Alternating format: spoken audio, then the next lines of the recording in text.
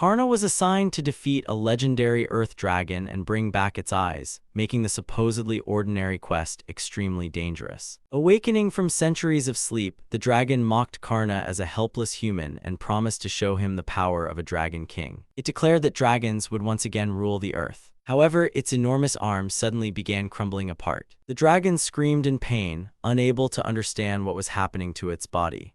Karna realized he had caused massive damage with one hand and needed to control his power. He cast Putrid Wind, instantly destroying his opponent. The dragon's entire body disintegrated under the overwhelming magic. Only one eye remained among the ashes. Karna despaired because most of the quest loot had been destroyed, reducing his reward. Through revelation, Karna had received the rank of Sage and the skill Necromancy. He initially celebrated his power, but soon discovered that it could also destroy valuable quest rewards. Karna wished to control his strength, since every attack risked destroying both the enemy and everything nearby. He considered easier quests involving goblins or slimes, but their rewards would not be enough to support his grandparents. Karna wondered whether he could preserve monster materials or join other heroes to earn a stable income safely. Confused by his situation, he remembered events from a month earlier when his grandfather celebrated his 13th birthday.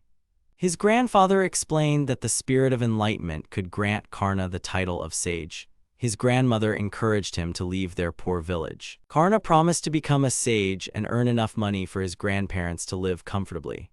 His grandmother told him to focus on his own happiness, while his grandfather silently agreed.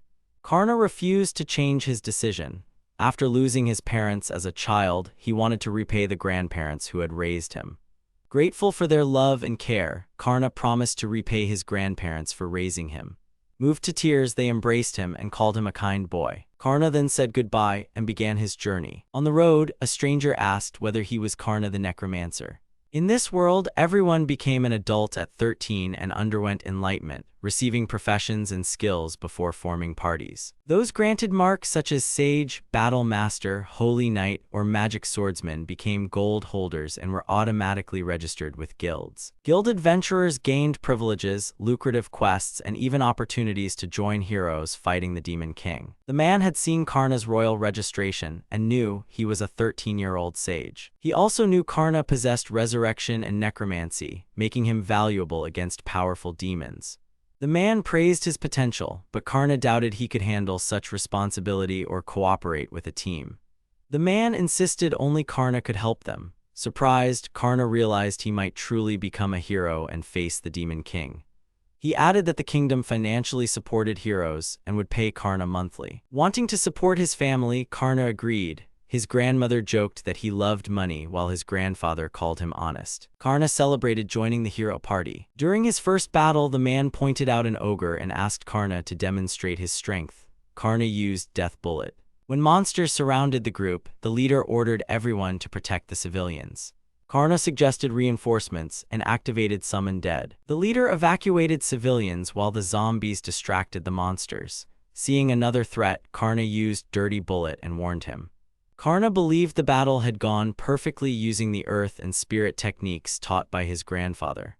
However, the leader suddenly apologized and asked Karna to leave the party. Karna wondered whether he had been useless. The leader said Karna had been helpful, but a female battle master complained that he ruined teamwork and called his skills disgusting. She explained that Karna had charged ahead despite her being the tank, preventing her from attacking and leaving her useless throughout the battle. The battle master complained that Karna's dirty magic blocked her attacks and accused him of trying to take all the glory. Karna argued that the monsters remained vulnerable, but she refused to fight enemies covered in dirt with her bare hands.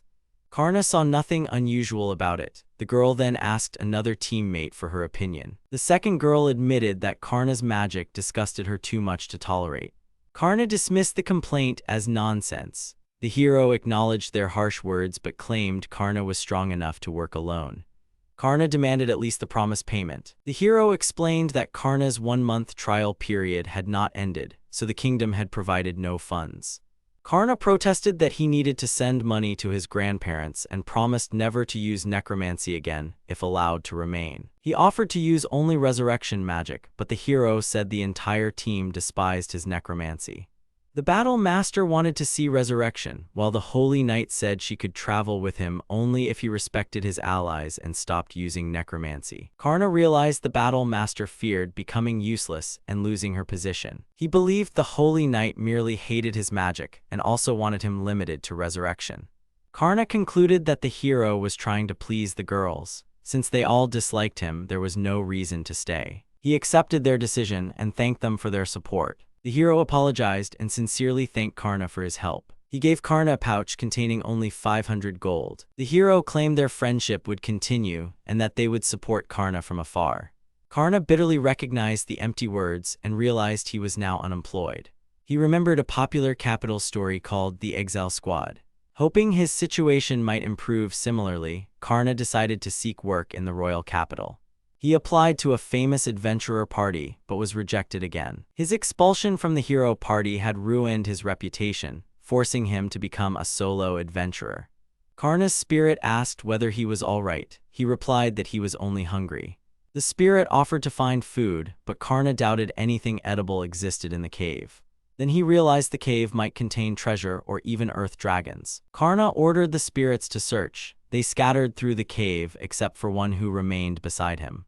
The spirit resembling his grandfather claimed he was too old to join them. Karna smiled and hoped the others found something. Through their magical connection, Karna saw an empty chest and a decomposed adventurer carrying an empty water bottle. A spirit then found a locked path it could not cross. Karna realized a powerful barrier blocked the way. He concluded that extremely valuable loot was likely hidden behind the barrier.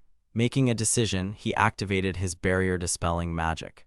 He noticed that the barrier had significantly weakened over 200 years. Barriers lose their strength over time, and such ones can be dispelled much more easily than destroyed. He confidently stepped forward. At that moment, a demon's voice rang out, asking in surprise what a human spawn was doing here. 3 demons appeared before Karna. He instantly realized he was facing a demon and noticed a mark on one of their arms. Karna recognized this mark as a sign that could only be obtained in hell. The demon looked human, but Karna immediately understood that he was powerful. The demon informed Karna that he had managed to destroy the barrier protecting the castle and specified that this place belonged to one of the demon lords, isekai. Karna was shocked and in confusion, repeated that they were talking about a demon lord's castle. He wondered why a high-ranking demon's fortress was in a location where anyone could easily pick up a quest. The demon dismissively noted that Karna didn't know about it, but it didn't matter. He introduced himself as Cecilia's loyal servant. The other 2 demons commented that Karna was unlucky to have run into Belphegor.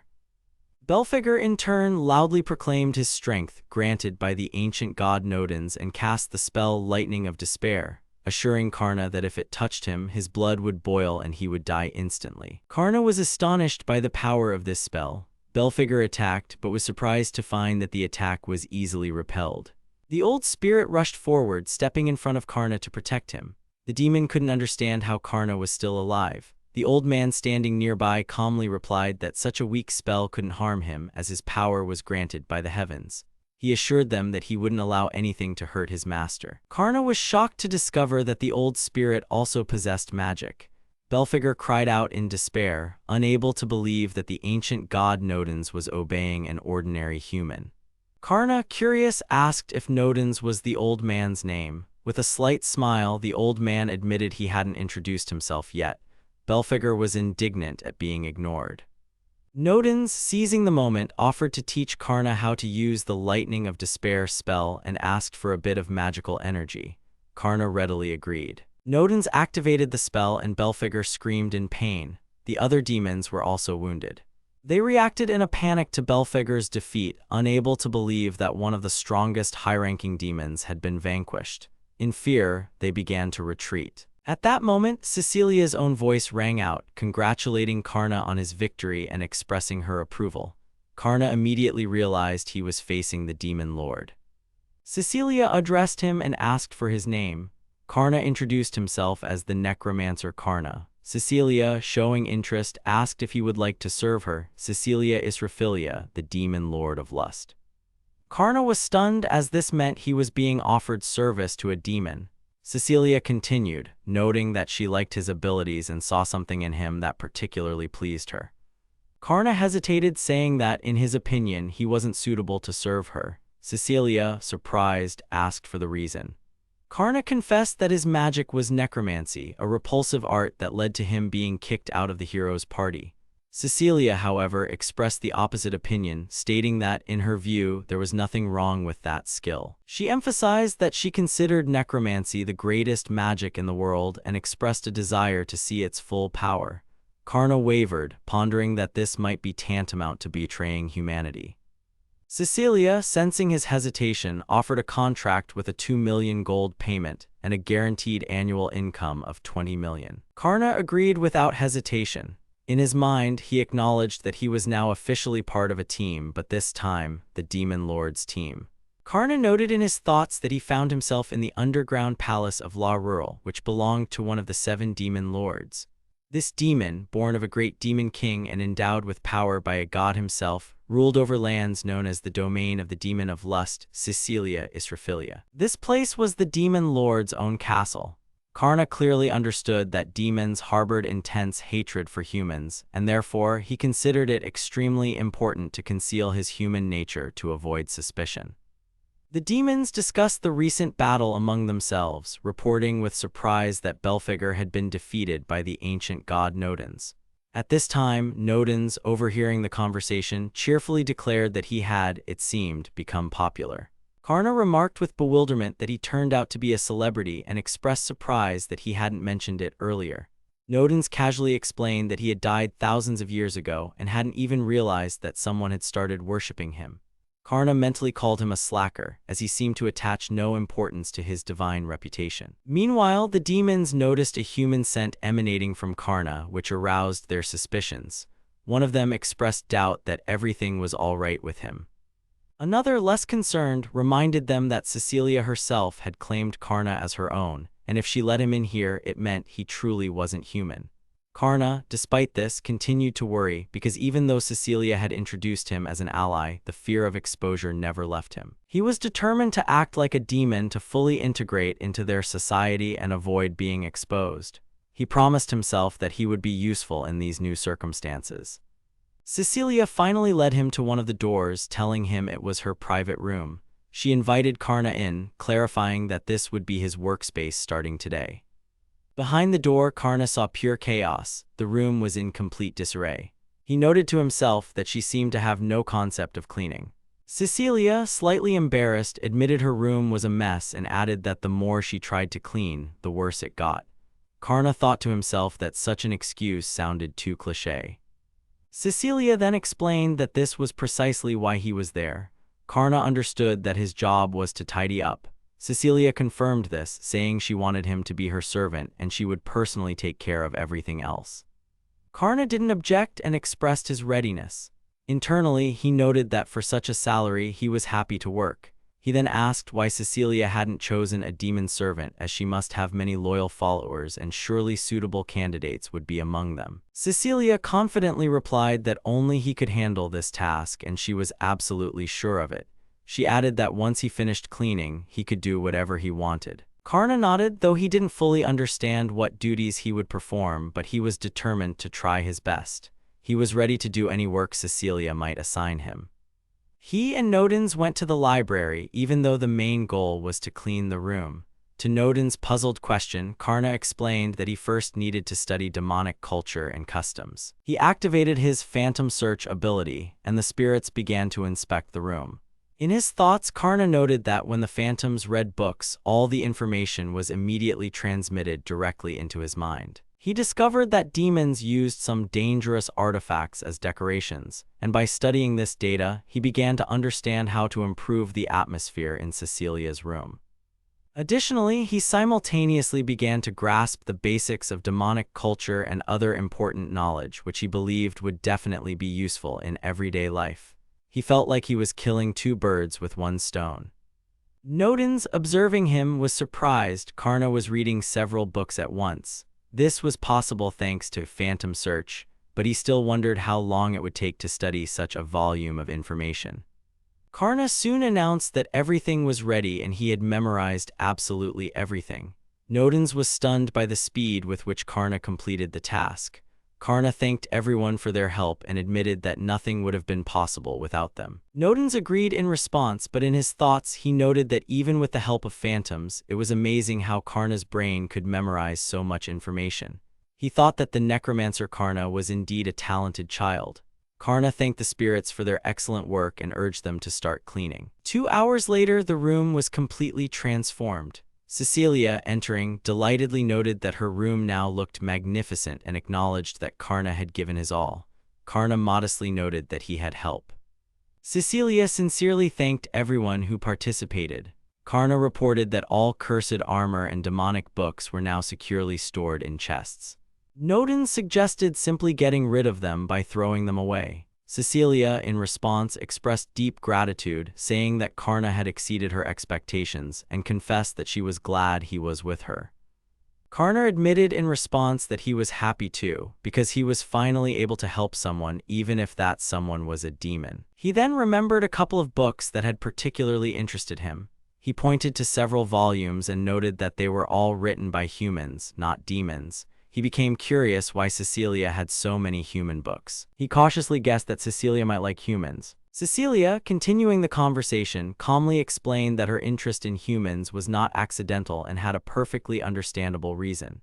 She was drawn to the human approach to life, emotions, culture, the concept of love, and especially the institution of marriage, which she found extremely interesting. Karna immediately recalled that Cecilia had a large number of romance novels and realized that this was why they were so popular with her, as such books were especially common among humans. Cecilia, noticing his awareness, asked with slight surprise if he had really read her books, as she had specifically tried to disguise them well.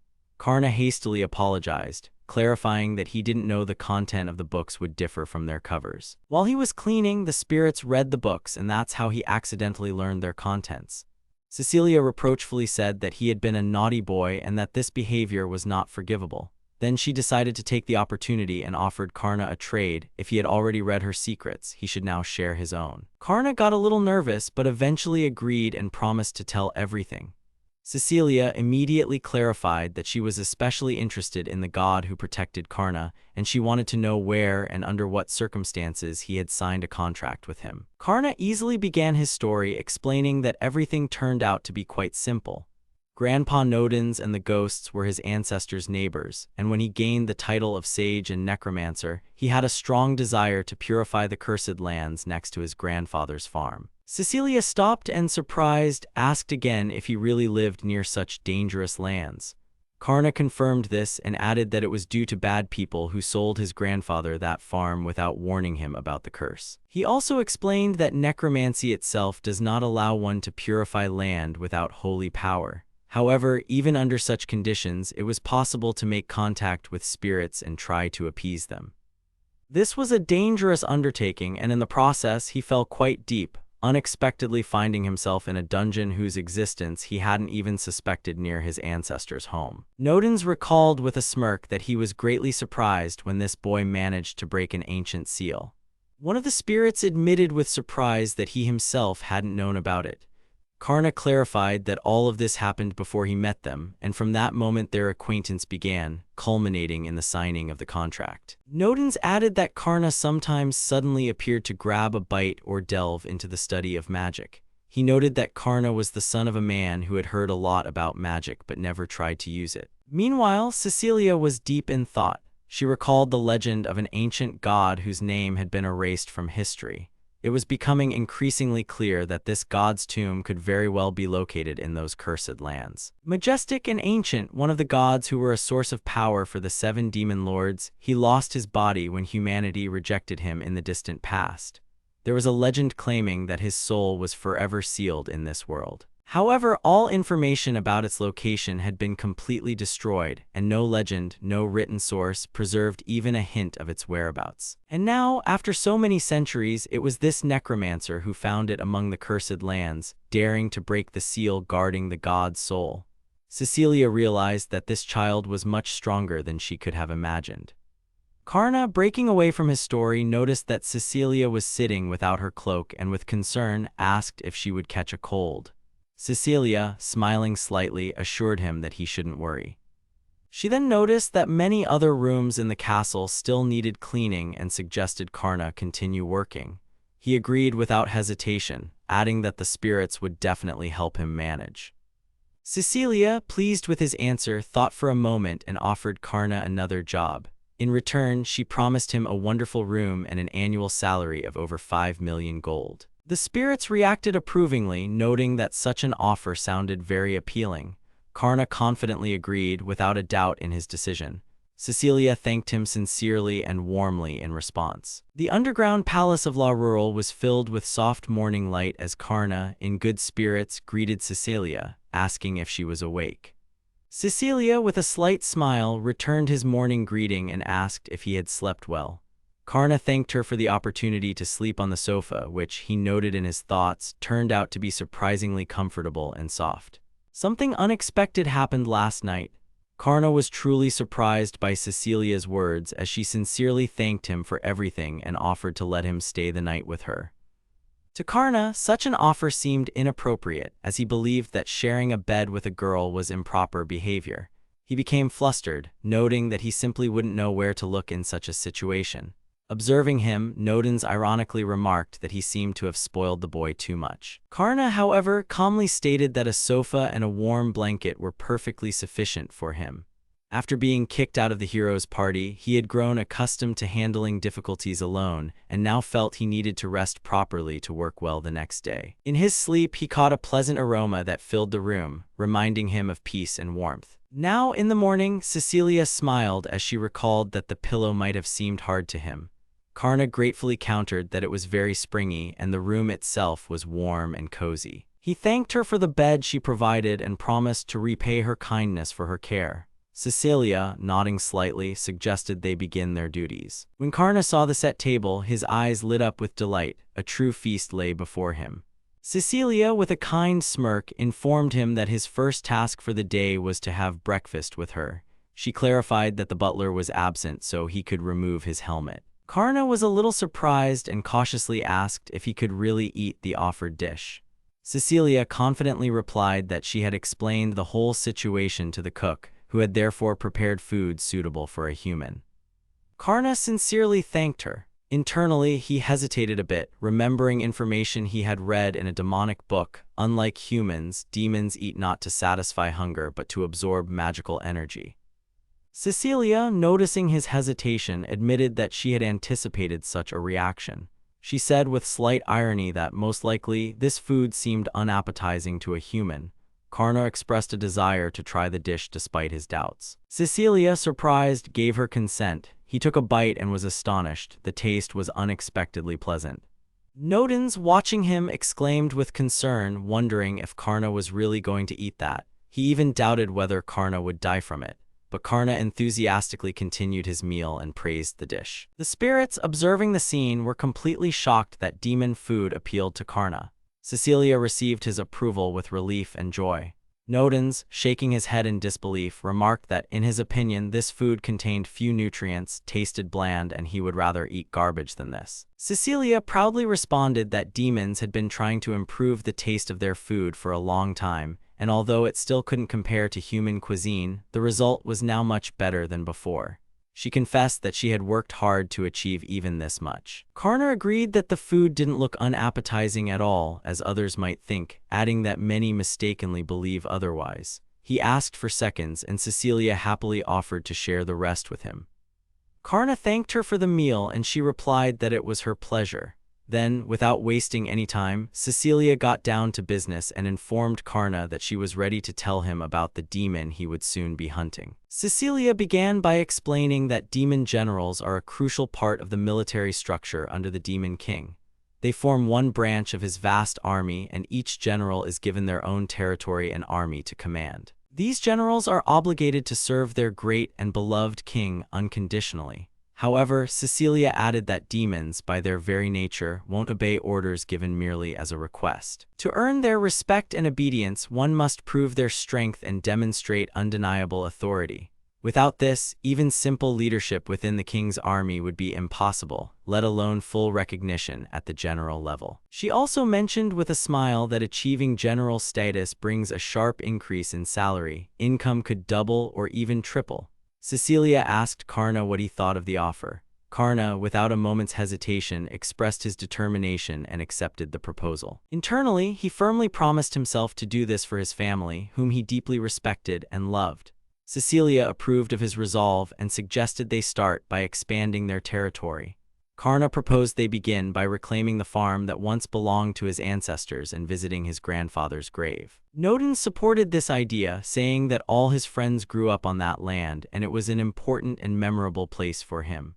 However, Cecilia, frowning slightly, expressed concern that her subordinates might simply scatter at the sight of such a dangerous task. She also clarified that Karna's ancestral home is located within the kingdom's territory, which significantly complicates the mission. Karna regretfully admitted that this was indeed the case. He then suggested they could go there after he officially became a general. Cecilia, despite being a demon lord, confessed that such a mission was too difficult even for her. Finishing their discussion, she said it was time to set off. Karna, wanting to understand what awaited them, asked where exactly they were headed. Cecilia, maintaining a slight air of mystery, replied that they were going to a special place. They found themselves in a demon cave, which was currently serving as a base for ogres. One of the ogres, chuckling hoarsely, anticipated his meal, saying it was time to feast on these tiny human creatures like insects. This ogre was known for attacking cities and preying on humans. Due to his assaults, the royal army suffered immense losses and was practically on the verge of annihilation. The remaining soldiers, exhausted and dejected, despairingly admitted their situation was hopeless. However, among them was a girl who tried to inspire the others, saying that heroes never give up and they must continue to fight. The ogre easily struck her and mockingly declared that she would make an excellent mount. The girl fearfully begged him not to come closer, realizing the danger she was in. The ogre continued to speak of his intentions. He stated that he was going to strip her clothes off and eat her, admiring her soft and delicious-looking flesh. He equated humans to mere food and, scrutinizing the girl, sneeringly called her a cute shrimp. He made it clear that to him, a human was nothing more than a living piece of food and told her to surrender.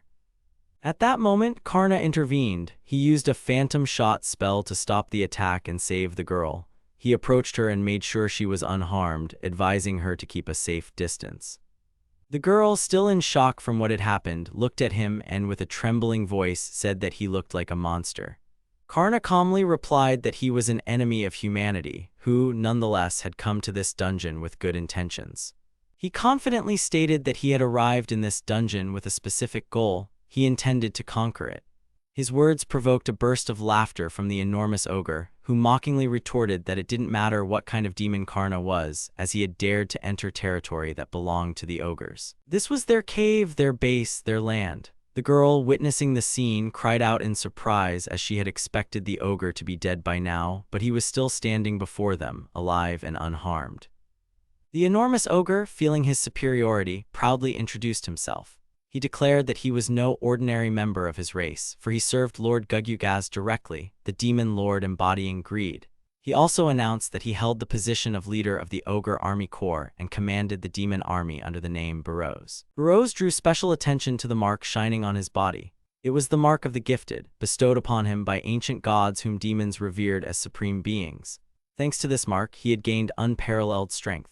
He added that he was capable of killing a dragon with his bare hands and therefore could easily crush Karna like an insignificant bug. The girl, confused and terrified, realized that she stood before one of the 7 demonic generals who also possessed the mark of the gifted, making him an incredibly dangerous opponent. Karna noted in his thoughts that the mark of the gifted was indeed only given at the Enlightenment ceremony and was considered a blessing from the ancient gods.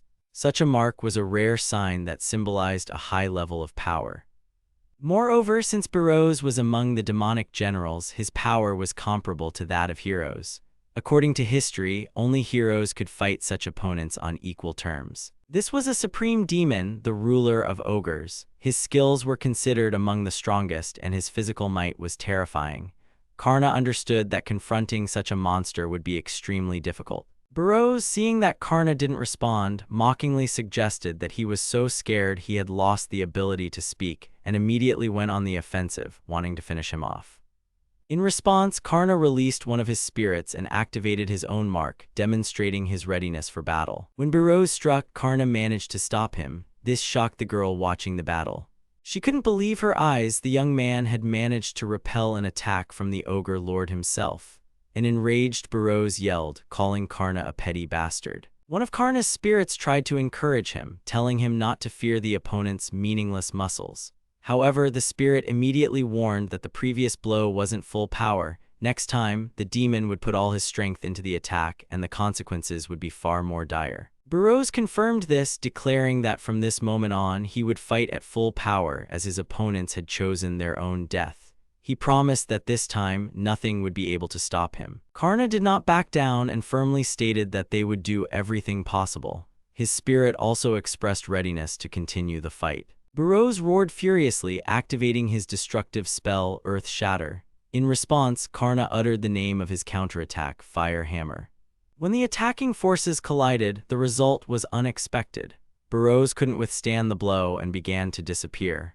In his last moments, he screamed in disbelief that he could die at the hands of an ordinary demon. Karna suspiciously noted that the demon might have used a disguise to escape. However, his spirit reassured him, saying that Burroughs had simply melted away, and that definitely meant victory. Karna, still doubting, noted that the opponent was one of the 7 generals and therefore couldn't have been defeated so easily. He realized he urgently needed to find the girl he had saved earlier before anything else happened. The girl thought Karna was a black demon. Seeing the chaos, one of the soldiers asked the captain what to do next. The girl leading the squad ordered a retreat and told them to urgently relay the information to the heroes. Worry was etched on her face. The whole situation seemed too simple. She suspected that Karna might have simply reincarnated. Panicked and terrified, the soldiers screamed in confusion, shouting that they needed to save themselves, and fled. One of Karna's spirits, observing the scene, asked him if they should stop the fleeing people. Karna, focused and attentive, gestured for silence, reminding them that their primary task was to find the demon. He activated a spell and ordered the spirits to begin detection. The spirits immediately scattered throughout the area and soon returned with a report. Despite a thorough search of the entire vicinity, no traces of the demon were found anywhere. Karna pondered as the situation seemed suspicious. He reminded them that high-ranking demons, according to all known theories, should be descendants of Nodens. One of the spirits hesitantly replied that this might be the case, but he wasn't entirely sure. Karna continued to reason in his thoughts. If the demon generals were indeed descendants of Nodens, their power should be colossal. Even Nodens himself couldn't have been defeated by a single blow. Karna noted that his grandfather was incredibly strong and couldn't have been so weak as to die so easily. Recalling the events that occurred several months ago in the great tomb located directly beneath Karna's house, he relived that day. It was then that he first met Nodens, who introduced himself as a divine spirit buried in that place. Nodens immediately challenged Karna to a fight, wanting to test his strength and cast his spell, Lightning of Despair. Karna thought at the time that if he could defeat these spirits, they might agree to become his allies. He used defensive and offensive skills, including Slime Cushion, to deflect attacks, and in response to the demon's assaults, he activated Slime Bullets. One of the demons used the Fire Hammer spell, which Karna had to dodge with maximum effort. Nodens, observing this, noted to himself that he hadn't seen such a strong person in a long time. Someone capable of withstanding techniques wielded by ancient gods. Despite Karna's body being covered in wounds, he was still on his feet and his gaze remained full of determination. Nodens acknowledged his courage and will. Returning to the present, Karna reflected that if Nodens was so strong, then his descendants, including the demon generals, must be no less dangerous. He concluded that the demon had most likely escaped, taking advantage of the moment. One of the spirits warned Karna that his magical energy might weaken if he stayed nearby for too long. He decided to rest and promised to return if needed. Karna thanked him and promised to summon him as soon as a new opponent appeared. The spirit nodded and vanished. After some time, Cecilia approached Karna. He immediately apologized to her, explaining that he felt the demon had managed to escape. Meanwhile, Cecilia became lost in thought. She recognized that technique, Fire Hammer. It was the embodiment of fire and destructive power linked to the cursed ancient god Vorvados. She recalled the legends about him, a being whose magic could incinerate everything in its path. Until now, she had only heard about it, but now she saw it in action. She subtly expressed disappointment that Karna had let the enemy escape, but she was sure in her mind that the demon hadn't fled, but had truly melted away without a trace. Cecilia pondered the immense power hidden within Karna. Then she shifted to a more important topic and handed him an item.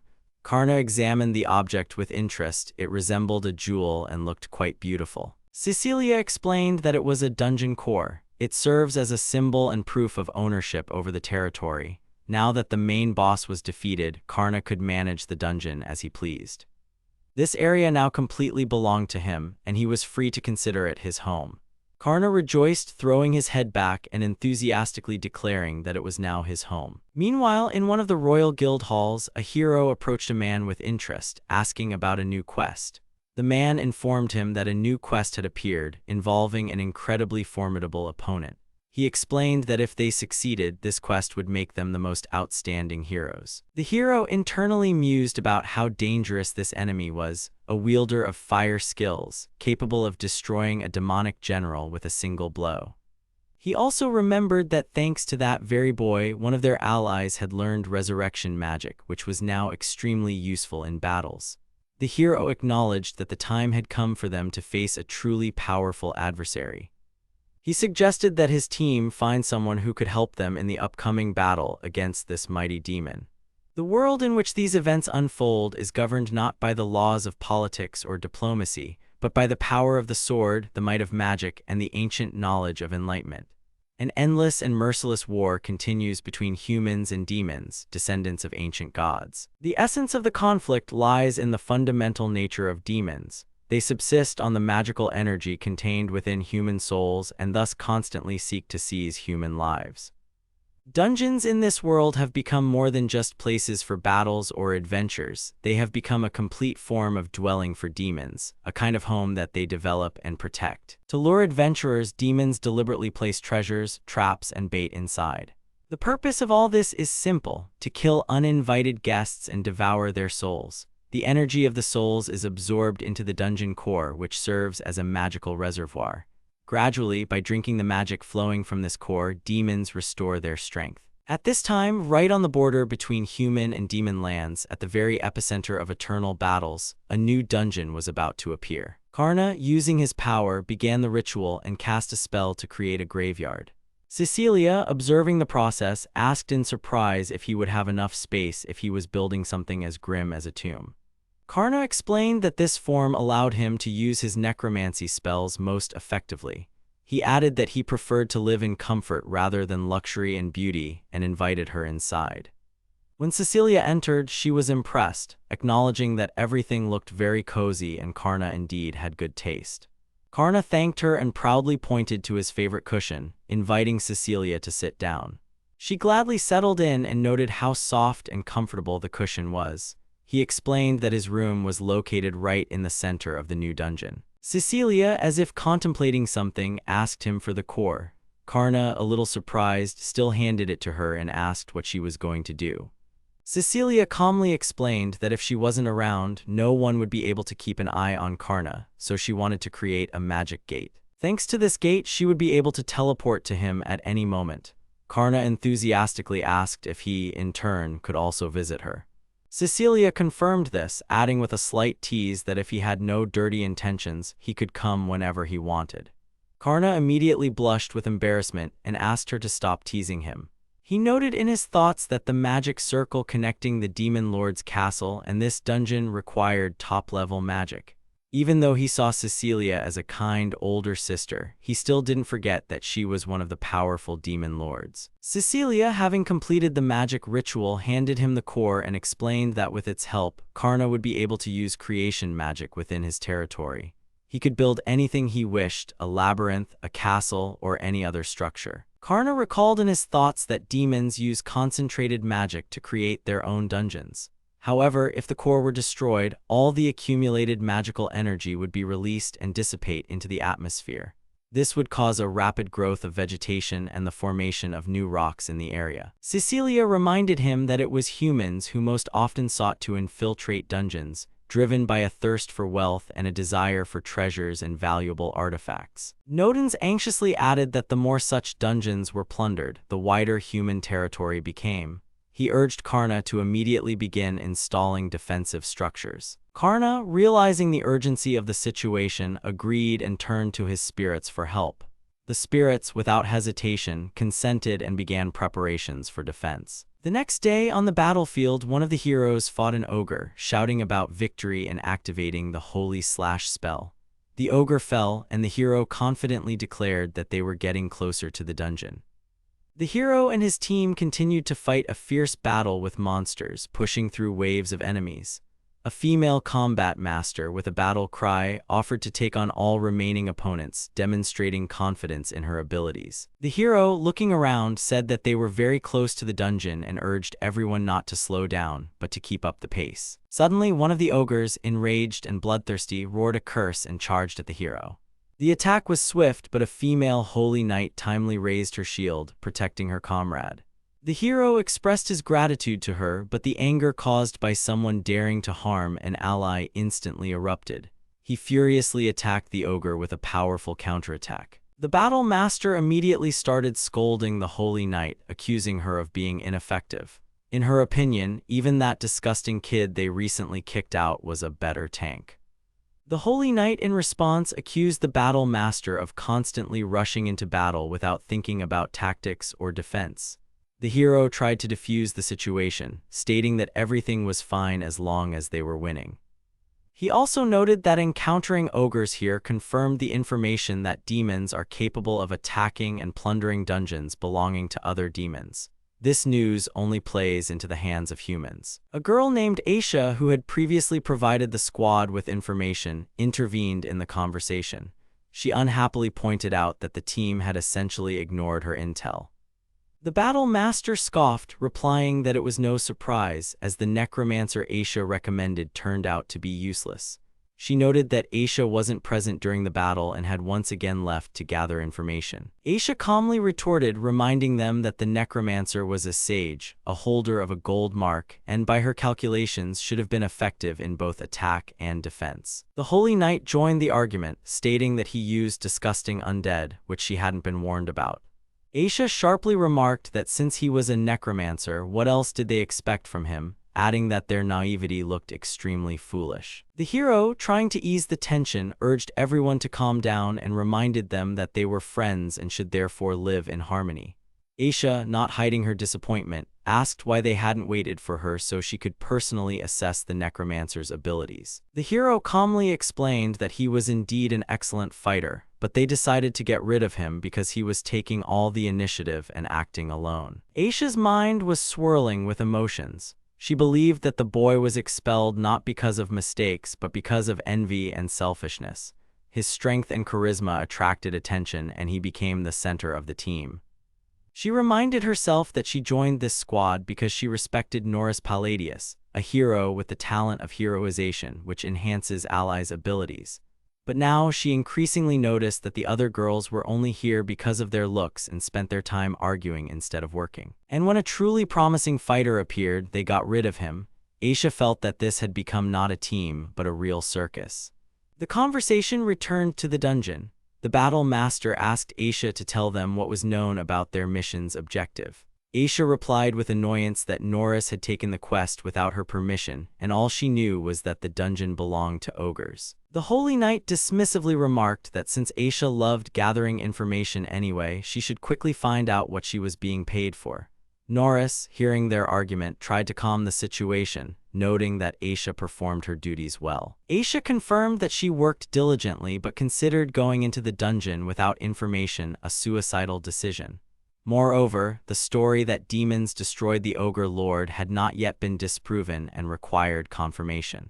The battle master irritably accused Aisha of arguing with the hero. Aisha replied firmly, simply following orders and blindly moving forward without information was a sure path to death. The battle master disagreed, stating that the team was now much stronger than before. Norris added that now was the perfect moment to test how much they had improved their skills. He pointed in a direction and said that, according to guild information, the dungeon was located there. 30 minutes passed. Aisha felt a sharp change in the atmosphere, which immediately made her anxious. Norris also noticed that something was off. Aisha mentioned that an ogre fortress should have been in this location. Despite her doubts, Norris tried to encourage the squad and urged everyone to move forward. Aisha, sensing danger, called out to the others, telling them not to rush. At that moment, one of the spirits suddenly delivered alarming news. The enemy had been detected. A battle alert was declared. One of the spirits warned Karna that a group of heroes had entered the dungeon and advised him to be vigilant. Karna thanked him for the information and, with a touch of bitterness, admitted he hadn't expected their arrival. He noted that he had far from pleasant memories with them. Nodens, noticing Karna's mood, asked the reason for his dejection and reminded him that Karna had every right to respond. Karna agreed that even though they were once his comrades, he owed them nothing more. For now, they had become enemies. In his thoughts, Karna confirmed that he had no intention of giving up, but at the same time, he wouldn't fight at full strength. If fate dictated that he should die in this battle, he would accept it. He was now officially an enemy of humanity, serving under the demon lord himself. He uttered a command and activated the magic Kuon's graveyard, ordering the undead army to be released and to delay the heroes. He also used the eternal compression spell to strengthen the trap. Legions of undead began to rise from the graves. Nodens commented with interest that they could now see what was happening inside the dungeon. Karna explained that this image was being transmitted through the ghosts, and this is what they were seeing in real time. Cecilia, observing this, dryly remarked that Kuon's dungeon seemed quite simple. Karna admitted he had little time to build anything more complex. Nodens, in his thoughts, disagreed with that assessment. He noted that the structure of Karna's dungeon perfectly matched the one in which he himself had once been sealed. The undead inhabiting these graves once guarded even ancient gods. Nodens was certain that Karna's dungeon simply couldn't be plundered by ordinary means. Meanwhile, the heroes encountered a mass of zombies. The battle master shouted that she didn't want to fight this vile undead and demanded they be removed immediately. Aisha reminded her that it was the battle master's job to deal with them. Norris intervened and promised he would handle it. He noticed that ghosts appeared next and ordered magic to be used against them. However, the Holy Knightess, after casting an extermination spell, realized with horror that it didn't work. The ghosts began to surround and harass her. Norris, in a panic, tried to make the Knightess use some magic, as she was responsible for that area. Cecilia, watching from the sidelines, commented ironically that if these were the current heroes, the situation was indeed dire. Karna noted that they couldn't even defeat the simplest undead. A hero who relies only on physical attacks is absolutely useless against such enemies. Cecilia added that the Holy Knight simply lacked magical power. Aisha, realizing it was time to act, opened a flask of holy water and poured it out. The ghosts screamed and retreated. She also pulled out a silver dagger, enchanted with holy magic. The battle master immediately started scolding her, claiming she had been too slow. Cecilia once again noted with a smirk that even though Aisha had saved the day, she was still being attacked. In Cecilia's opinion, without this girl, the team would have already perished. Aisha suggested they retreat immediately, explaining that the ghosts they had just scared away would surely relay information about their abilities to the dungeon boss. Norris didn't want to leave empty-handed. He proposed they grab something, anything, before abandoning the dungeon. Aisha warned him that it could cost him his life. He countered that if they worked together as a team, they could win. He added that heroes can't just give up. Aisha grumbled that holy water was very expensive and there was no point in wasting it. The battle master sarcastically asked if she was really going to worry about money while the team was fighting. The Holy Knight agreed, adding that honorable heroes shouldn't be concerned about their wallets. Aisha retorted by suggesting they pay for the holy water themselves since their grandstanding wouldn't solve the problem. Norris promised to cover all expenses and asked Aisha to use the water. Aisha set a condition. They would only use the holy water if they encountered a serious enemy and needed to retreat. Norris agreed and clarified if everyone else accepted this condition. Internally, Aisha felt that all of this would end very badly. The battle master, annoyed, threatened Aisha that she would remember everything when they returned to town. Aisha coolly replied that if the others decided to give up, they should do it quickly while she would scout and inspect the first section. As she surveyed the area, Aisha noticed something strange in her thoughts. The exit was too close, even though they had only traveled a few hundred meters. Norris exclaimed, pointing out that the exit was ahead. The battle master joyfully shouted that they were saved. But Aisha screamed, stopping them, declaring it was a trap. At that very moment, the doors slammed shut, cutting off their path back. Norris realized they were stuck. Just then, Aisha hurled her holy dagger at a suddenly appearing enemy.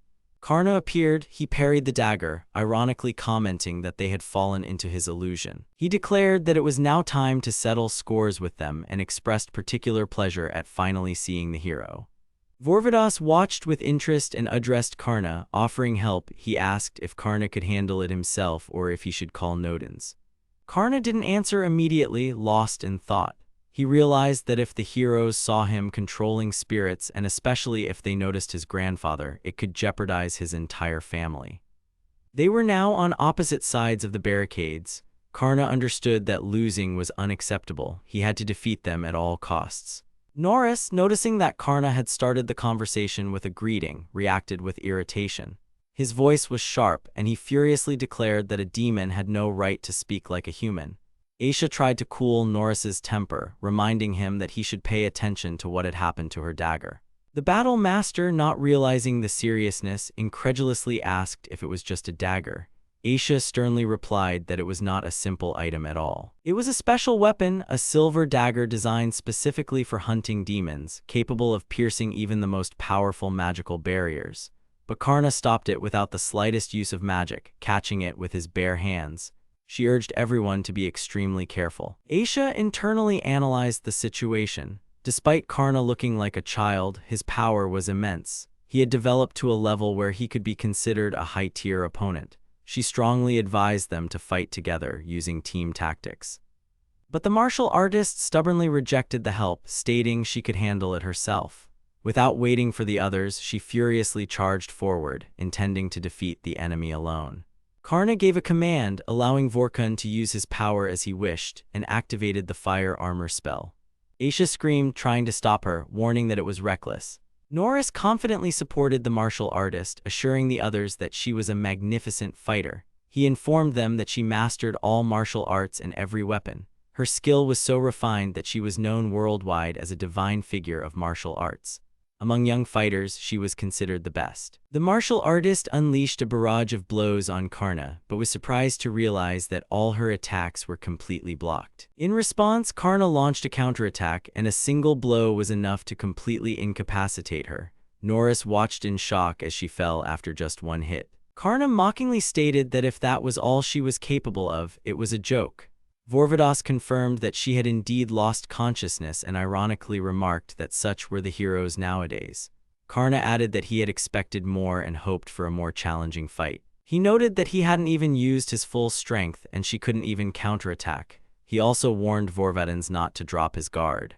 The Holy Knight, seeing her comrade fall, uttered a prayer and activated the Holy Crusher spell. Karna immediately realized that the attack possessed destructive power, and if it hit the martial artist, it would leave nothing of her alive. To prevent this, Karna summoned the dead and created a wall of undead in front of him. The knight's attack hit its target, and she triumphantly declared that it had worked. However, Aisha immediately reported with alarm that the holy attack had hit their ally, the martial artist, instead of the enemy.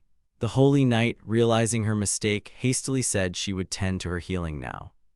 Aisha sharply cried out, trying to stop the Holy Knight, who, ignoring the danger, rushed to help her fallen friend. However, Karna activated a spell that awakened the power of the decaying wind. The wind of decomposition instantly struck towards the Holy Knight. Without wasting time, she tried to create a defense using a holy shield, but it began to crumble right before her eyes.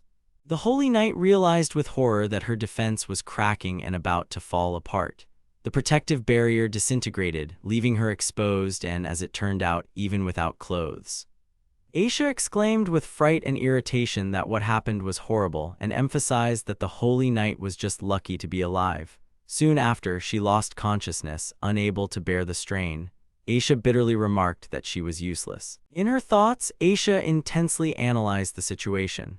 She understood that it was impossible to get rid of the fog caused by decomposition magic without using holy light, but the problem was that she didn't have such magic at hand. She admitted that Karna clearly surpassed all of them in strength. Moreover, he held the martial artist captive, which worsened the situation.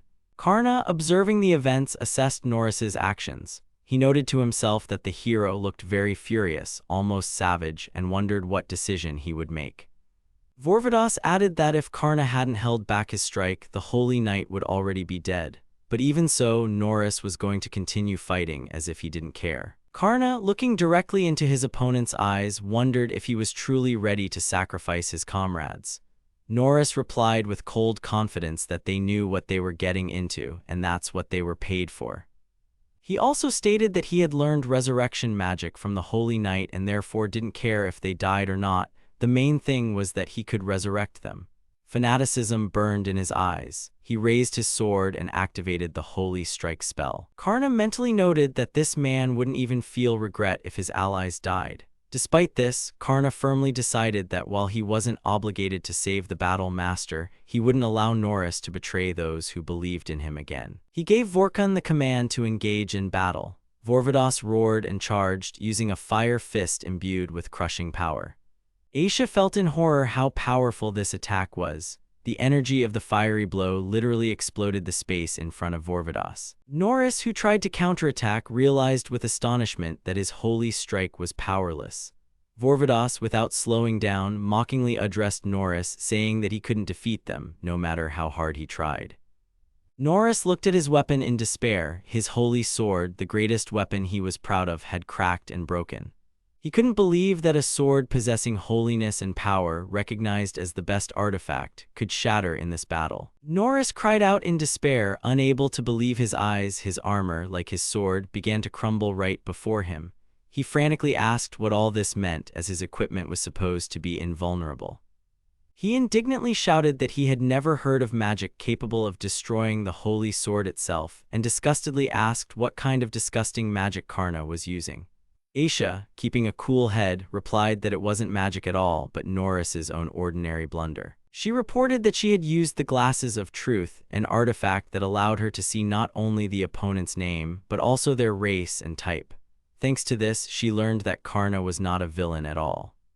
Moreover, he was his complete opposite. He was a benefactor. She also clarified that Vorvados, Karna's ally, belonged to the race of gods. Aisha explained that in this world, all beings are conditionally divided into two categories.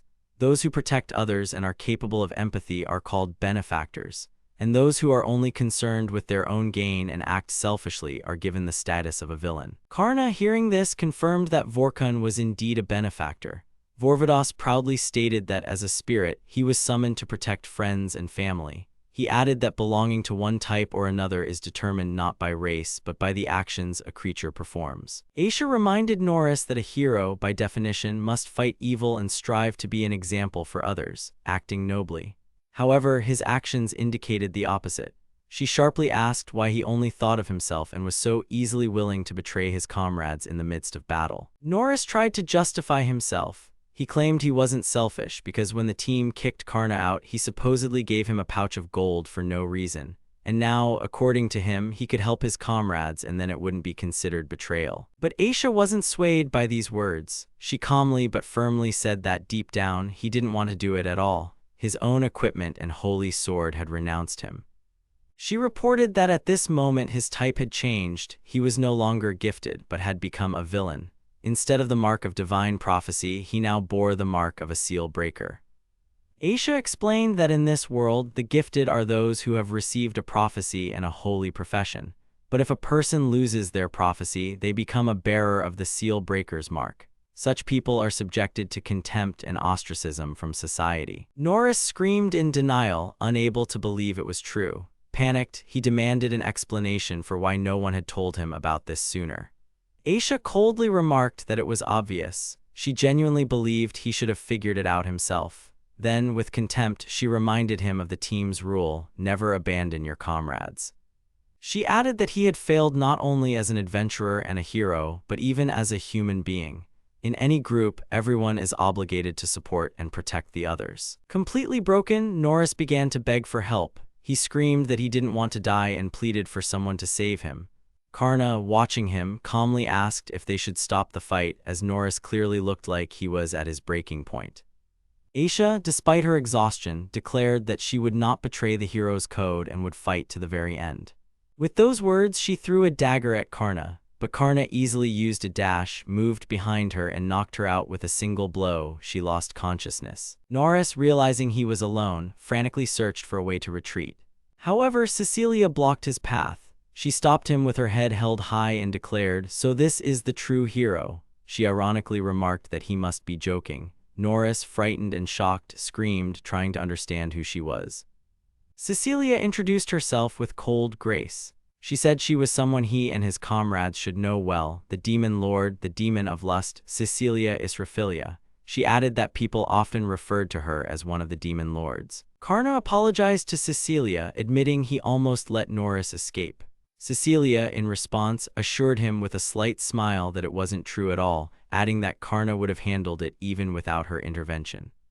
Norris, realizing the predicament he was in, whispered in a panic that if only he had known this dungeon was owned by the demon lord herself, he would never have come here. Cecilia responded coldly and mercilessly that complaining was pointless now. He was paying for his actions. If he had followed the divine prophecy even a little and helped his comrades, he might have lasted a bit longer, but now it was all over. Norris, trembling with despair, began to beg for mercy in a shaky voice. He said he was willing to do anything Cecilia wished, even become her subordinate, just to stay alive. However, Cecilia rejected his offer without hesitation. She declared that she had no need for someone like him. Accepting him would be an insult to the entire demonic army. She emphasized that demons have honor, and it is through this honor that they conquer and inspire fear. Without it, they would be no better than a traitor like Norris, a piece of human trash. Karna, observing her words, pondered. He felt that Cecilia was hinting at something important to him through this address as well. Cecilia continued with the same cold dignity. She said that a former hero who betrayed his comrades and completely rejected morality didn't even deserve death. Her final verdict was clear: get out of here. Norris, consumed by fear, immediately obeyed and ran away, screaming that he understood everything.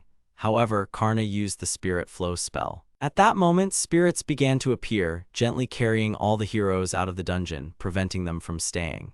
Cecilia, looking at one of the remaining girls, said that she and the girl needed to talk separately and told Karna not to touch her. Then she turned to Karna, asking him how he felt after the battle. Karna, barely containing his excitement, replied that everything was magnificent. He proudly admitted he was glad to be on the side of Cecilia, the demon lord who trusted him. He swore that as her subordinate, he would become the greatest threat to all of humanity. He said he was truly happy fighting alongside her. Hearing these words, Cecilia responded with a warm smile. She said she was happy to hear that and would be counting on him in the future. Karna, with complete confidence, reaffirmed his readiness. News that the hero had been defeated and stripped of his divine prophecy spread across the world with incredible speed. But soon, other rumors began to circulate. Something sinister was starting to happen in the dark lands of Kalkazan, which were under the control of one of the demon lords. The monsters discussed the events among themselves. One reported that the hero had indeed been defeated, and another added that the demon of lust, Cecilia Israphilia, had appeared in these lands. This caused alarm. The demon lord, a demon of greed named Dargaz Zalaga, reacted to this news with fury. He roared in rage that after Cecilia stole his dungeon, she dared to show up in his territory, taking his trophy in the process. He declared that she needed to be dealt with immediately. In the kingdom's capital, at the Adventurers Guild building, the guild master reacted to the news with shock. He exclaimed that he couldn't believe the hero had been defeated. It seemed like a joke or a mistake to him. He demanded confirmation, asking if the report wasn't a fake. His assistant, with a grim expression, confirmed that the data was correct. The hero had not only lost his divine prophecy, but had also received the mark of a seal breaker. According to the available information, he had already been secretly executed.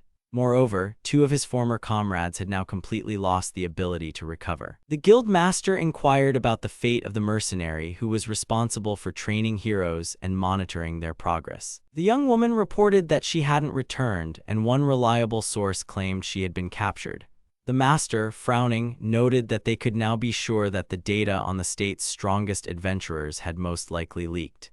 This was a serious threat. The young woman hopefully suggested that Aisha Alistair, a gifted warrior who had fought in many battles under the protection of her assassin's prophecy, wouldn't betray them just like that.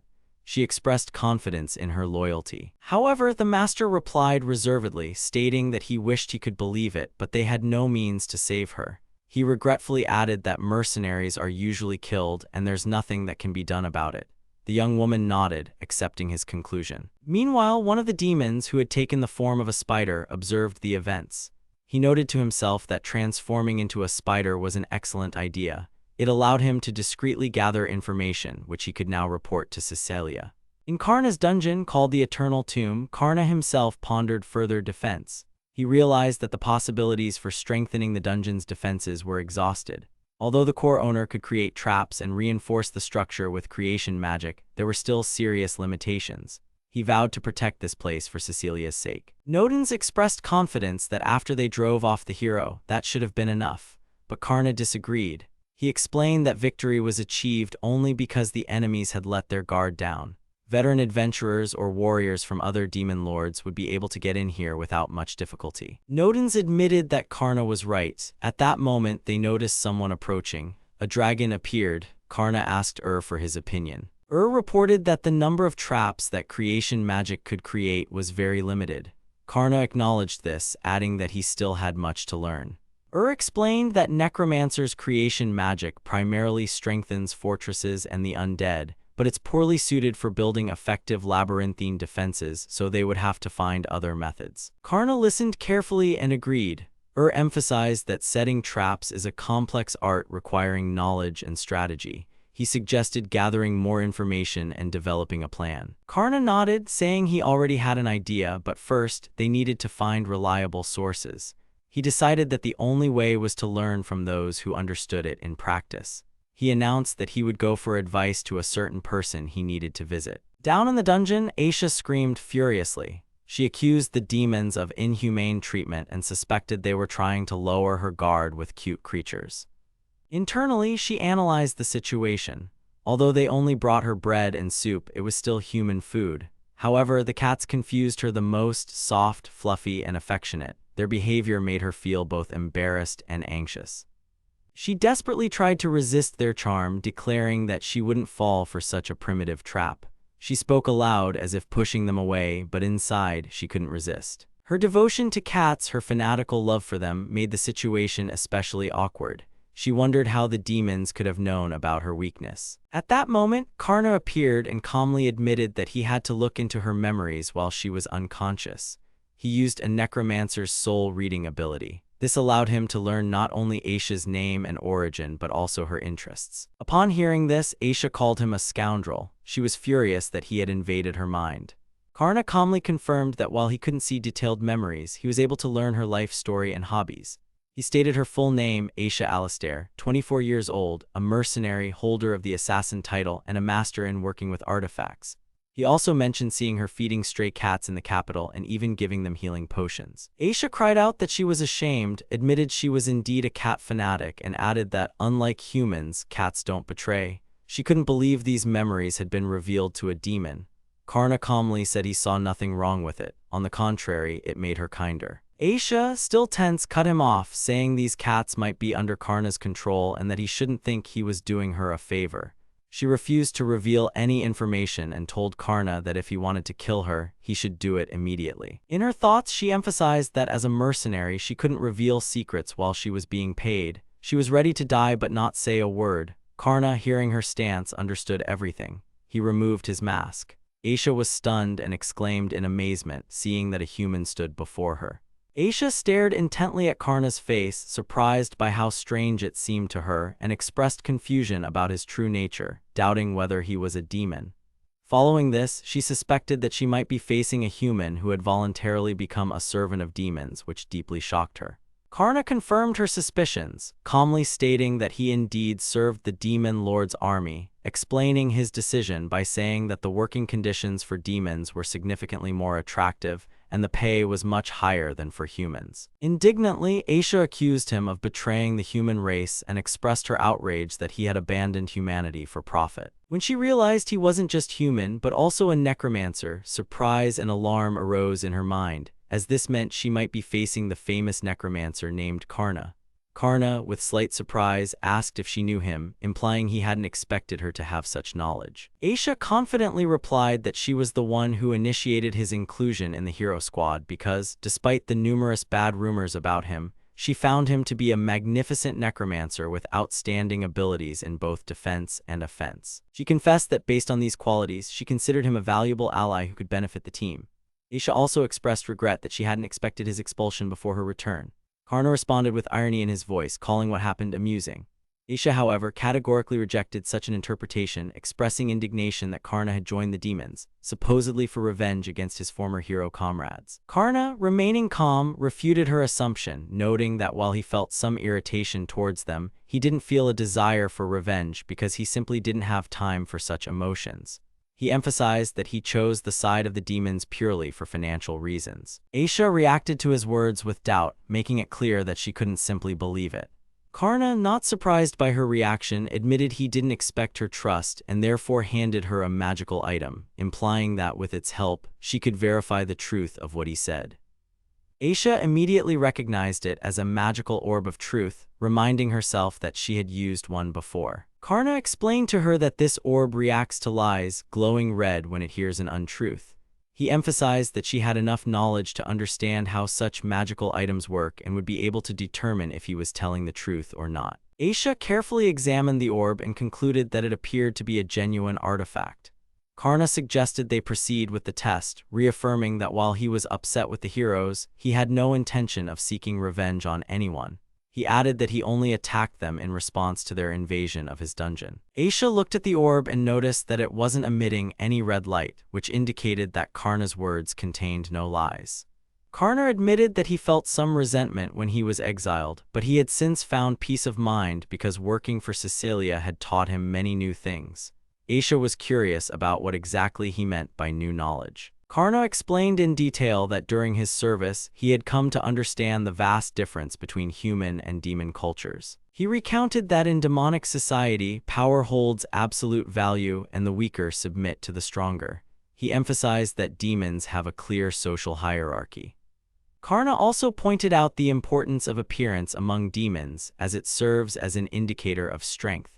He mentioned that members of royal families prefer clothing similar to human aristocratic fashion. At the same time, he noted that cute creatures do not command respect among demons.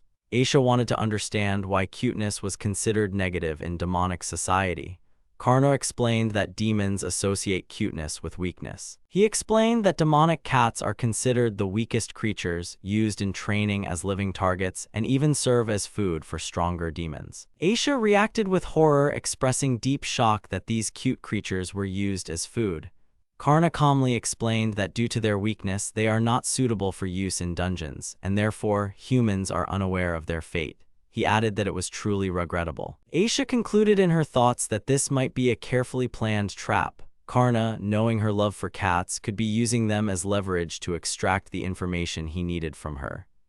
Overwhelmed with anxiety, she asked him not to look at her with such an expression and exclaimed that she would never be able to understand demons, who, in her opinion, completely lacked heart and empathy. Karna countered that demons do have hearts, their ideas about values are just very different. He noted that cuteness is important to human culture but holds no significance in demonic culture. According to him, this is the main difference between the two races. Aisha irritably wanted to know what he was getting at and asked about his plans. Karna explained that his dungeon is located on the border of the human and demon worlds, which is why knights and adventurers constantly come there in search of treasure. He revealed that his goal is to create a dungeon capable of holding even the strongest, using special traps for which he intends to use cats as a way to guide opponents to the right places. This way, he plans to create a location that is impossible to fully clear. Aisha furiously accused him of betraying humanity and expressed outrage that he felt no remorse whatsoever. Karna calmly replied that the difference between humans and demons lies only in their cultural peculiarities. He also added that it didn't particularly matter to him whose side he fought on, as he was a mercenary just like her, and expressed hope that she would understand him, calling her sis. Aisha mentally reproached the heroes for not realizing how dangerous their ally was. She concluded that Karna, possessing incredible strength and complete determination, had become humanity's worst enemy, and even Satan could learn a lot from him. Karna stated that he needed someone with extensive knowledge of the adventurer world to help him build the dungeon, and he offered Aisha a contract to become his subordinate. Aisha inquired about the payment for this. Karna promised her an immediate payment of 1 million gold and an annual salary of 10 million, assuring her that Cecilia would handle her provisions. Aisha noted that this amount was double what she received from the kingdom and admitted it was an excellent offer. Karna added that she would have cute ghost cats under her command. Aisha agreed, not hiding that she did it for the cats. Karna expressed his satisfaction, saying he would be happy to work with her. Aisha confessed that she only agreed to save the cats. She admitted to herself that she had no other choice right now. She understood that despite his young age, Karna would not spare her if she refused. She began to consider pretending to be his ally so she could kill him at the right moment. After all, there was 100 million gold reward for the head of each of the 7 lords, and Karna would surely fetch no less. Nodens reminded Karna that if they intended to improve the dungeon, they should show its current state. Karna recalled that they had already completed work in areas they hadn't reached before due to hero invasions. Aisha was surprised that the dungeon wasn't ready yet, as she already considered it extremely difficult. Nodens asked if she thought the dungeon could even be cleared. Aisha replied that if one didn't spare rare magic items, it was possible, as there were strong individuals among humans too. She admitted to herself that she doubted there was anyone among humans who could compare to Karna. She noted that over time, the kingdom's heroes had lost their strength while Karna's power only increased. She decided not to tell him about this. Karna suggested they proceed with inspecting the dungeon. Aisha mentally saw this as a good opportunity to gather more information about her potential opponent. She then agreed to go with him. Karna decided to show Aisha his dungeon, starting from the very entrance, and proudly introduced her to the first guardian, a zombie dragon he had recently created. He explained that he had defeated an earth dragon in battle and then used necromancy to bring it back to life as an undead. Karna made a pact with it, promising to restore its existence on the condition that the dragon would guard the dungeon entrance and hold back attackers. The earth dragon, hearing their approach, immediately alerted Karna to a potential threat and expressed its desire to destroy the enemy at once. Karna quickly stopped it, explaining that using magic in this situation was pointless, as his magical energy was limited and real opponents might appear in the future, so resources should be conserved.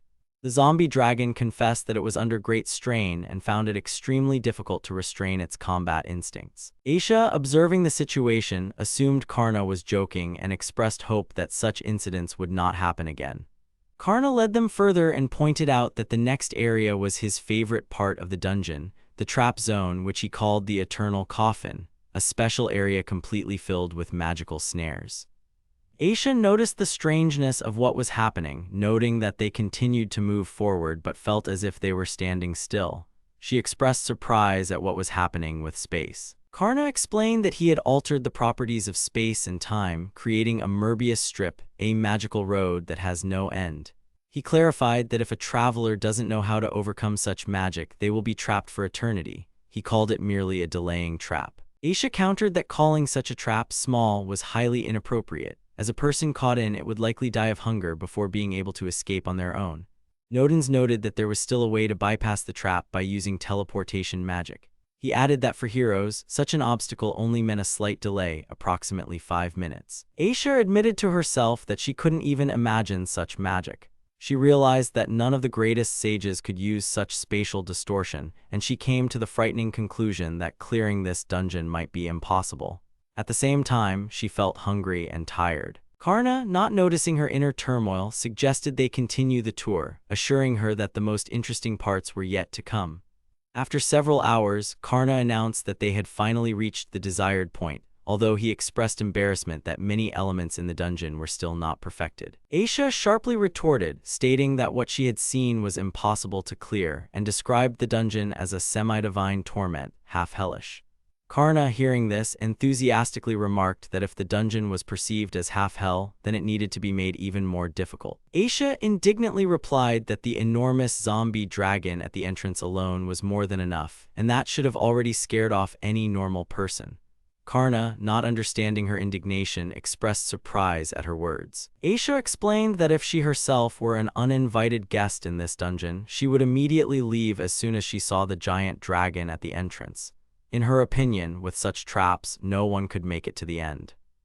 Interjected, stating that her remark was overly harsh, as even the most complex dungeons have their vulnerabilities, and it would be better to state directly what exactly needed improvement.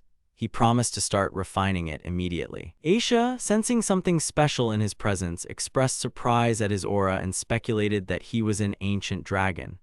Confirmed her guess but clarified that he had lost his physical body and now existed only as a ghostly entity. Karna added that was an ally living with them as a ghost, possessing a high level of skill, especially in setting traps. Nodens mentioned that he had once fought long ago when was alive and the progenitor of dragons. Karna admitted with astonishment that he hadn't known about this. Aisha mentally recalled an old story she had heard from a priest at the temple. According to legend, in ancient times, powerful dragons ruled the world and humanity was subject to their authority.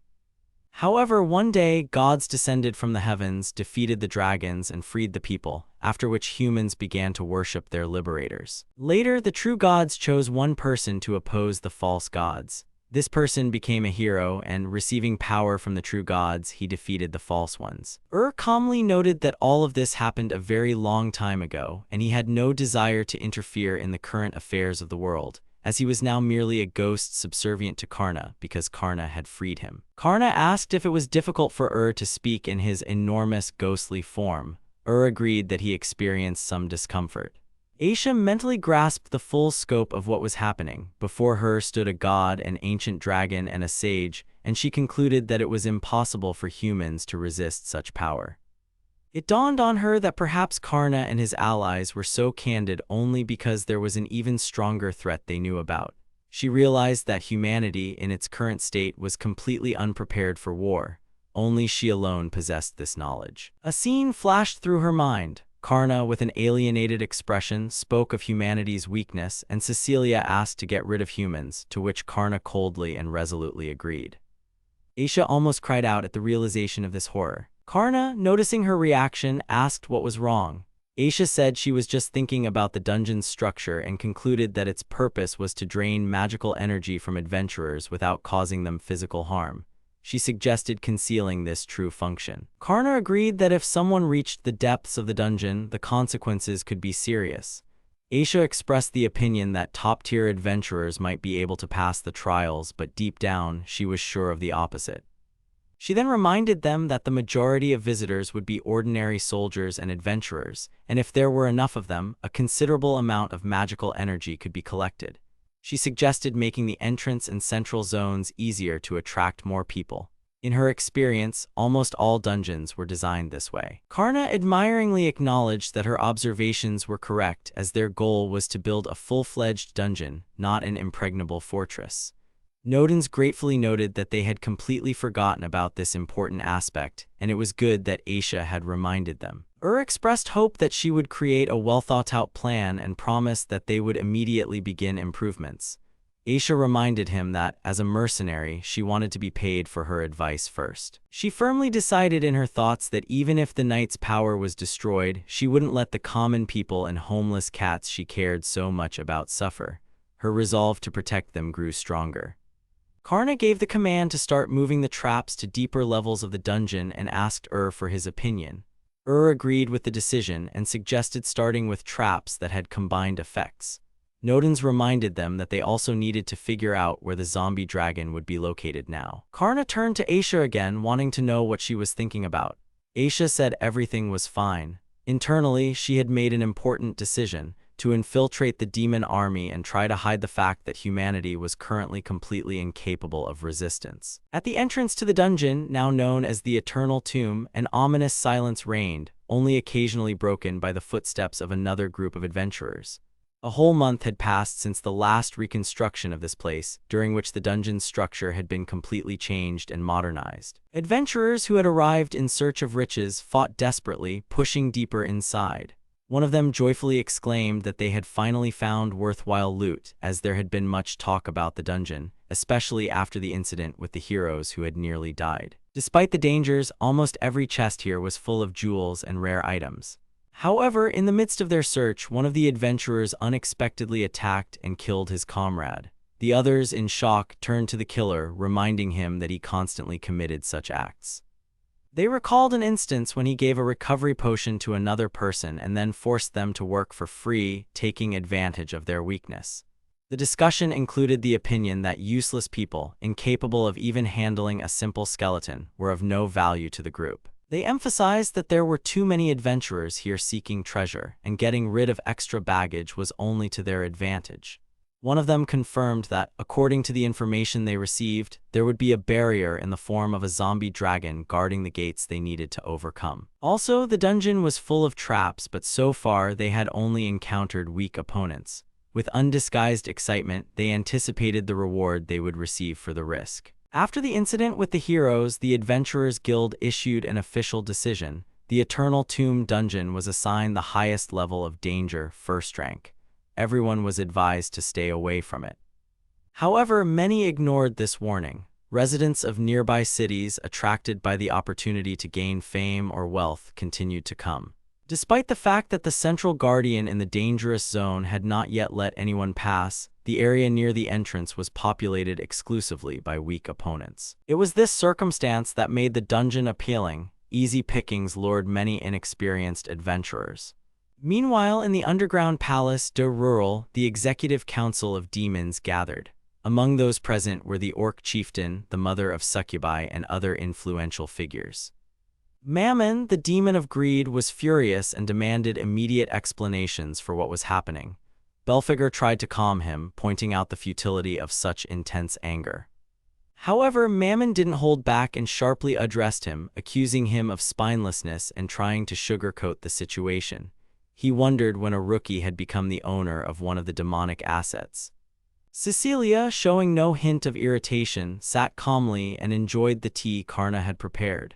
She praised him for his talent in brewing the drink, to which Karna gratefully replied that his grandmother had taught him this skill. Cecilia offered the others to enjoy the tea as well. However, Mammon perceived this as an attempt to change the subject and, with renewed vigor, assailed her with accusations. He was outraged that one of the demon lord's dungeons had been given to some unknown rookie. According to him, the demon of greed was left without his own dungeon and was now forced to subsist on the magical energy remaining from the previous owner. He explained how difficult it was to survive under such conditions. Cecilia calmly drew an analogy to human society, pointing out that it was comparable to living in isolation without a source of income or a job. She added that their remaining strength would soon run out, which only confirmed Mammon's point. Mammon, sensing her understanding, emphasized the need for immediate action. He acknowledged that extracting magical power from adventurers was an extremely profitable strategy, but he was outraged that these same adventurers were stealing their gold and artifacts. He demanded an explanation for this. Cecilia called for silence and stated that she had already reviewed the report. She wanted to clarify if it was indeed a financial crisis they were facing. Karna confirmed this and explained that they had just completed their first consultation with a new financial advisor. He asked the advisor to speak and explain the situation. The advisor took the floor and began to clarify the situation. The moment a foreign presence was felt in the hall again, the orc chieftain sharply noted that he smelled something characteristic of a human. His reaction was instantaneous and aroused suspicion. The mother of succubi, tilting her head slightly, remarked that despite the smell, it was unlikely Cecilia would bring a real human with her, as she had always been cautious and pragmatic. Belphegor, standing next to them, agreed with this statement and confidently declared that such a thing was simply impossible, adding that it was most likely a mistake. He was certain that the one standing before them was definitely not human. Mammon spoke dismissively of Belphegor's behavior, expressing the opinion that he looked pathetic, as if trying to curry favor with someone powerful. Belphegor, lowering his gaze, admitted he was ashamed, but nevertheless he felt an immense power in Karna and could not deny it. In his opinion, power was a fact that could not be ignored. Mammon retorted that the level of power was irrelevant in this case, as he, bearing the title of the demonic castle's owner, had sworn to find out what this newcomer was hiding. He offered to give the floor to the newcomer so he could explain everything himself. Aisha mentally noted that she was facing the type of person who enjoyed moral pressure and sought to corner others. She had previously thought such behavior was exclusive to humans, but now she was convinced otherwise. Cecilia enthusiastically noted that the upcoming presentation would be quite fascinating. Karna eagerly agreed, demonstrating that their relationship went beyond that of a formal superior and subordinate. They appeared too close, which caused Aisha internal tension, as she understood that she had no choice but to see this trial through to the end. Suppressing her emotions, Aisha declared that she would now show everyone the true nature of the dungeon known as the Eternal Coffin. Mammon, hearing her words, reacted to the mention of the true form with clear surprise, not hiding his emotions. The Demon Council, along with Karna and Aisha, watched as a group of 2 adventurers wandered through the dungeon corridors. One of them laughed loudly, telling his companion that this dungeon was much easier than expected. He enthusiastically noted that he had collected a large number of magical items and gold without encountering serious obstacles. The other adventurer began to express concerns that they had gone too far and should turn back. However, the first insisted that they should open one more chest and then leave. Suddenly, they discovered a massive door. One of them suggested that it might lead to the final area with the main treasures and enthusiastically proposed entering. They noticed that there were no enemies in the room except for a small demonic cat. One of the adventurers noted its presence with surprise but expressed doubt that such a cute creature could pose a threat. He approached closer and tried to pet it, reasoning that if the room was empty, it must be safe. He found the cat cute and friendly. But soon, more and more cats began to appear in the room, surrounding the adventurers. One of them suddenly felt something happening to his consciousness. His partner tried to bring him back to his senses, but it was too late. The charm had taken hold.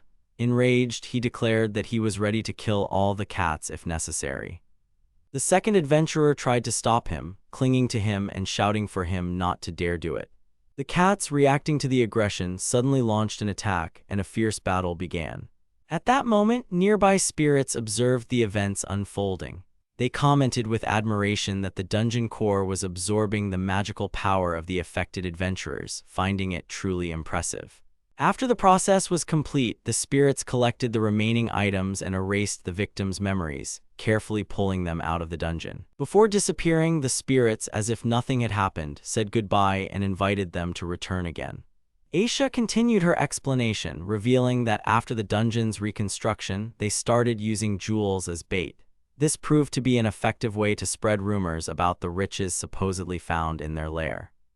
By using simple monsters like zombies, skeletons, and ghosts, they were able to significantly reduce magic costs.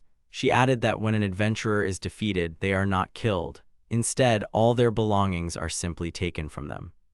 Karna elaborated on this, explaining that ghosts have the ability to alter human consciousness. When an adventurer experiences positive emotions and relaxes, their mind becomes vulnerable. Then, when they encounter something frightening like the demonic cats, it becomes very easy to erase their memory. Thanks to this system, the same person can be used multiple times to extract magical energy, remaining alive and unaware of what's happening. Belphegor, hearing all this, was delighted. He couldn't hide his surprise and admitted that this strategy was truly brilliant. Karna confidently concluded that no matter how many times adventurers return to the dungeon, they will be able to extract magical power from them repeatedly, as their system's mechanism has already proven its effectiveness. Repetition will not be an obstacle. On the contrary, it will guarantee a stable result. Mammon, still doubtful, expressed concern about a potential error. He worried that if the system failed, adventurers might start to suspect that something was wrong with the dungeon. Aisha unhesitatingly countered that with complete memory loss, none of them would even consider that they had been subjected to magic or manipulation. She drew an analogy to gambling establishments, where a person first wins, gets excited, and starts taking more risks, and when they lose, they become addicted and try to win back what they lost, playing again and again, losing control of themselves. Cecilia, observing the dialogue, called the whole situation an excellent example of subtle manipulation of the human psyche, and emphasized that deep psychological knowledge was being applied here. Aisha agreed, adding that a key element of the strategy was keeping the victims alive. This allows them to extract magical power from even weak souls multiple times. Thanks to the zombie dragon, which divides the dungeon territory into conditionally safe and dangerous zones, adventurers develop a false sense of security. They begin to believe that by not venturing too deep, they can avoid consequences. They think that even if defeated, death won't be an issue, and the enemies inhabiting the initial zones are weak and pose no threat. This makes them come back again and again, and each visit turns into another dose of energy for the demons. The more such adventurers are trapped, the more resources can be extracted from them. Karna provided an interim summary demonstrating the results of their strategy. The spirits distributed detailed reports among the demons. Mammon, looking at the data, was shocked by its contents. Everything was far more effective than he could have imagined. Karna proudly announced that as soon as rumors of treasure in the dungeon began to spread, attendance skyrocketed and everything started looking up. He thanked Aisha for her contribution, as her strategy was key to their success. He admitted that he initially expected strong opponents to come to the dungeon, but he was wrong. The traps he set required a lot of magical energy, and he hadn't anticipated that low-level adventurers would be able to generate a profit. Aisha pointed out that this was because humanity's main forces were currently focused on fighting demon lords, and they had no reason to send elite warriors to an insignificant dungeon. At the same time, she mentally noted that she couldn't let Karna discover humanity's true weakness, as that knowledge could become critically dangerous. The ogre chief, listening to all this, remarked with admiration that the plan had been thought out to the smallest detail. He expressed his respect for Cecilia, considering her a true leader capable of guiding the entire demonic race. Mammon, however, refused to acknowledge the plan as perfect. He stated that he still had doubts, especially regarding one specific stage, when charm magic was used by the cat demons. He insisted that such low-level creatures shouldn't be capable of using such spells, which meant something was being hidden from everyone. Aisha coldly responded that she wouldn't disclose that information because it was classified. Mammon took this as a challenge and erupted into an angry tirade. He declared that using the castle's rarest resources without proper mention in the reports was a gross violation. He expressed his complete outrage, considering it a blatant mess. Cecilia, without losing her composure, asked with slight irony if he didn't trust her. She also added that, in essence, they hadn't helped the cat demons master the charms at all. Then, she handed the floor to Karna to explain everything. Karna confirmed her words and began to explain that cat demons, despite their extreme weakness, were full-fledged demonic creatures. Their physical strength barely exceeded that of ordinary animals, which is why they were often used as test subjects in magical experiments or even as food. In this world, their lives held no value. However, he revealed that they possessed a hidden, underestimated ability. He speculated that the mother of succubi, as a specialist in charms, would be well aware of this. He then asked what exactly was needed for effective charm magic. The mother of succubi, a little flustered, replied that the foundation of charm magic lay in attractiveness. The more you matched the tastes of the opposite sex, the higher the chance of success in casting the spell. Karna thanked her for the answer and added that his observations showed charm worked not only on a gender basis. In his opinion, it was also effective across a wider emotional range, especially when the target was in a vulnerable state. Cecilia supported him and expressed confidence that cats with their innate charm were extremely effective at influencing human minds. However, she was curious about how these cat demons had even gained the ability to use charm magic. Meanwhile, Mammon was internally consumed with irritation and mentally urged them to save the flirting and excitement for later, deeming the current discussion unserious. Karna, blushing slightly, continued, clarifying that it was all thanks to the spirits he used to empower the cats. He mentioned that he had used a technique known as succubus summoning and showed the spirits in the form of small hearts to those around him. Upon seeing this, Mammon barely managed to suppress a cry of surprise. The ogre chief, looking at Karna, exclaimed that he seemed unusually cute. Belphegor frantically tried to stop him, reminding him that Karna was a guy and begged him to calm down. Cecilia, pondering to herself, concluded that the indecent spirits were those of prostitutes and dancers, possessing special properties. Summoning them required a powerful spell, accessible only to those with high necromancy skills. This spell directly affected the target's brain and was so potent that it completely suppressed resistance and guaranteed a loss of sanity. Aisha expressed surprise that this spell even worked on a succubus, who should theoretically be immune to such an effect. She found it particularly ironic, as adventurers usually perceived low-ranking monsters as safe and thus easily fell into the traps set. The mother of succubi, after significant effort, managed to dispel the enchantment, but she was puzzled as to why the magic hadn't affected Aisha herself. Aisha explained that if you know certain information, you can develop resistance to the spell's effects.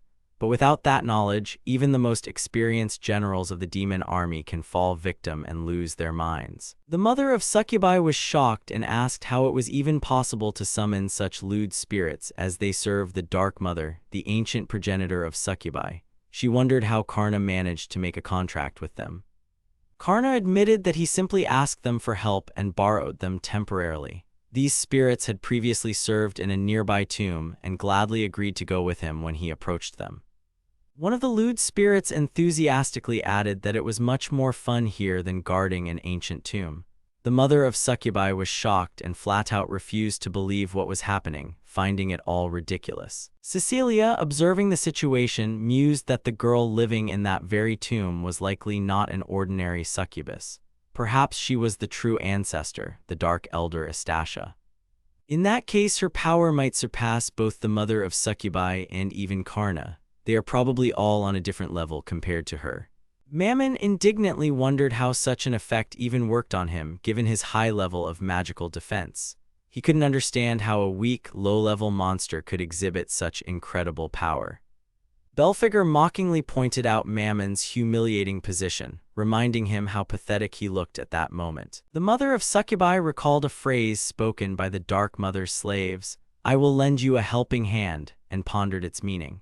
She doubtfully noted that there were no suitable mages in the area capable of summoning such spirits, but was still forced to acknowledge what was happening. Karna explained that if a lewd spirit is allowed to possess a cat demon, it can use charm magic. The fusion of a cat's innate charm and magical abilities creates an extremely powerful effect. He then instructed the spirits to return to their positions. Aisha added that with cats, you don't even need to use magic directly, as they do perfectly fine on their own.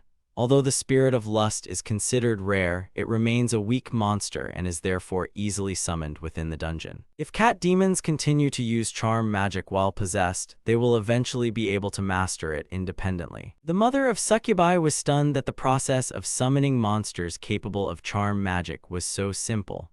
The ogre chief proposed a rational idea to use the remaining magical power to strengthen the dungeon's defenses. Belphegor, observing thoughtfully, concluded that there might be other low-level monsters in the world with skills capable of influencing even humans. Aisha mentally noted how much Mammon's behavior annoyed her. A few days ago, during a discussion about the dungeon's reconstruction plan, Aisha was outraged by the suggestion to use cats in battles against humans. She directly expressed her disagreement with Karna about this approach. Karna reminded her that she didn't want demons to attack cats, implying that in that case, cats should be able to defend themselves. Aisha confirmed that even though cats are monsters, she still wanted to protect them. She offered Karna to look into her mind to confirm she wasn't lying. She confessed that she hated both humans and demons. According to her, talk of allies is merely a political necessity, because when personal interests are threatened, even the closest allies betray each other over the most trivial things. Karna reminded her that she was a mercenary, meaning she was paid to fight. Despite not trusting humans, she still continued to fight for them. Aisha explained that even though she possessed divine prophecy, she needed money to survive, which is why she became a mercenary. She confessed that her dream was to care for cats as if they were her own family. She allowed herself some sarcasm, saying that Karna could laugh if he thought it was foolish. Karna assured her that he wouldn't laugh because he also had a family. He wanted his grandparents to live happily and without worries. That's why he agreed to work for Cecilia when she acknowledged him and offered him a stable job. Aisha, intrigued, asked if they were really that similar. Karna nodded, indicating that in essence they were indeed alike. He confessed that he genuinely wanted Aisha to achieve her goal, and so they would work towards it together, step by step. The first order of business was to make the cats truly strong and outstanding. Aisha doubted he would succeed. Karna replied that he believed in success and thought Cecilia would understand them. He was sure that you never know until you try. Aisha said skeptically that it all sounded unreliable. To herself, she thought that neither humans nor demons could change so easily. The world was much more complex and harsh than it seemed. At this moment, Cecilia declared that they must use the opportunity that had arisen to put an end to the unfair treatment of low-ranking monsters. She proposed they start recognizing their abilities and evaluating them by other criteria, not just strength. Belphegor expressed his delight and agreement, saying that this would help their kingdom develop even further. The orc chief also supported her opinion. Aisha thought to herself with surprise, could their society really still be evolving?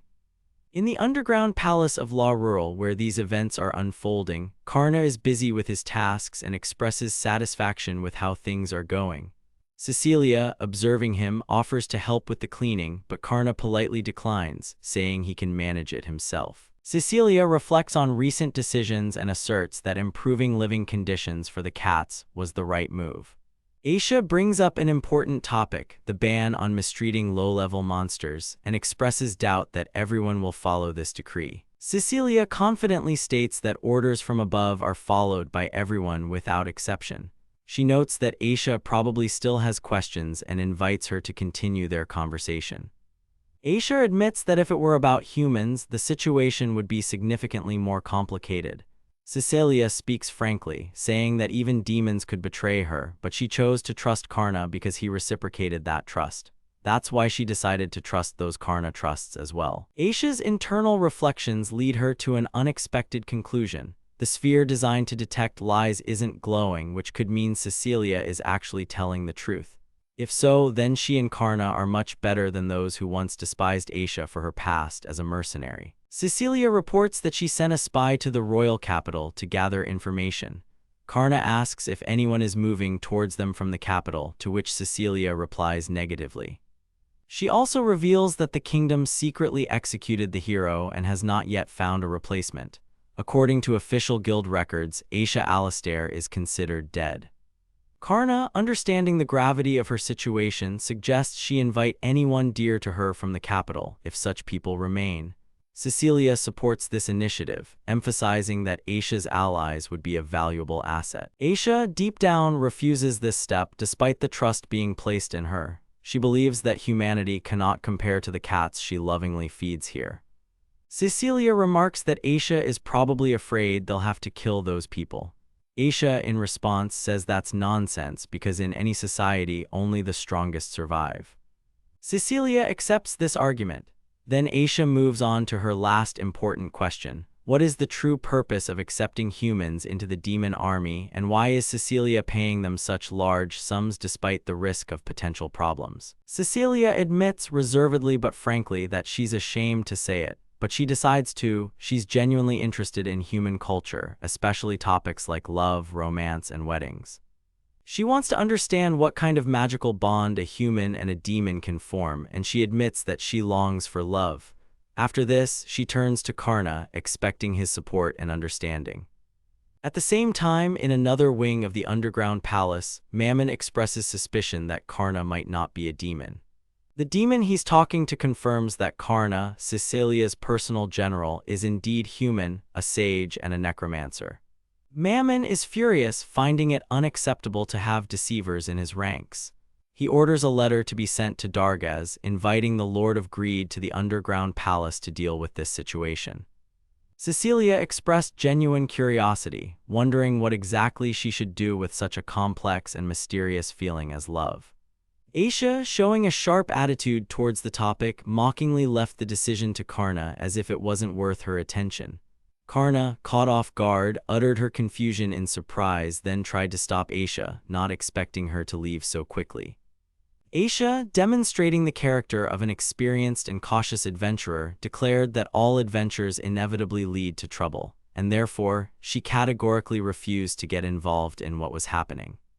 Cecilia, in response, eagerly recalled a novel that spies had brought her from human lands and emotionally compared the current situation to its plot, noting that they could even go on a date, and after that, she again wondered what she should do now. Karna, sincerely and without embarrassment, admitted that she had never been on a date in her life and therefore didn't know how it was supposed to happen. Cecilia, with genuine interest, was surprised and asked Karna if there was a girl in her hometown for whom she might have romantic feelings. Karna explained that the place where she spent her childhood was a rural area with practically no girls her age, and the few who were around she perceived exclusively as sisters, never thinking of them in a romantic way. Cecilia, with a slight smile, noted that since neither of them had had such relationships before, this could be considered their first experience. And although she was happy about it, she confessed that she felt confused because loving turned out to be much harder than she had imagined. Karna pondered and expressed doubt that everything happening was truly normal, as the literature she had read claimed that demons do not possess a subtle understanding of concepts like love or emotional attachment. Cecilia, not losing interest, wanted to know why demons were so distant from these feelings. Karna, a little embarrassed, replied that she hadn't reached the chapters where this might be explained. The spirit, interjecting, stated that the books didn't contain an answer to this question at all. Cecilia, trying to find an explanation herself, suggested that love might be a concept unfamiliar to demons as a species, though she reminded herself that not all of them live alone, some marry and even raise children, and then exclaimed that it was time to go. Karna, not expecting such an abrupt change of topic, reacted with astonishment to her intention. Cecilia confidently declared that they would go visit a demon who was married. They left the demon lord's castle and headed to an orc settlement, representatives of the lower ranks of demonic creatures. Karna, looking around, noted that the place looked much more like a human city than she would have expected. Nodens drew attention to the many fur and leather products lying everywhere and suggested that orcs were actively engaged in craftsmanship.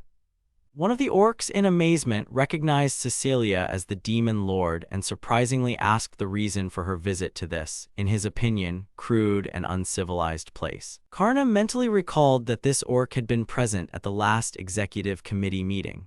Cecilia calmly explained that she had arrived for a brief inspection of the territory while Karna continued to study the equipment, and she offered the orc to tell Karna more about orc life. Karna gratefully asked him to do so. The orc sternly ordered Karna to hold her head higher, as a lowered head might make other orcs and lower-ranking demons consider him weak or foolish. Karna noted with bewilderment that, in his opinion, the orc was not much different from other demons. The orc reacted with irritation to these words and expressed outrage at being considered ordinary. Cecilia, wanting to clarify, asked if Karna felt a difference in magical power between a powerful demon like Belphegor and the orcs she had previously fought. Karna pondered this and agreed that it really did seem like orcs didn't have much magical power. The spirit disagreed, reminding him that one particular orc had been unusually strong. Nodens added that this was due to his personal blessing, which had ensured their victory. Cecilia mentally questioned whether their help had truly been that decisive, because when facing divine powers like Nodens and Vorvados, the average strength of orcs and even Belphegor seemed insignificant in comparison. The orc explained that while the difference might seem minor to someone like Karna, the level of magical power is what determines a demon's rank. Karna expressed interest and asked the orc to explain it in more detail. The orc explained that unlike other demons, orcs don't feed on magic. They draw energy from regular food, meat, and vegetables, just like humans do. He was about to continue when an orc woman called out to him, demanding that he go and prepare dinner. The orc hissed, asking her to speak more quietly, reminding her that the demon lord himself was nearby. The orc woman quickly apologized, explaining that her husband was often absent-minded. Cecilia gently assured her there was no need to worry and explained that they only needed her husband for a short time. The orc woman agreed, nervously adding that her husband was safe for now. The orc mumbled that half-humans seemed extremely frightening to him. Karna was surprised and suggested that the orc's wife might be human. The orc clarified that she was a half-human, possessing characteristic features like a flattened nose and breasts. He explained that as members of a lower demonic race, orcs cannot reproduce using magic and can only procreate through relations with humans or half-humans. Karna recalled that in the past, orcs would abduct humans, especially women, to marry them. He also remembered that the last such raid by orcs on human settlements had occurred over 100 years ago.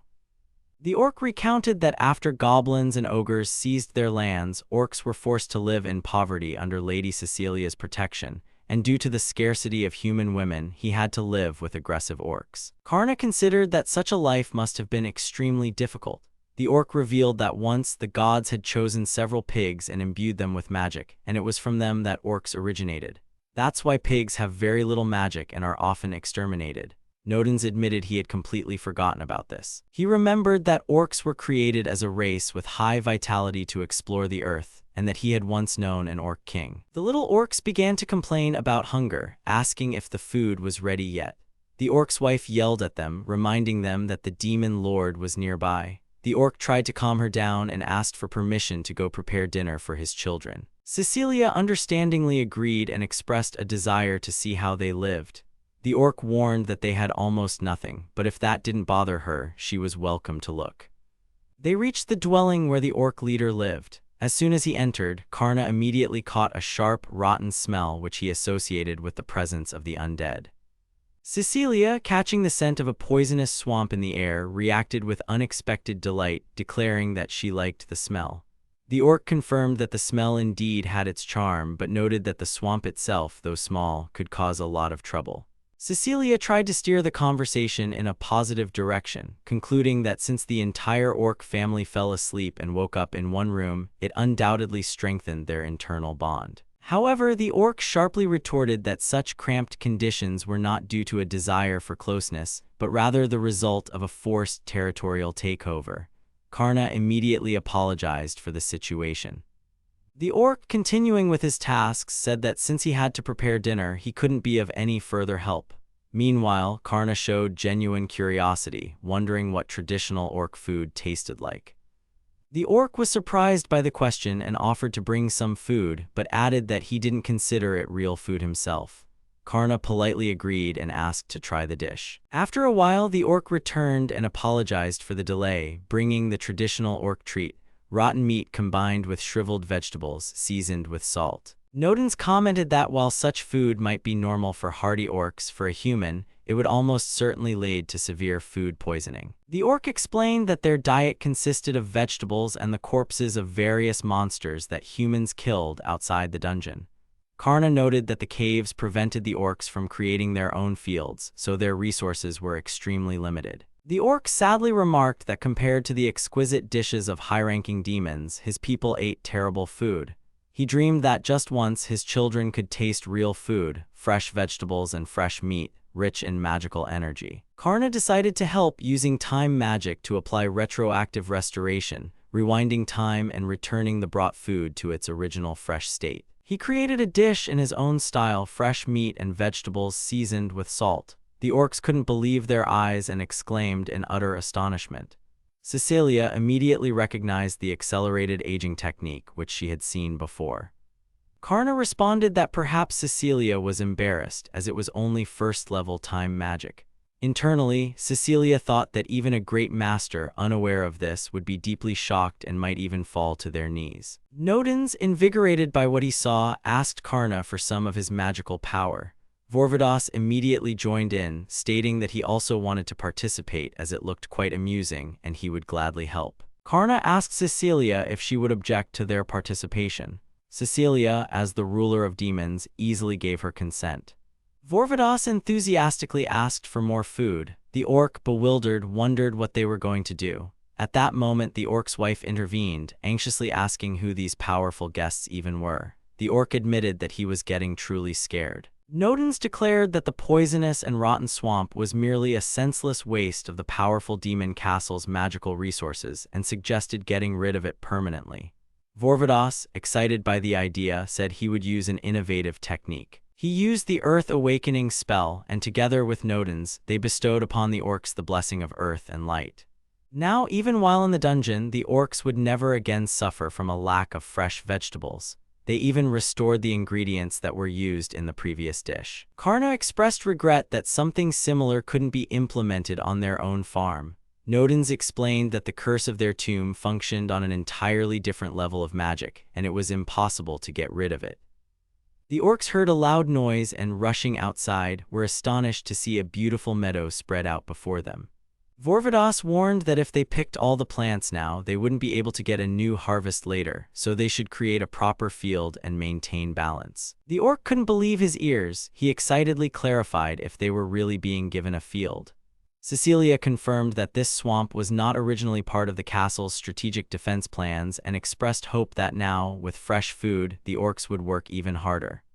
Inspired by this gift, the orc called everyone, the children, the villagers, and loudly proclaimed that from this day on, they would be able to enjoy plenty of fresh vegetables. The residents, overcome with jubilation, began to exclaim, calling Cecilia a goddess of mercy, praising the demon lord and Karna as their new devoted general. Cecilia, at that moment, proudly thought that Karna had turned out to be exactly as she had imagined him from the very beginning. In the underground palace of La Rural, a relaxed and rich atmosphere prevailed. Cecilia, content and full, shared her feelings, admitting that she had eaten wonderfully. Karna agreed with her, noting that the dish prepared by the orcs using fresh vegetables and quality meat was truly delicious and satisfying. Cecilia, for her part, added that the exquisite vegetable appetizer and the magic-infused meat were perfect even for demons like her. It truly was something amazing. Karna noted that, in addition to the food, the orc elders had also awakened the very earth, which added even more significance to everything that had happened. Cecilia reminded Karna that he had made a contract with Nodens and Vorvados to demonstrate their power to the world, and she pointed out that he probably didn't even realize how truly amazing an act that was. Karna humbly admitted that he felt like he hadn't actually done much at all. But Cecilia, looking at him, confessed that ever since they first met, he had made her heart race countless times. She wondered if this could be love, a feeling whose essence she didn't fully understand but which felt beautiful and sublime. Karna, unsure of his own feelings, admitted that he didn't know what this feeling was either. But he clearly understood one thing. He sincerely wanted Cecilia to be happy because she had acknowledged and accepted him for who he was. For this, for her happiness, and for the possibility of love, he was ready to put in every effort to be by her side and help her. Cecilia, with a touch of irony, asked if that didn't make love sound like work. Karna was a little confused, but she immediately said it was just a joke. Then she shared an important truth: demons don't fall in love or get married. The reason for this lies in an ancient legend that tells of the origin of demons. Karna began to recall these myths and recounted the well-known chain of events: the return to origins, the arrival of ancient gods, the rebellion of humanity, the birth of a hero, the destruction of demons, and finally, the birth of the demonic race itself, including the 7 great demon kings. Cecilia continued and revealed her personal history. She is a demon of lust, a bearer of a hereditary seal passed down through generations. This seal is the 7th part of the divine heritage left by the god Bastet, and it represents the last powerful trump card of the demon of lust. The magical power of this seal is so great that it reaches even the outer gods. However, Cecilia confessed that her body was no longer able to contain such demonic power. The vessel in which this power was placed had begun to break down, splitting into 7 parts. In the future, perhaps her descendants would no longer be able to recreate this vessel. But there is still a way to fix the situation. There is a method by which the broken ancestral vessel can be healed, not by creating a new soul with magic, but by creating a completely ordinary living being in which new life could originate. In this new life, a new soul can be created and the hereditary mark can be passed on to it. It's like pouring the contents from a broken vessel into a brand new, whole vessel. And so, looking at Karna with hope, Cecilia made a sincere request. She asked him to fall in love with her. In the underground palace of Cecilia, the demon lord, it became widely known about the existence of a mysterious demon who had made a contract with the gods and was capable of controlling them. No one knew this demon's name, so the demons themselves gave him a nickname, Sabato, the Lord of Gods. In one of the palace rooms, Cecilia admiringly noted how charming Karna looked. However, Karna himself complained that the armor he was wearing was incredibly heavy and uncomfortable. He could barely move in it. Aisha reminded him that this armor used to be cursed, and anyone else wearing it would have simply died. But Karna confidently noted that he had an immunity to curses and that he was even capable of amplifying their effects. Cecilia reacted enthusiastically, but then thoughtfully wondered if the armor actually fit Karna. Karna asked if he could change his armor for simple clothes, and Cecilia agreed without hesitation. Aisha asked a serious question. Would it be possible to conceal Karna's identity and race during his demon army induction ceremony? Cecilia explained that Karna has a human family, and if that information were revealed, it could lead to serious trouble. Therefore, there's nothing wrong with him remaining a mysterious demon. Aisha added that if a similar ceremony were held among humans, it would look very suspicious, making any progress impossible. But Cecilia, as the demon lord, confidently stated that it was enough for her to arrange everything her own way. She ironically wondered if Karna could fall in love with her, then laughed. Karna responded with confusion. He admitted that he was still a child and couldn't allow himself to go that far. He wasn't sure if he could truly make Cecilia happy, so he felt it was too early for love. Cecilia pondered and said that perhaps happiness isn't about someone doing something for another at all. She believes that being happy means being with a loved one, holding hands, and walking through life together. She learned this by observing humans and orcs. She wondered if she was wrong about it and suggested Karna think about it while he continued to serve her. She expressed hope that they would be happy, even if little by little, but together. Karna replied that if that was truly her wish, he was ready to try for her. Aisha, apologizing, reminded them it was time to go. Karna immediately apologized for the delay. Cecilia, looking at him tenderly, complimented how good he looked even in simple clothes. With those words, they headed to Karna's demon army induction ceremony. One of the demonesses excitedly said that the moment for Sabato's induction ceremony had finally arrived. The orc next to her noted that this was the beginning of the career of a demon soldier of the lowest rank, who had nevertheless already defeated the demon General Belphegor. The demoness confirmed that this was exactly as intended. Sabato himself wanted to start from scratch. This, in her opinion, was quite impressive. The orc added that he himself would soon be promoted, and therefore he intended to be more polite. The demoness recalled that Sabato had built a field for the orcs, and the orc confirmed that it was indeed his doing. At that moment, Mammon appeared, radiating irritation. The orc panicked and apologized to him. After Mammon left, the orc anxiously remarked that Mammon was furious. He clearly didn't like Sabato's induction. The demoness explained that this was quite natural. Sabato, a subordinate of the Lord of Lust, turned out to be so strong that he didn't yield even to one of the demon generals.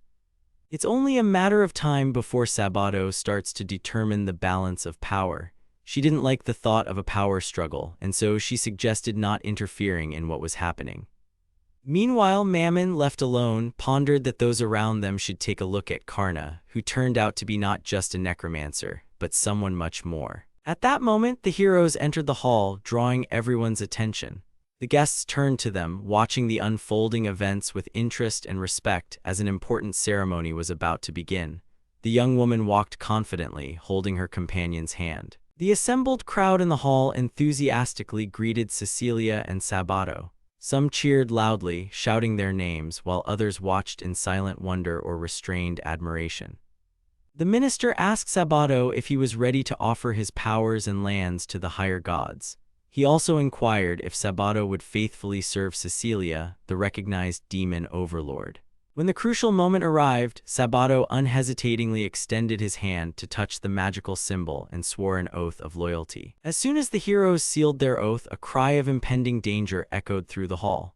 The ministers and guests turned around, shocked by the sudden threat. Cecilia and Sabato became alert, not understanding what was happening. At that moment, a pig burst in, loudly announcing that an enemy attack had begun. He reported that an army of marauders and cannibals had attacked the castle and was already storming the gates.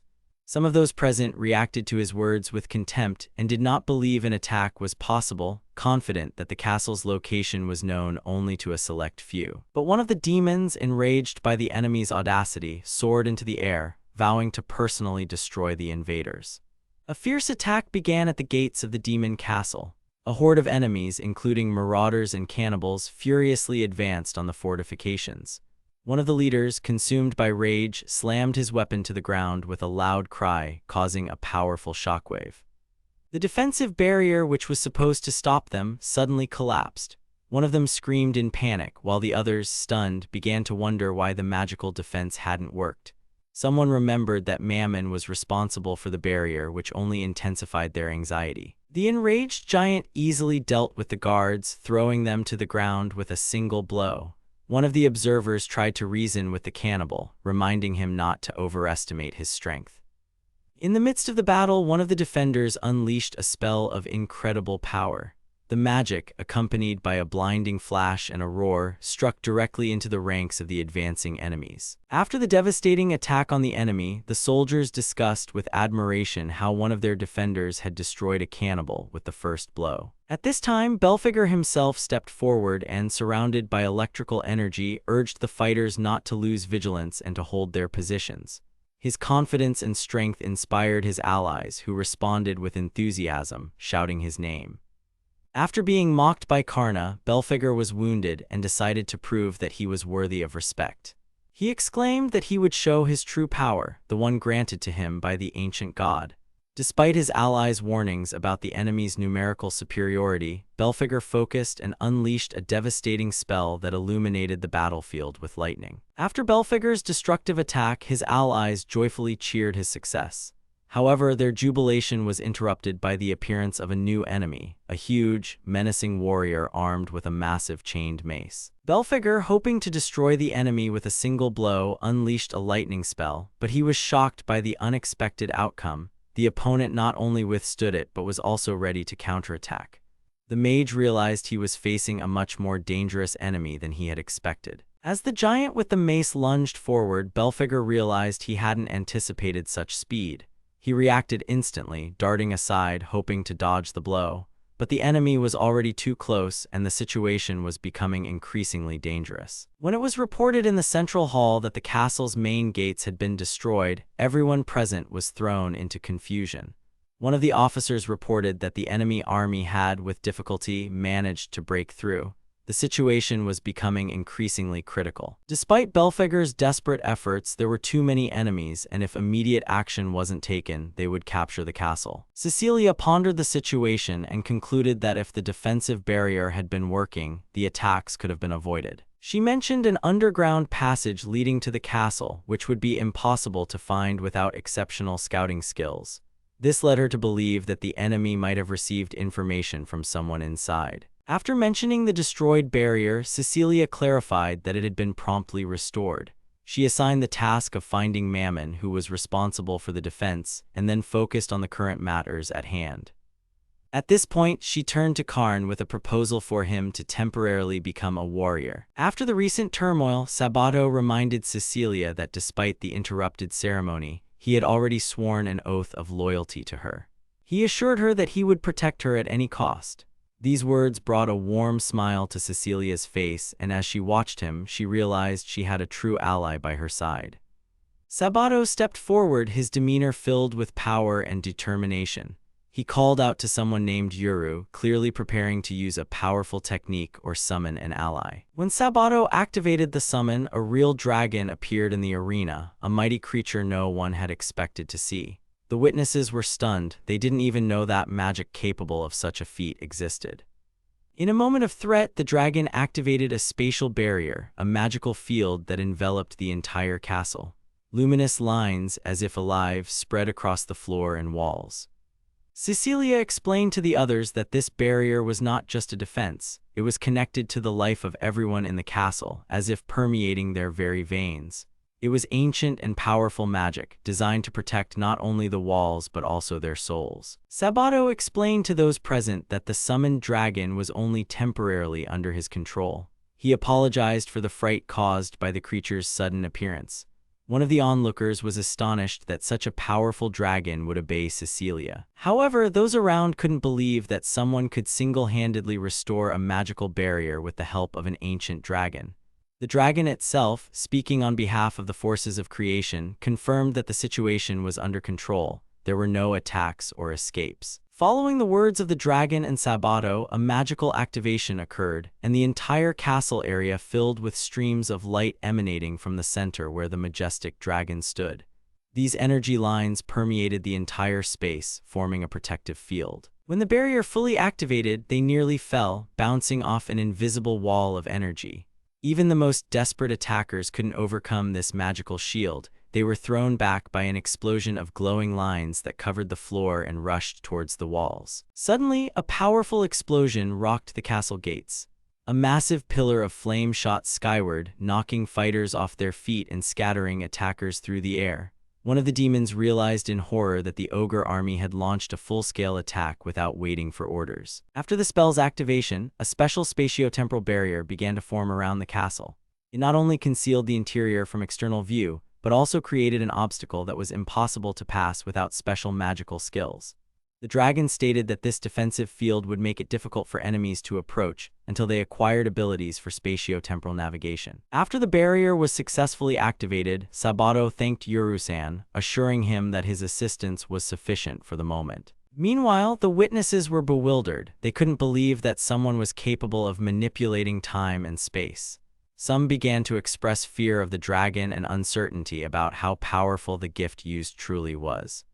Sabato approached Cecilia and asked if she had hurt herself. Cecilia praised Sabato for his actions, emphasizing how well he had handled everything. Everyone around couldn't believe that she not only accepted Sabato, but also treated him with such warmth. He saw the spatio-temporal barrier finish forming behind him and realized the castle was now protected. The hero noted with relief that he had managed to defeat the cannibal lord. Despite this, he noticed there were still too many enemies, even though the attack had stopped outside the barrier. Understanding the seriousness of the situation, he gathered his strength and commanded his opponents to prepare for the next attack, a flash of despair. The opponent, smirking, declared that the hero seemed to have run out of magical energy. The enemy contemptuously stated that he hadn't even broken a sweat in the fight and was ready to kill him right now. With those words, he brought his weapon down from above, not hiding his joy at the impending victory. The moment the blow was about to land, everything around was illuminated by a bright flash. An explosion thundered, flames engulfed everything. The enemies screamed, scattering in all directions. When all seemed lost, a new ally appeared nearby. Meanwhile, the young man anxiously asked if his comrade was okay. One of the demons exclaimed, wondering if they had arrived to help. The powerful mage summoned to the battlefield addressed the young man, asking if he was Belphegor. He added that the young man had done well as the heir to the seal. Belphegor, slightly embarrassed, confirmed his words. After that, Sabato confidently declared that everyone should rely on them now. Meanwhile, the boy said he couldn't afford to stand by while Cecilia was in danger. The elder mage standing next to Sabato urged them to strike the enemies. He said they would now unleash a true storm. With these words, he raised his staff and summoned a powerful attack he called Lightning of Despair. The entire earth shook from the unleashed power. One of the enemies was thrown back particularly hard. He struggled to lift his head, his face contorted in pain. Defeated warriors lay everywhere. Meanwhile, the mage, observing the result of the attack, said that things were much better now. The man, standing tall with a shining staff in his hand, noted with satisfaction that this battle was an excellent warm-up for an old man like him. Meanwhile, the demon soldiers, inspired by Sabato's power, shouted in support, proclaiming his name and rushing into the offensive. Belphegor shouted an order for all fighters to attack. He commanded them to destroy anyone who dared approach the castle. His cry was echoed by the roar of many warriors who, brandishing spears and pitchforks, charged forward. Soon, the entire army moved into an offensive, filling the space in front of the castle, ready to repel any threat. A messenger reported that Sabato-sama had launched a counterattack, and their main task now was to destroy all enemies and prevent them from entering the castle. The girl wondered how the enemy managed to find the castle's location, as even the other 7 demon lords didn't know where it was. She admitted that she herself knew it. However, she added that circumstances had unfolded this way even without her. Cecilia wondered in surprise if it could be Mammon and Aisha. She looked closely at them and, after confirming, acknowledged to herself that it was indeed them. One of the demons, horrified, wondered what else could go wrong when the building shook from a powerful explosion. He panicked, biting his nails in fear. At this time, another demon asked Mammon-sama what they should do as the enemy was too strong. Mammon confidently declared that the enemies would be destroyed no matter what, as they didn't know who they were dealing with. However, the woman with the sword only agreed with him mockingly, and then, holding the blade to his throat, said that he had made a serious mistake by betraying the demon lord. As Mammon exclaimed in surprise, the subordinate next to him recognized the girl in a panic and said that she served Sabato. She, pressing the knife to Mammon's throat, warned everyone not to move or she would slit his throat. One of the demons furiously shouted that they were just cowards. The girl, with cold resolve, stated that only a true coward would betray the demon lord. He exclaimed in shock, not understanding how she even knew it was him. She replied that Mammon's actions were far too obvious. She noted that making a ruckus during an attack on the castle was too suspicious, adding that Mammon was probably good with money but clearly not with conspiracies. Then, with cold confidence, she warned him that he wouldn't escape and told him to either surrender or die. The girl holding him recoiled, not expecting the attack. Mammon lost consciousness and collapsed to the floor. No sooner had she turned around than a stranger appeared before her, his arrival so sudden she couldn't react. Muttering that it was a masking and invisibility technique, she tried to raise her weapon, but her hand was immediately seized. The man who appeared before her coldly stated that she was mistaken. His strength was overwhelming, and his gaze was confident and merciless. The demon, with a cold smile, approached closely and announced that he was the demon lord. This was Gurgaz Zaraga, the demon of greed. The fallen demon recoiled in fear upon seeing the figure standing before him. The others present watched anxiously, not daring to intervene. The demon of greed, without turning, silently approached, instilling fear with his mere presence. Gurgaz asked in surprise if that woman was truly inside. He declared with determination that Cecilia should wait for him, as he was already rushing to her.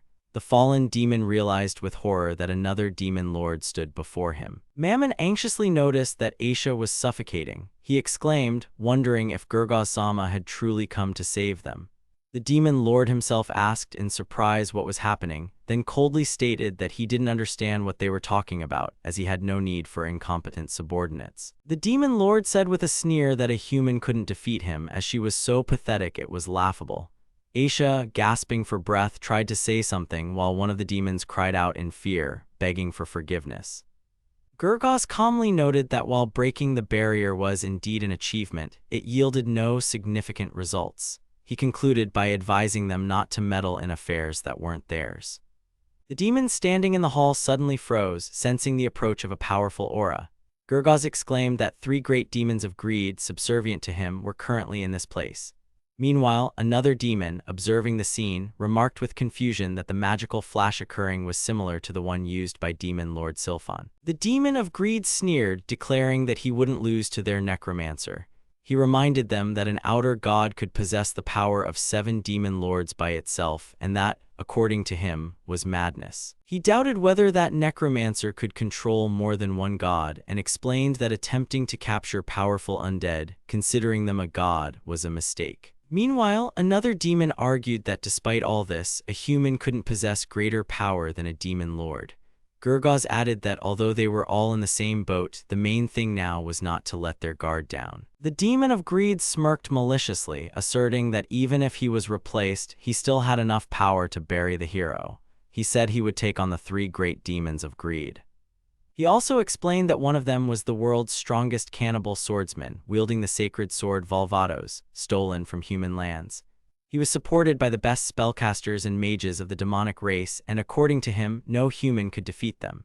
The demon of greed grimly and confidently added that he would surely die. The young demon with horns recognized the approaching opponents with surprise. He hadn't expected to see them. Meanwhile, 3 mysterious beings approached, confidently declaring on behalf of the group that they were the 3 great demons of greed. A warrior with a piercing gaze, introducing himself as yahello, confidently stated that he was chosen by the sacred sword Volvados and was renowned as an unrivaled samurai. Then a girl with an eye patch, smiling sinisterly, reminded them that her name was Susia Ryoi, famous for destroying humans with her evil eye. Following her, an old mage stepped forward, calling himself Puditoya Rhea, a great sorcerer marked by spirit magic. The 3 confirmed that they were acting on Lord Gurgaz's orders and would fulfill his every wish.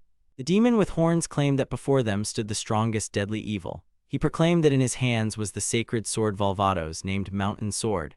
Nearby, another figure uttered, "Breath of the scorched earth," as if imbuing his attack with fiery rage. The girl spoke of the strongest deadly evil, as if describing the destructive power of what was unfolding. At the same time, Sabato waved his staff, initiating a magical action, and commanded someone named Boru. His companion confidently responded, confirming his readiness, and together they unleashed a torrent of power to repel or stop the impending attack. The horned mage raised his staff, releasing a stream of energy that took the form of a swirling vortex. He used a technique called absorption flash. A torrent of furious magic surged forward, heading directly for the demon opponent, who cried out in surprise, unable to react to the rapidly engulfing force. The demons watched in horror as their comrades were struck down one by an unimaginable power. They couldn't believe their might was so insignificant. One of them recoiled in fear, his gaze fixed on the mage standing among the fallen bodies, and the young horned girl, trembling, began to repeat brokenly and desperately ask for forgiveness. Baru, surprised, said he knew it was Horror. He pointed to the sword floating in the air. He started telling the devil that he was a thief, and the devil, clutching his head, screamed that he was hot and called for help as flames engulfed him. Sabato exclaimed that this sword was Barukun's toy, which he had borrowed during fencing practice. He examined the weapon with interest, not hiding his astonishment. Meanwhile, Baru, in amazement, asked if his comrade had really turned the weapon into such a mess. The accused demon frantically denied it, loudly repeating, "No, I didn't do anything." Then, in tears, the demon assured him that he had received the sword in that condition from Gurgao-sama. Baru pressed his flaming palm to the demon's head and sternly demanded that he not lie, or he would regret it. The frightened demon hastily confirmed that he was telling the truth, repeating it in a panic. The young man mused that 3 great demons who could crush an entire army were defeated with a single blow. He considered it too incredible. Meanwhile, the horned demon, kneeling in tears, begged for mercy in a trembling voice, saying he would tell them anything if only they wouldn't kill him. The young horned mage demanded that the captive demon clarify whether they were among the strongest fighters in the army. The demon confirmed that they were indeed supposed to attack and explained that it was part of Lord Greed's plan to eliminate the Mistress of Lust. Hearing this, the boy became scared for Cecilia and, in confusion, asked what all this meant, if it was about her murder. The boy frantically asked what the order to kill Cecilia meant. The demon explained that the war of the demon lords would not cease until the enemy lord's soul was completely destroyed, and therefore, they must not let him escape. Hearing this, the boy realized why Cecilia was the target. One of his allies said they should hurry back. His comrade agreed. He handed Belphegor over to his opponents. Belphegor agreed and told them to save Cecilia immediately. Meanwhile, panic broke out among the demons. Someone shouted that the general was about to be killed, and the others realized it was impossible to reach him. They began to retreat, recognizing the hopelessness of the situation. As the situation worsened, one of the demons addressed the others, urging them to find a way out. He was sure there had to be a passage somewhere. The crowd began to scatter in confusion. Someone shouted that they needed to return to the castle immediately, and they rushed inside the building. The protagonist mused that after he eliminated the boss, the remaining demons were left without control. He noted that they couldn't be allowed to break into the castle. One of the demons frantically called for Belphegor and Sabato's help, realizing the threat. An ally responded to the call, promising to hold off the opponents. Then the protagonist said he was also ready to help and declared that he wanted to do something himself. The main character activated powerful necromancy magic, shouting the incantation, "Control Dead." His staff glowed, and the magic enveloped the bodies of the fallen demons scattered across the ground. They began to tremble and rise, coming back to life under his control. One of the demons realized with horror that the zombies before him had been resurrected from corpses. He was shocked that their enemy was actually using necromancy to raise the fallen. The main character explained with a smile that, of course, he could do without corpses, but ideally, it was best to work with those who had died very recently. Meanwhile, one of the demons shuddered with disgust and fear, calling what he saw an abomination out loud. He still couldn't believe what was happening. One of the demons recognized Ogre Road with alarm in his voice, an opponent he had barely managed to defeat just recently. He was stunned to see him back in action. He confidently declared that he would handle the remaining opponents himself and allowed his comrades to retreat. Sabato didn't hesitate, wished him luck, and began their withdrawal. At this moment, the necromancer activated his phantom stride magic, summoning spectral beings that rushed into battle with lightning speed. One of the enemies watched in horror, unable to believe what was happening. Standing nearby, a demon servant informed his master that he would lead him to Cecilia and asked what he intended to do with her. The demon of greed, Gurgaz-Zaraga, disdainfully declared that he would extract everything he could from Cecilia and then simply dispose of her. This demon was the ruler of the Carcazan Desert. located near the borders of human territories, and the king of marauding tribes, primarily composed of cannibals and ogres. This demon doesn't care about controlling lands, he simply roams from place to place, raiding human territories. The three great demon generals under the Demon of Greed's command possess strength comparable to that of a hero. The girl, with a serious expression, stated that they couldn't allow that demon to win, or it would lead to countless casualties. She then added that she preferred a cute little boy and the demon lord of lust compared to this horror. One of the heroes suddenly used a blinding technique. Mammon screamed, covering his eyes with his hands, and panicked, admitting he couldn't see anything. He kept repeating that something was wrong with his eyes. Gurgaza initially thought it was some kind of ability and mockingly declared that they had finally decided to entertain him. In response, the attacker calmly explained that he was mistaken. It wasn't magic at all, but simply his fighting style. Without losing a second, the girl threw a capsule and thick smoke instantly filled the hall. This was a smoke screen she used to try and hide from her enemies. The demon smirked, noting that he wouldn't let her just escape, clearly intending to catch her despite the obstruction. As the girl tried to hide in the smoke, the demon instantly activated his magic. He unleashed a technique called Spatial Blade, cutting through the smoke screen and delivering a devastating blow. This caused panic among the girl's allies, who reacted with astonishment and alarm, while she herself barely managed to jump back, realizing the situation was becoming increasingly dangerous. The girl noticed that her opponent had used the Spatial Blade technique, a skill only available to martial arts masters. This surprised her, as she was sure he was an assassin based on his fighting style. As she pondered how this was possible, a realization struck her. Could he have two marks? Meanwhile, the demon furiously burst through the smoke, declaring that he wouldn't let her escape. When he unleashed a devastating vortex, the girl realized with horror that this time he was using spiritual wind magic. She tried to hold on, but the force was too strong. Her body was lifted off the ground, and losing her balance, she cursed mentally, realizing she could no longer stop her flight. The demon grinned maliciously as he approached the fallen girl, declaring that she had caused him a lot of trouble and even blinded him, thinking she could get away with it so easily. He contemptuously remarked that there was nothing special about the golden seal holder, but was still surprised if it had been enhanced. Then he grabbed the girl by the throat and greedily demanded to know where her seal was, admitting that such power was extremely rare and that he needed it right away. The demon, with a greedy smirk, demanded to see the seal. He speculated it could be anywhere on her hands, feet, chest, or even her thighs. The girl struggled to hold back as he tore at her clothes, realizing with horror that the seal was about to be revealed. The main demon, with a sly grin, asked exactly where the seal was, wondering if it was hidden on her hands, feet, chest, or thighs. He watched with amusement as the girl tensely got up from the floor. The demon forcefully grabbed her wrists, insisting she show him the seal. She sharply retorted, asking what he was doing. The demon noticed a mysterious mark on the girl's body and recognized with satisfaction that this was exactly the ability he was looking for, the power to create objects. He laughed loudly, gripping the girl's wrists. She screamed in despair, feeling the impending pain and humiliation. Gurgaza smirked, acknowledging that the result more than pleased him. The mark on his hand began to glow, and he noted to himself that it was indeed quite good. Meanwhile, the mark that had previously belonged to the girl began to fade and disappear from her hand. She lay limply at his feet, unconscious. Meanwhile, in another wing of the castle, a young man joyfully announced that Sabato-sama had managed to repel the demon assault at the main gates. He reported that their units had completely routed the enemy reinforcements. The crowd cheered the victory with shouts of jubilation echoing. Nearby demons discussed that Cecilia-sama, as expected, knew who to rely on. Cecilia noted that he hadn't expected such a result, and those around him said it seemed that warrior would soon deservedly rise in rank. However, the cat-eared woman mentally admitted that she still had an uneasy feeling. She wasn't sure the invasion had truly been fully repelled. After this attack, the enemy knew the castle's location, and a second attack would be far more dangerous and difficult. She thought that next time, she wouldn't miss the chance to kill the demon lord at the first opportune moment. Cecilia, surprised, asked what had happened, noticing a strange image. Sabato's ghost, as it seemed to her, wasn't actually him.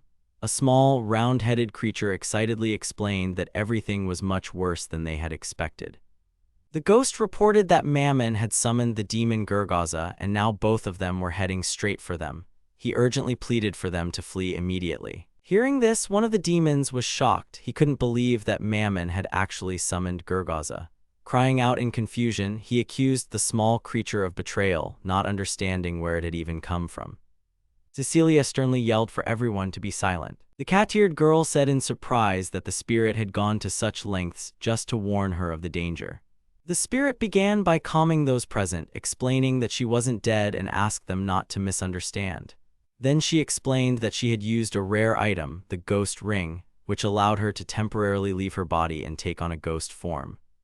The ghost explained that the demon of greed had taken her seal and now he might possess her ability. She added that she could have remained in this world as a ghost if she had enough strength. However, she warned that in 3 minutes she would disappear and die. Then she strictly ordered everyone to immediately join Sabato and leave before it was too late. Cecilia thoughtfully asked if it wasn't time for humans to pit the two demon lords against each other. Seeing that Lady Cecilia's subordinates were humans, the nearby demons were surprised. The ghost admitted that she had also considered it, but if they were killed, Karna would become very angry. The spirit explained that if Karna became enraged, not only demons but also humans would be drawn into the conflict and all of them would be destroyed. Cecilia stated that she would need help. Cecilia, addressing the ghost, noted that she was dying because she had lost her seal and offered to immediately teleport to her if it could help. The ghost was surprised by the offer. The demons began to object, believing that a demon lord should not risk her life for ordinary humans. However, they enthusiastically exclaimed that they would take care of everything and fight for her life.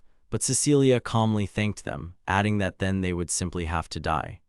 Cecilia stated that as long as her servants served her, there was no difference between humans and demons in her eyes. She loved and was ready to protect all her subordinates. She then explained that the girl had trusted her even as her body was dying, coming to warn her of impending danger.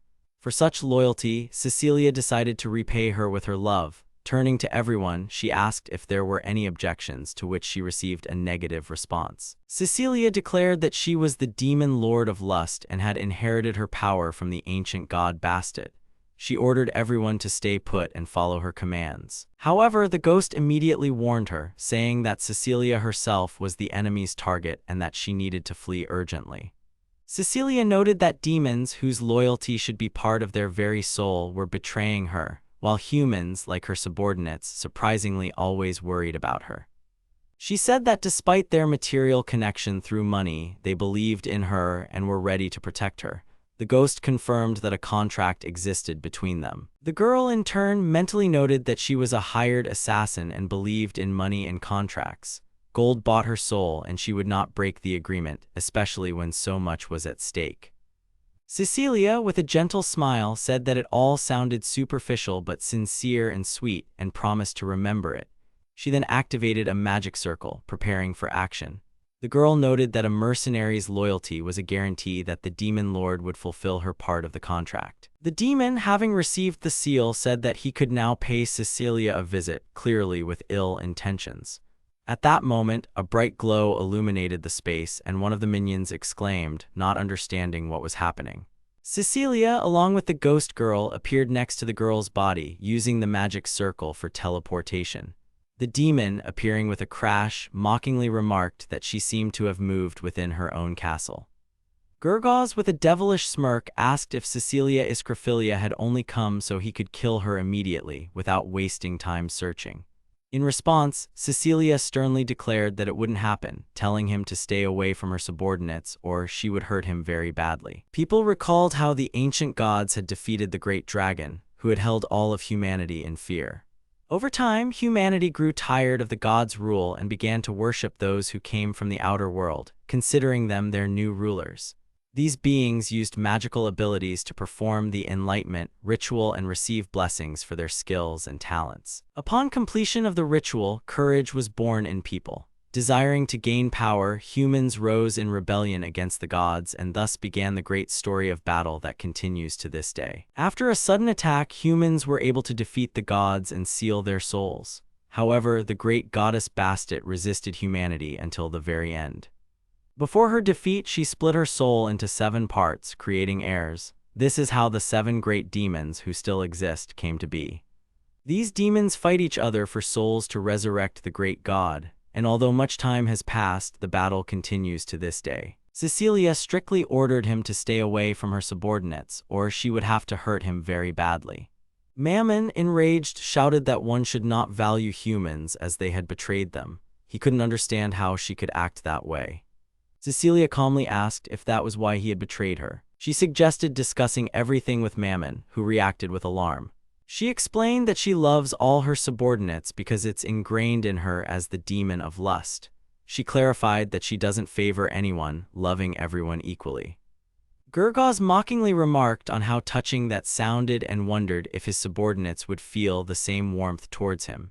He then smirked and added that he wanted to relay something he was told. Mammon declared that Cecilia hadn't even tried to fight humans, calling her a coward who subjugated them and questioned her pride as a demon. He said she wasn't someone to follow. Gurgaz then sarcastically addressed her, asking what she thought of that.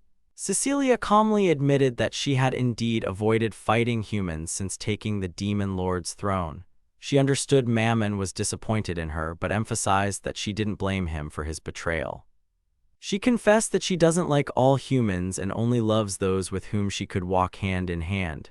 Then she asked if that wasn't acceptable to him.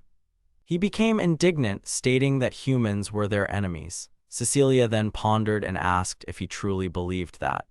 She noted that perhaps the reason for his animosity was simply that, and then reminded him that demons created by the Great Bastet were inherently driven to seek revenge on humans. Mammon anxiously reminded her that Cecilia wanted to reject their progenitor's will. She replied that he hadn't even inherited their progenitor's will, so why should he change anything? Cecilia directly asked Mammon why he hated humans so much and what exactly he felt, but he didn't know how to answer. At that moment, Gurgaz, laughing, grabbed Mammon by the shoulders and mockingly declared that he wanted to know what they were even fighting this scum for. He told Mammon not to be shy and just speak his mind. Gurgaz, with a predatory smirk, reminded Mammon how good it felt to win, because, according to him, the absence of food makes a meal especially potent. He provoked Mammon, pushing him to speak out, claiming that soul, hatred, and thirst are inherited. He called it barbarism, smirked, and asked why that should be a bad thing. Gurgaz yelled that he was the demon of greed and always got what he wanted, for that was the essence of a king. Mammon fearfully asked what all this was leading to, and the demon next to him calmly stated that he wanted Cecilia's soul and throne. Gurgaz, maintaining cold confidence, said he could reward the traitor if he proved his loyalty and worth. He indifferently added that he could do whatever he wished with her, eat her, or simply use her. Mammon, head bowed and teeth clenched, eagerly shouted that he would definitely prove it. The focus shifts to an unconscious girl lying on the ground. Cecilia glances at her, but the next second the demon furiously shouts that he didn't mean her at all, calling Cecilia a fool. Gurgaz lunges forward in a rage, yelling a threat at Cecilia. He demands she come closer, clearly intending to attack. A powerful magical blast erupts from her palm, engulfing the demon and filling the entire space with a flash of destructive energy. Mammon shields his face with his hand from the bright flash that erupted in the hall after Cecilia's attack. The entire room is bathed in blinding light, followed by a powerful explosion. Debris flies everywhere, the building shakes, and waves of destruction ripple through the castle. Clouds of smoke billow into the sky, signaling a massive attack. The young man anxiously gazed at the plumes of smoke above the castle and realized it was the aftermath of a powerful magical attack. He immediately understood that Cecilia was likely at the epicenter of the events. With a voice full of determination, he declared that she had to be there. His companion confirmed that the demons were definitely in that direction. Without hesitation, he shot into the sky, shouting that he was already heading towards Cecilia. The flaming spirits beside him also cried out for him to hurry. Karna saw the castle, with plumes of smoke rising above it, and with determination in his voice, he shouted that he was rushing to Cecilia. His companion confirmed they needed to hurry. They charged forward without a second's delay. Meanwhile, a whole flock of flying monsters appeared in the sky, carrying armed goblins who were flying straight towards the castle, cackling maliciously. He noticed a goblin on a flying beast suddenly lunge to attack. In response, he ordered everyone to begin, and his team immediately put their magic into action.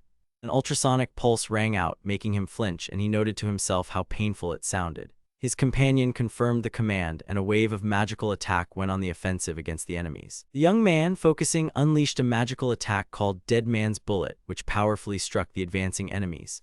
At this time, the flying monsters were fighting in the air, and one of the allies gave the command to attack. The goblin squads responded with battle cries and rushed forward. He watched the events unfold, fully battle-ready, not missing a single enemy movement. The guy noted with annoyance how persistent the enemies were.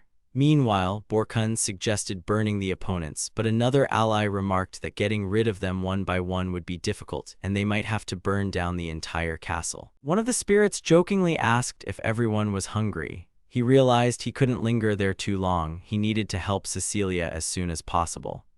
Then he noticed something strange in the distance and wondered what it could be. He recognized Aisha with alarm. At that moment, the demon of greed with a furious laugh lunged to attack, swinging his fist. Cecilia, in response, also rushed forward, her gaze fixed on the approaching enemy. Cecilia darted aside, dodging the blow, and the demon furiously lunged forward. She raised her hand to stop him with a spell, but he was already within striking distance. Following this, she delivered a counterattack, enveloped in a flash of magical energy. The demon smirked, wiping away blood as if savoring the pain, and with battle fervor he closed in again. The demon, with a smirk, noted that the barrier in front of him was quite sturdy. Even blows delivered with full force couldn't break it. The girl replied with a slight taunt that the attack was too weak and asked if he couldn't try a little harder. He suggested that the girl go on the offensive herself, noting that her magical power likely surpassed his. He wondered if she could defeat him with a single blow. Cecilia, slowly approaching, asked if her opponent had already started begging her. She told him to say please, calling him a little devil. Mammon, shocked by what was happening, couldn't believe that Lady Cecilia was truly so strong. Gurgaz told him he didn't know his mistress possessed such power. It was said that the 7 souls created by the goddess Bastet symbolized the 7 sins.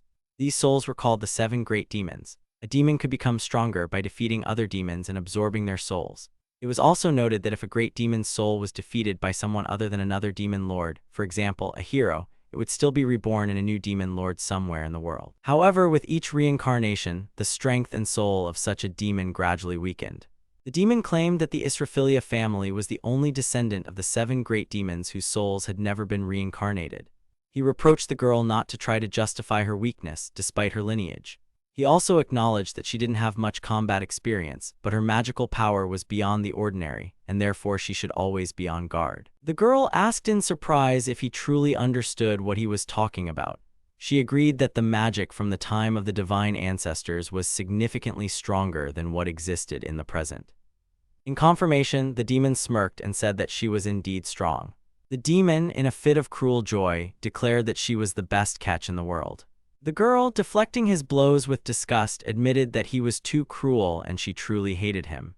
He explained with a smirk that he himself didn't have a fondness for little girls, so in his opinion they were on the same page. He also explained that if they could kill the demon lords in time, they could take their souls. But if they didn't make it, the magical power would dissipate and disappear. The demon, continuing his assault, said that luring someone out of a dungeon takes time. The demon enthusiastically exclaimed that with her help, he could truly achieve his goals. He added with malicious glee that it was going to be incredibly fun. Mammon confirmed this, shouting that it was absolutely true. A soul is a vessel that stores magical power, and it has a capacity limit. If a demon lord defeats another, their soul and magical power limit are transferred to the victor. However, their internal power doesn't increase, only the vessel's capacity grows. It was also explained that if someone destroys a demon lord when their magical power is at 0, it's equivalent to destroying 2 ordinary humans. He reminded them that while the demon is regenerating, humans have a chance to expand their territories and prepare for the next attack. He irritably pondered how humans, being the weakest species, still hadn't disappeared despite all logical reasoning. However, it infuriated him that a woman who hadn't absorbed a single demon lord's soul could possess such power. This, he claimed, was completely unjustified. Mammon sharply interjected that what was happening was already too much. At that moment, Gurgaz furiously charged forward, attacking Cecilia, who put her hands up to block his strike. Gurgaz unleashed a furious blow that shattered the magical barrier. Cecilia stepped back but didn't flinch. She irritably said that this loudmouthed demon was starting to tire her out and mentally told him to shut up. Cecilia gathered immense magical power, soared into the air, and directed it towards her opponent. A flash of light blinded everything, and a powerful explosion erupted. He barely managed to stay on his feet and, laughing hoarsely, admitted that her magical power was far greater than he expected. He said his desire to possess her had only grown stronger. Cecilia, not hiding her disgust, yelled that he repulsed her and unleashed a powerful magical attack. A surge of energy crashed down from the sky, causing a colossal clash of magical forces. A massive wave of destruction swept through the palace, shattering it into pieces, tearing through walls and towers. The crowd of monsters fled in panic, screaming that they needed to escape or they would die. Debris from the destroyed building flew in all directions, engulfing everything around them. Cecilia continued to unleash a colossal stream of magical energy that filled the hall, surging towards her opponent. She gritted her teeth, mentally realizing that if she didn't stop, the magic would destroy the entire castle. Her hand trembled, but she still tried to hold back the vortex of energy. Cecilia stood amidst the ruins, breathing heavily as the demon, smirking, acknowledged her efforts, saying she had done surprisingly well. He approached closer, declaring that her magical power had exceeded his expectations, and this only fueled his desire to possess her even more. However, the girl calmly warned him that if he raised a hand again, she would kill him without hesitation. Meanwhile, Mammon, who had been watching in horror, couldn't believe his eyes, whispering Lord Gurgaz's name as if he couldn't believe he was still standing. Gurgaza, with a cold smirk, told Mammon not to be afraid. He showed them glowing magical symbols on his chest, informing them that these marks had been taken from humanity's heroes. With a sinister expression, he added that one of the marks belonged to the old high priest and the other to the spirit king. The girl and her companion were stunned by this revelation. Aisha worriedly reminded him that both great figures, the high priest and the spirit king, had gone missing more than 10 years ago. The girl with cat ears wondered in surprise how extraordinary their abilities must have been. In response, she explained that the first was an advanced warrior with incredible combat skills and the ability to nullify an opponent's magical defense. The second, the spirit king, possessed powerful resistance to magic, called anti-magic. Cecilia concluded that if he truly acquired these marks, it meant he could now penetrate any defense and completely neutralize her magic. The spirit encouraged Cecilia, telling her that she had a huge advantage thanks to her strength. He explained that if she used offensive magic, amplified with anti-magic, the result would be far more powerful than any of her previous uses of magical power. Aisha urged her to act faster. The demon chuckled with a sly smile, saying he didn't think it would happen but wouldn't rule out the possibility. One of the demons explained that demon lords have their own karma, an absolute rule they obey. Gurgaz proudly declared that he represented greed and desired to possess everything, souls, power, and control over the world. He intended to seize the demoness's soul to become even more powerful. Cecilia added that the lords are fragments of the great demon Bastit's soul and embody the 7 deadly sins. Aisha, surprised, asked if her karma was simply lust. The demon suddenly grabbed Mammon, who shrieked in panic, asking what was happening. But the demon, smirking, replied that he wasn't doing anything special. This subordinate would simply become his shield. Mammon, stunned, tried to object, not understanding what shield meant, but his protests were useless. The demon had already begun using him as cover. He couldn't comprehend why he was being touched since he was on the demon's side. But the demon replied that he knew how talkative he was. Meanwhile, the woman tried to reason with him, saying that since this captive was now his subordinate, perhaps he should release him. But the demon replied that he knew, and especially since he had already betrayed once, he could certainly betray again. The demon smirked and said he would now use the captive as a shield, as it was even more useful than he was before. If he survived, he would still receive the promised reward. He added that the woman they were fighting against would be dirty and hot before she died. The spirit said that Gurgaz had weaknesses, and if they attacked him now, they could win, but then Cecilia had doubts. The demon sneered, stating that Cecilia wouldn't be able to attack him. He reminded her that she inherited the sin of lust, which meant love for her subordinates lived within her. This was what prevented her from fighting against him. Meanwhile, the demon mockingly declared that it was now clear to him why demons of the lust lineage constantly disappeared. He considered them trash, incapable of even dealing with their own subordinates. He sarcastically confirmed that this was the worst karma. Cecilia confidently stated that she didn't consider her karma the worst. She explained that the power she inherited allowed her to feel love, and this was not a weakness, it was an ancestral blessing. Cecilia ordered her opponent to shut up. Then the young woman unhesitatingly unleashed a powerful magical attack, shouting the spell Death Bullets. Streams of energy surged towards the target, causing a violent reaction. The masked mage, observing this, told his spirits that the opponents had been dealt with, but there was no time to rest, they needed to hurry. The demon furiously screamed for his opponent to finally die, launching a fierce attack while the spirit shrieked in alarm. He struck with a wild grin, yelling for her to get everything she deserved. The girl with the ears raised her hands, trying to defend herself, but still couldn't fully withstand the blow and was thrown back. The demon, laughing wildly, rushed forward and struck the girl with all his might, sending her flying backward. She cried out in pain, instinctively pressing her hand to the spot where she was hit. The girl screamed forcefully, demanding he stop. In desperation, clenching her fists, she concentrated magical power in her abdomen. Her energy began to accumulate at a single point. Suddenly, a powerful burst of light erupted, engulfing everything around and forcing the demon to shield himself from the flash. He admitted that due to the excessive flow of magical power, the capillaries in his fingers had burst. He explained that the girl was releasing pure magical energy, and if she made a mistake in controlling it, something terrible could happen. She reproached the demon for using magic to attack, even when he could avoid it. The demon rushed forward with a shout, and she began to accumulate energy again, remembering that her ancestors' magical power was too great and could get out of control. Gurgaz watched with a malicious smirk as the girl flew through a wall from his blow. She cried out in pain, clutching her hand to the wound. He approached her and reminded her that if she had attacked in such a state, uncontrollably releasing her magical power, she would have accidentally killed all her allies. He then noted that she had come alone without subordinates, emphasizing her vulnerability. The demon listened mockingly as his subordinate explained that even a demon lord's soul loses power over time, and the outer boundary of magical energy decreases with each reincarnation. He reminded them that Bastet's ancestor possessed 10,000 units of magical power, while a modern demon could only reach 500. He then turned to the girl, stating that she had inherited the power of a divine ancestor but had no idea how to use it, and therefore wouldn't be able to properly wield this immense power. He sneered that the girl couldn't control her power, just as she couldn't control her appearance. He laughed, squeezing his subordinate's throat, and claimed that she was only capable of using defensive magic, not offensive. He stated that her power was so unstable that the slightest attempt to use magic could destroy everything around her. At this moment, Gurgaz offered Mammon an advance payment and suggested kissing the queen's lips. The girl said she hated it. The demons, looking at the girl with a sneer, promised not to kill her, but warned that he would continue to torment her to drain all her magical power. The little spirit anxiously noted that the situation was very bad and Cecilia was in trouble. After all, if Cecilia died, Karna could resurrect her, but the demon made it clear that he wouldn't allow that.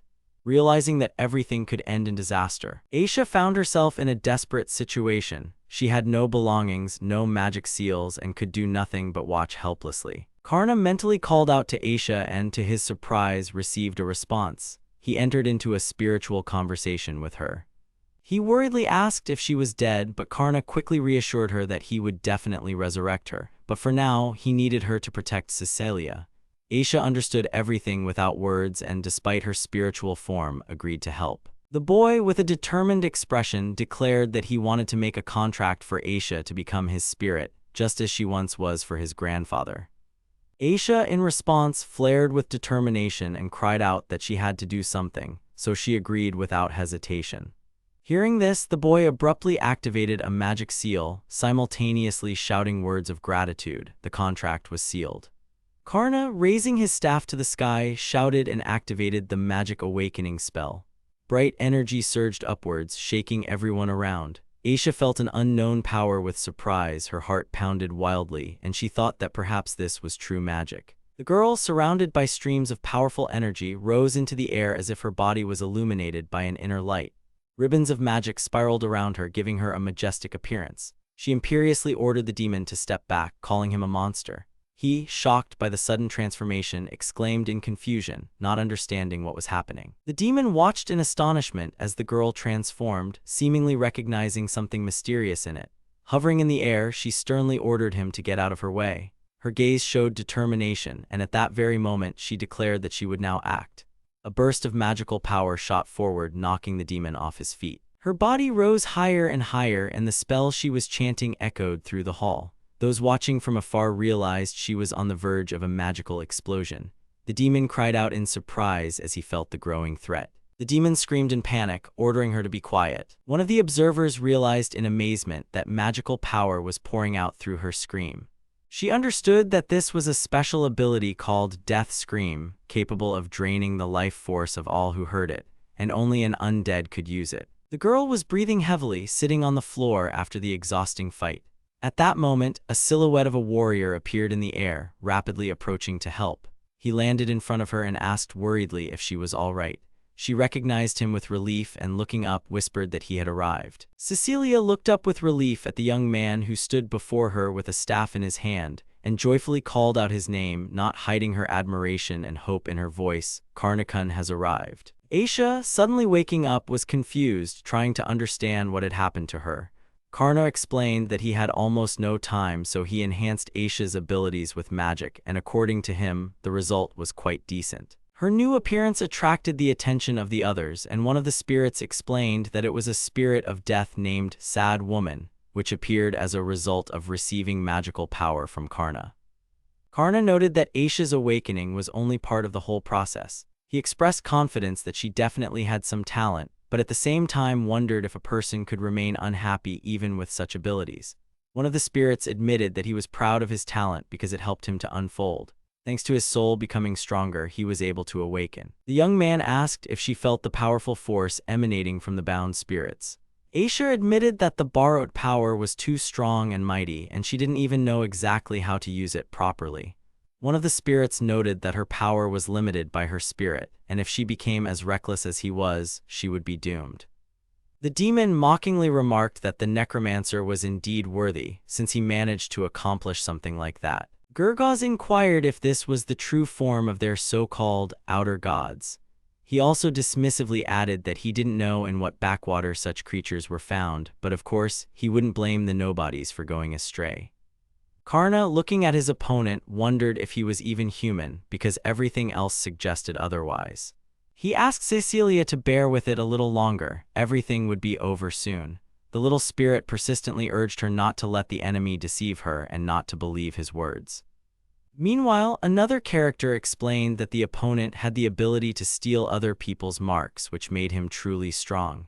Karna listened carefully and, understanding what was happening, briefly replied that it was all clear. Gurgaz, grinning sinisterly, declared that with the acquired marks, he, the Lord of Greed, would destroy his enemy.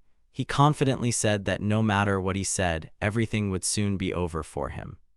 Meanwhile, Karna, standing opposite, calmly observed what was happening and asked him not to use that terrible ability anymore. Gurgaz, surprised by the calm reaction, asked if he knew the true nature of his power. Karna merely confirmed that he had already heard about it from his grandfather.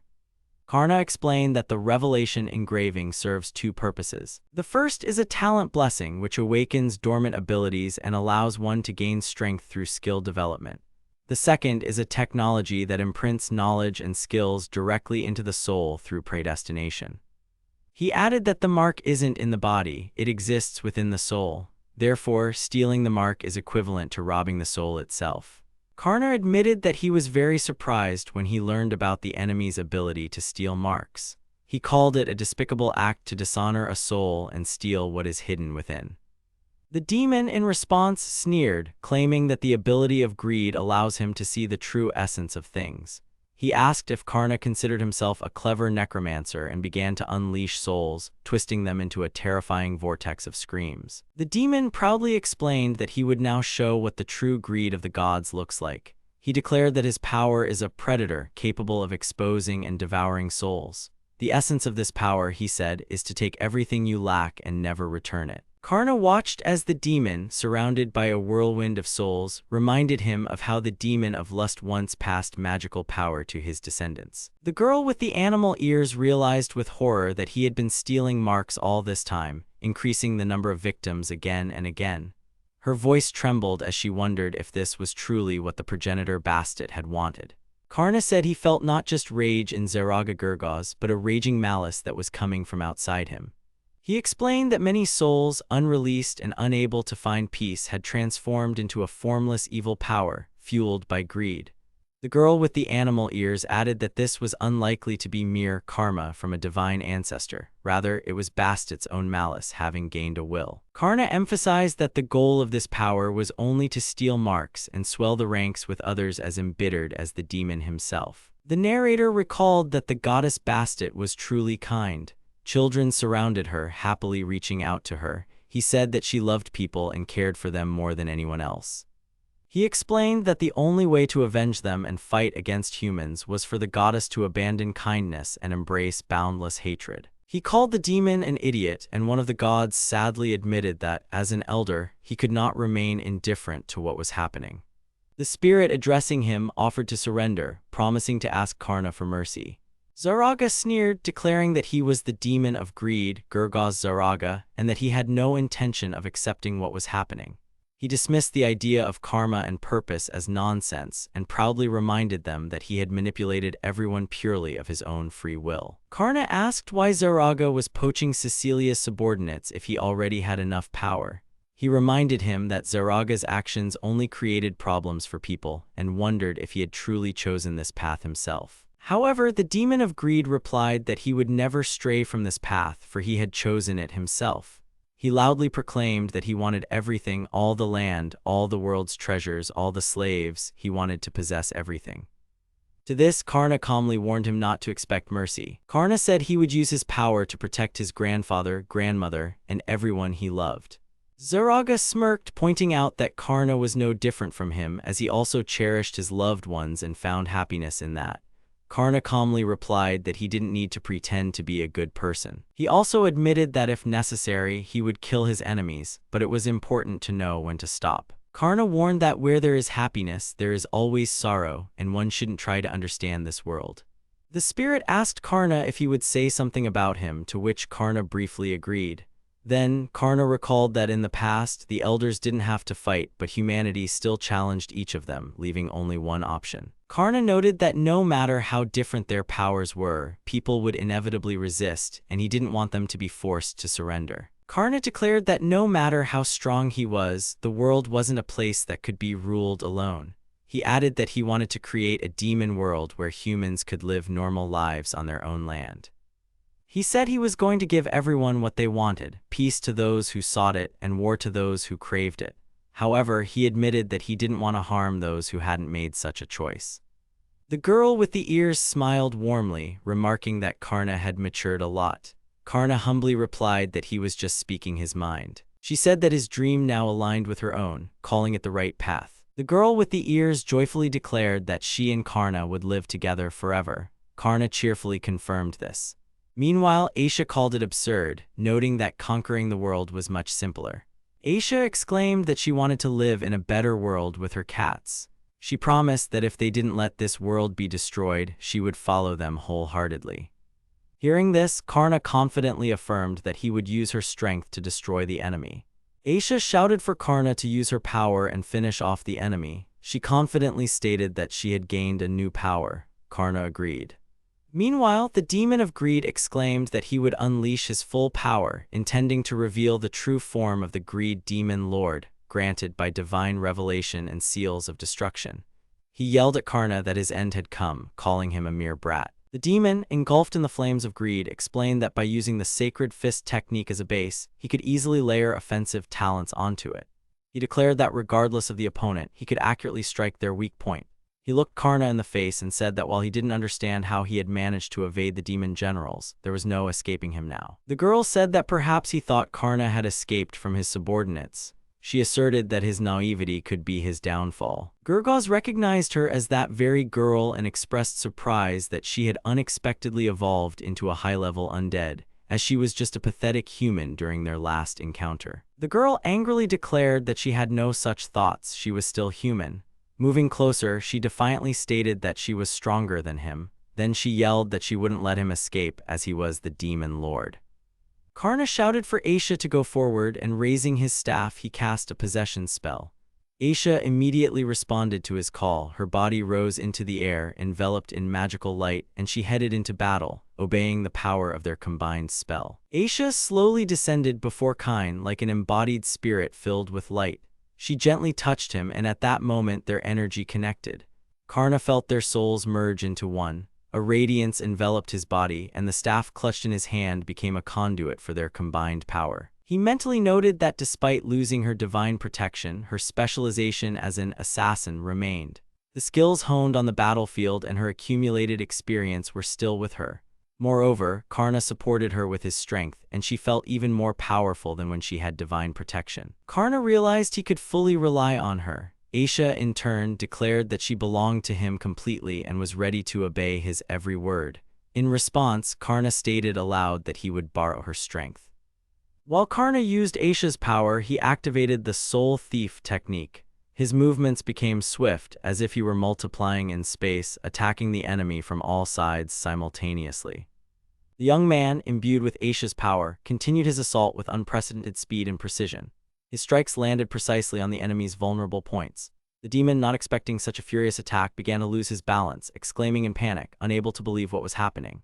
Every one of Karna's movements was accompanied by flashes of energy, as if the very essence of his strike penetrated deep into the enemy. Karna, in the guise of an assassin, continued his rapid offensive. His strikes, like shadows, rained down on the demon from different directions, leaving him no chance to defend. The opponent cried out in pain and surprise, unable to believe his power could be so easily breached. Souls began to erupt from the demon's body, as if years of suffering and theft were finally having a reverse effect. Karna continued the fight with unyielding determination as the demon desperately screamed that he couldn't defend himself. The demon didn't understand why his magic was no longer working and cried out in panic that his marks had been stolen. His body trembled with helplessness. One of the observing gods noted that despite the demon's strength, his magic was losing effectiveness, as if something inside was resisting, creating resilience. The spirit explained that the demon lacked direct tempering. His slightly enhanced magical power could still be suppressed by a simple difference in might. Karna, by absorbing souls, gained not only strength but also a fragment of the earth's divine energy, which his opponent lacked. The demon attempted to strike, but Karna, empowered by Aisha's strength, dodged with lightning speed and landed a precise punch. He then closed the distance again, preparing to finish off his opponent, concentrating all his power into one mighty final blow. Karna, possessing new power, confidently strode towards his fallen opponent. The demon, racked with pain, tried to rise one last time but fell, unable to resist. Karna stated that he understood the essence of greed, the soul-stealing power, and now everything was clear to him. His eyes gleamed with determination. He knew this was a sure victory. Karna, standing before his defeated foe, pondered the power called greed, which steals souls. He noted that he now more or less understood its nature. The demon, struggling to his feet, barely let out a hoarse groan, realizing this was the end. Karna didn't wait. He lunged forward with renewed strength and delivered a powerful blow, signaling the demise of the demon lord. The hero, with cold resolve in his voice, said that he had found it, the very mark the demon had torn from Aisha. He confirmed that this mark belonged to her and added that he intended to return it. Extending his hand, he forcefully ripped the symbol from the demon's body, which screamed in agony, unable to resist. Holding the shining mark in his hands, he uttered Aisha's name with reverence. At that moment, the mark's bright energy surged towards her. The girl's body glowed with a soft radiance and the symbol returned to its place, awakening Aisha. Gurgaz noted that the ability of greed was similar to his own soul thief. Necromancy also involved the control and processing of souls, and that was their similarity. Aisha, looking at him in astonishment, admitted that Karna had proven stronger than the demon lord. She calmly added that in a normal situation he wouldn't have succeeded, but Gurgaz Zaraga was simply unlucky. Aisha confidently stated that the reason for the demon's defeat was that he himself had made them his enemies. Gurgaz, overcome with fear, couldn't believe what was happening. He realized with horror that Karna's level defied all limits and called him a monster, a creature not of this world. Karna calmly confirmed that he wasn't going to rush the demon's demise, as Grandpa and the others apparently had something to discuss with him. The spirit noted that things hadn't gone well with Bastet and suggested that Gurgaz, left without his mistress in this world, was lonely and consumed by sorrow from within. The sage noted with sadness that the demon fought alone, even though his comrades were either defeated or sealed. Agniak added that he was late, but now everything would be fine because they were there. Looking at Karna, he pleaded for his release. Karna nodded in agreement and declared with determination that he would begin then. Karna didn't hesitate, activating the vanishing technique. The darkness accumulated in the demon's body began to rapidly dissipate, absorbed by the light of his spell. The demon let out a terrifying scream in furious agony, as if his soul was returning to nothingness. Karna felt the power of disappearance engulfing the demon lord's body, gradually erasing him from existence. He noticed that this process affected not only the flesh but also the very essence of his opponent. The demon lord screamed, consumed by fear and despair. Karna noted to himself that he felt this disappearance with his entire being.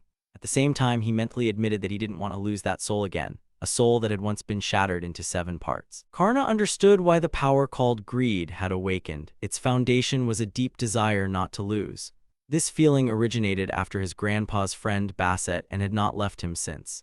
He noticed how, in response to this desire, his power continued to accumulate, manifesting as a flame in his hand. Karna calmly stated that everything would be fine now and declared that it was time for the soul to return to its origins. He brought the glowing orb to the girl with the ears, handing it to her. She, in turn, wondered aloud if it was Gurgaz's soul, though it was more likely the greed that had separated from it. Karna explained that the soul had now become a pure vessel for magical energy. He added that he thought if he left everything as it was, all the bad things previously contained within that vessel would remain. Therefore, he decided to purify it. The girl with the ears, confused, asked if the demon lord's mark engraved in Karna's soul had truly been purified. Karna admitted that perhaps he shouldn't have interfered and should have left everything as it was, but he thought that if he purified the demon's soul, the girl could gain his ability to take marks without being negatively affected. He apologized for acting on his own, to which the girl with the ears gently replied that it was fine. She said she didn't need the power to take marks. The girl with the ears noticed that it was now much easier for her to control magical energy. Karna explained this by saying her maximum mana capacity had doubled, but added that nothing would change if she didn't accumulate more energy. He warned that it was better not to use offensive magic because it could get out of control. The girl thanked Karna, saying he had saved her from the regrets of the goddess Bastet. Cecilia winked and said she was counting on him in the future. The boy cheerfully replied that, of course, he wouldn't let her down. Aisha, looking at the demon's immobilized body, explained that without the mark, his soul was now completely destroyed, and he could no longer even become undead, let alone be resurrected. She looked at Mammon and said that theoretically, resuscitation was possible, but there was no reason for it. This was the end. Aisha cautiously clarified what would happen if one of the 7 great demon lords were brought back to life. She understood that the balance of the world would be shaken again. It is narrated that humans are preparing a counterattack on the dungeon previously belonging to the demon king of greed. The demons also have no intention of retreating and may try to seize these lands. Karna does not intend to attack first, but will fight back if attacked. Meanwhile, Cecilia, who has grown stronger and gained the power of a demon lord, may attract threats from those who see her as a danger. Aisha pondered that the war was not over. On the contrary, everything was just beginning.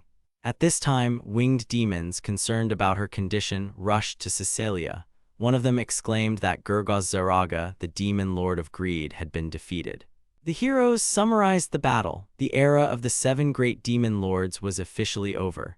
Karna found himself in the spotlight as joyful pig-like creatures lifted him onto their shoulders, proclaiming the beginning of an entirely new era. The day after the victory over the demon lord of greed, a large-scale reconstruction began. The pig people energetically set about restoring the destroyed city. They worked together, lifting heavy stones and organizing the construction. A new era began with labor and unity. Belphegor mused that everything was finally starting to look as it should, and that if they didn't hurry with the repairs, everything could go wrong again. At that moment, he saw Aisha and exclaimed in surprise, disbelieving his eyes, that it was really her. One of the characters asked if the 2 who were brought in were subordinates of the other. The latter explained that they had been trapped in a secret room, so he simply decided to help them. Hearing this, the pair burst into tears and begged Lord Belf to forgive them. Belphegor exclaimed with relief that he had been worried about the missing individuals and demanded an explanation for their whereabouts. They confessed that they had been tortured, which led one of them to reveal information about Lord Sabato.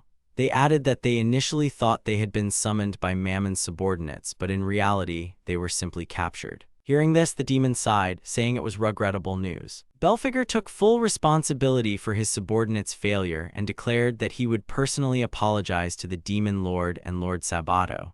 He assured them that the most important thing was that his subordinates were still alive. Aisha observed the scene from the side, pondering that she hadn't expected such a reaction from demons, realizing they were essentially no different from humans. Aisha reflected that, despite common belief, there were indeed trustworthy demons. She noted that traitors existed among both humans and demons. Aisha, an outwardly ordinary girl, drew the attention of those around her. In reality, she was a powerful evil spirit who had killed the demon lord Gurgaz himself. She was one of the 4 heavenly kings, close to Sabato. They watched Aisha anxiously, recalling rumors that each of the 4 heavenly kings significantly surpassed him in strength. Aisha herself asked not to be counted among that strange and dangerous company. As she returned to her business, Belphegor hastily added that he needed to report on the construction progress and apologize for the information leak. Aisha looked at Belphegor and told him he could follow her, but warned him not to regret his decision. Belphegor enthusiastically declared he was ready for anything. At this moment, they approached the door leading to Demon Lord Cecilia's room. Cecilia pulled Karna closer, gently asking for just one small kiss. He became shy, blushed, and not knowing what to do with himself, mumbled that he felt awkward. Cecilia, with a tender smile, complained that she had broken a nail during a fight and it was now hurting badly. But she added if Karna kissed it, the pain would surely go away. She softly asked him to open his mouth. She noted that even a light touch caused her unusually strong sensations, as if her entire body was reacting.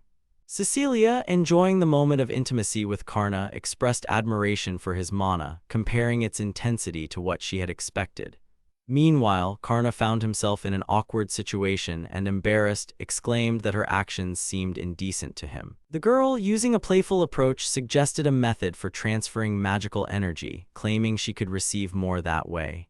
The young man, caught off guard, felt confused and shy, trying to refuse. Despite this, the girl didn't let him go. One of the heroes expressed shock and confusion upon discovering that other characters in the room had been in an unusual state since the previous day.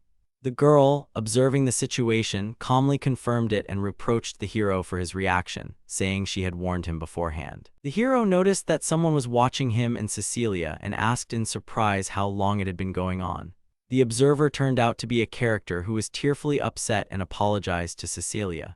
In response, she gently reproached him, saying it would have been better to simply make his presence known rather than peeking. The heroes discussed the situation where some characters had accidentally witnessed a private moment between Karna and Cecilia. Cecilia smiled and reproached them for peeking instead of speaking up. One of the characters responded by excusing themselves, saying they were trying to be polite and that the observation happened by chance. After this, the conversation shifted to the castle's restoration, with Belphegor reporting that work was progressing rapidly. The barrier has been successfully activated, and the entrance transfer is complete. Thanks to its location and barriers, it confuses enemies and remains hidden. Karna explains that the castle is hidden in a huge cave in the demon lands and has no direct exit to the surface. However, the castle is connected to other dungeons, making it convenient as a transit point. One of the passages to it is not far from human lands. The path to the dungeon turned out to be much closer than expected. She explains that the entrance to the hideout changes periodically to stay hidden from enemy eyes. Even if the enemy army is huge, without knowing the exact location, they won't be able to attack. The current passage was revealed by Mammon, and now there's a risk it could be found. However, its proximity to human territories keeps this spot in a blind zone, making it a good, albeit temporary, hiding place. The girl with the ears tries to justify the choice of location, citing strategic reasons. Although others suggest that the real motivation was personal preference, specifically the proximity to bookstores. The question of finding another passage comes up, and one of the characters expresses an intention to make an agreement with the owner of a neighboring dungeon. The character happily offers to use his parents' house as a possible location for a new hideout. The girl with the ears smiles, noticing his eagerness to see his family, and he admits that he'd like to not only visit his relatives but also share some of his salary with them. She then acknowledged that it could indeed be a good spot for a new base. The creatures accompanying Karna reminded him that his parents' house is the burial place of two respected spirits. He expressed confidence that if asked politely, his parents would allow them to use the location. However, the girl with the ears calmly explained that it was impossible to move the castle there. The status of those lands differs from the current ones, and if they moved, control of the castle would pass to others. Furthermore, one of the companions added that faith accumulates in their tombs, and magical energy gathers from all demonic lands, thereby transferring protection to those who are the source of this energy. His interlocutor then clarified whether this was truly the case. Belphegor enthusiastically declared that he had been honored with lightning of despair. However, Aisha, holding her hand discreetly to her face, explained that they were talking about the demonic ceremonies of divine revelation and seal of destruction. She added that since all demons give magical energy in the form of faith, the scale of the ceremony would be completely different. The girl with the ears, standing nearby, calmly assured him that she had known what he was referring to since the leak and asked Belphegor not to worry. One of the heroes asked Karna to demonstrate his abilities, to which he readily agreed. He then concentrated and cast a spell, summoning many spirits around him. This sight caused surprise and slight fear among those present. Karna began to concentrate, surrounded by souls. Someone present wondered what exactly he was doing. It was explained that after the battle with the army of the demon lord of greed, Karna had collected the souls of even powerful enemies like Mammon and Gurgaz. These souls were interrogated by ghosts who analyzed the information received and transmitted it to Karna. He then carefully studied the data and developed a strategy. One of the characters, observing this, exclaimed that everything was clear to him now. Karna announced that Mammon had opened all 7 passages into the castle. He also speculated that Mammon likely shared information with Gurgaz, including the fact that Karna was human. Karna praised his assistants for their excellent work and confirmed that he had received many details in a short amount of time. Karna then asked the spirits for help with preparations, and they happily agreed, expressing their enthusiasm loudly. Karna explained that Gurgaz had almost no memories left, but they managed to extract the most significant information. He clarified that the map before them displayed the current balance of power. It showed the lands of other demon lords, including Karkazan's domain, Karna's dungeon, and La Rural's palace.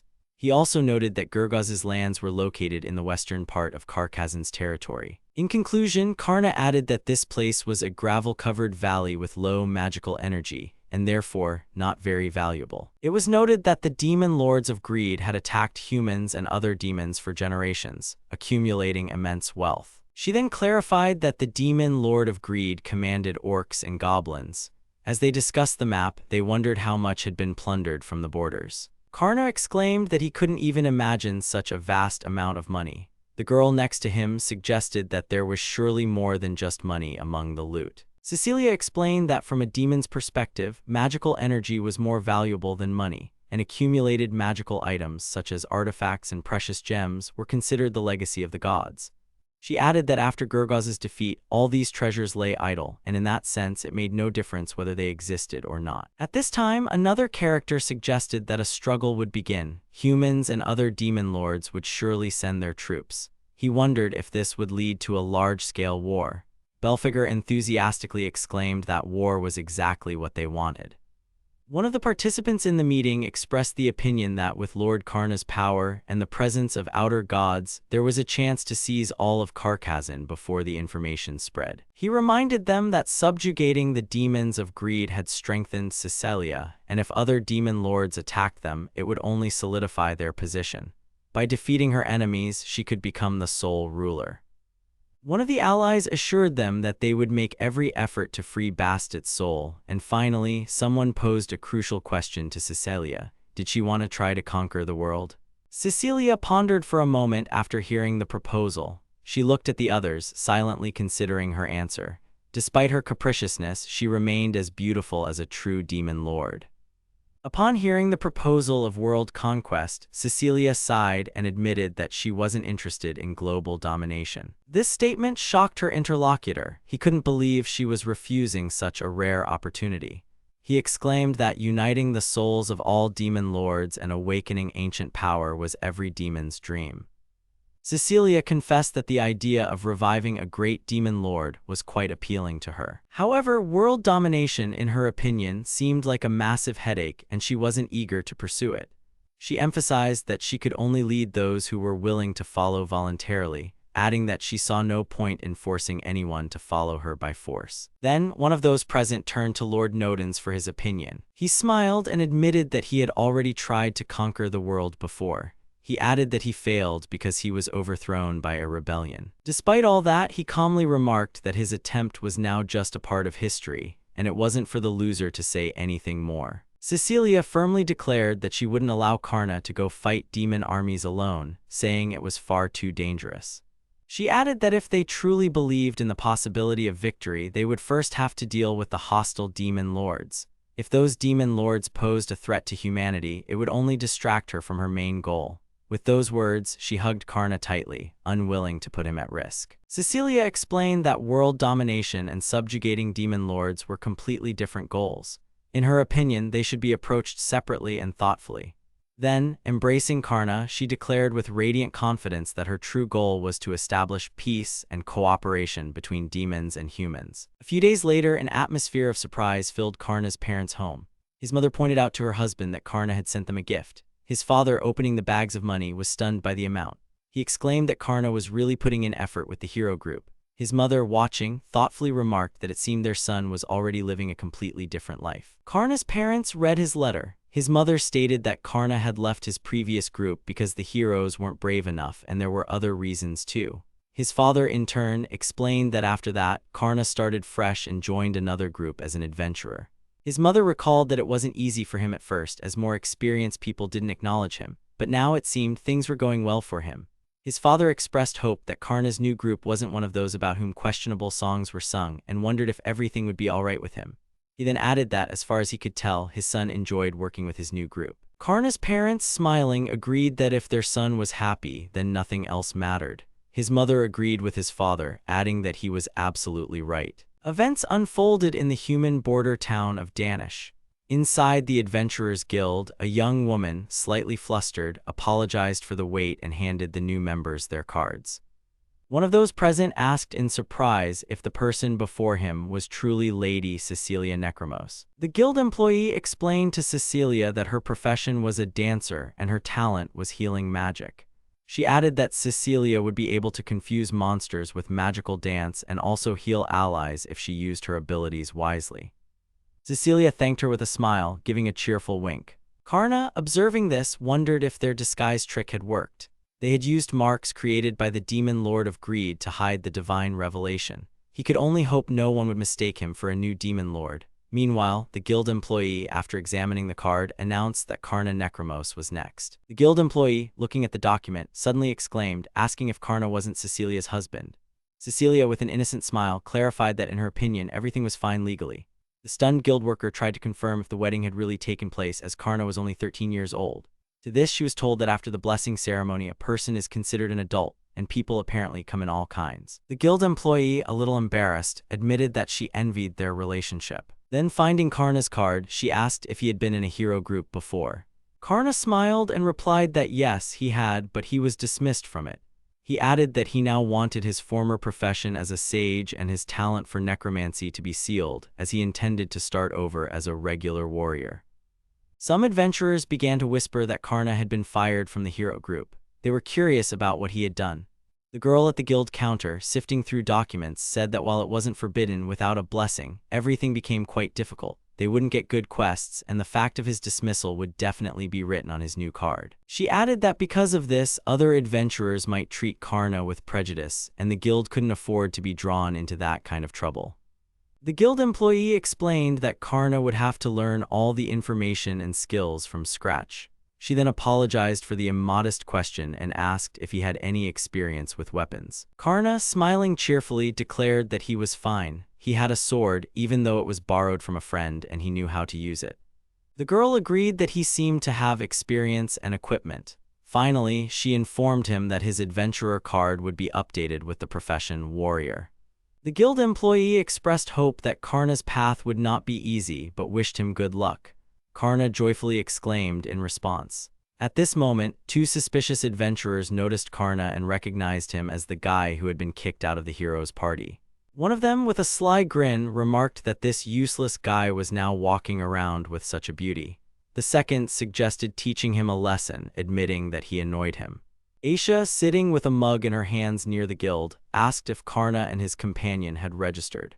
When they confirmed that they had just registered, Aisha announced that she had also registered. Her profession was thief, and her talent was flea market.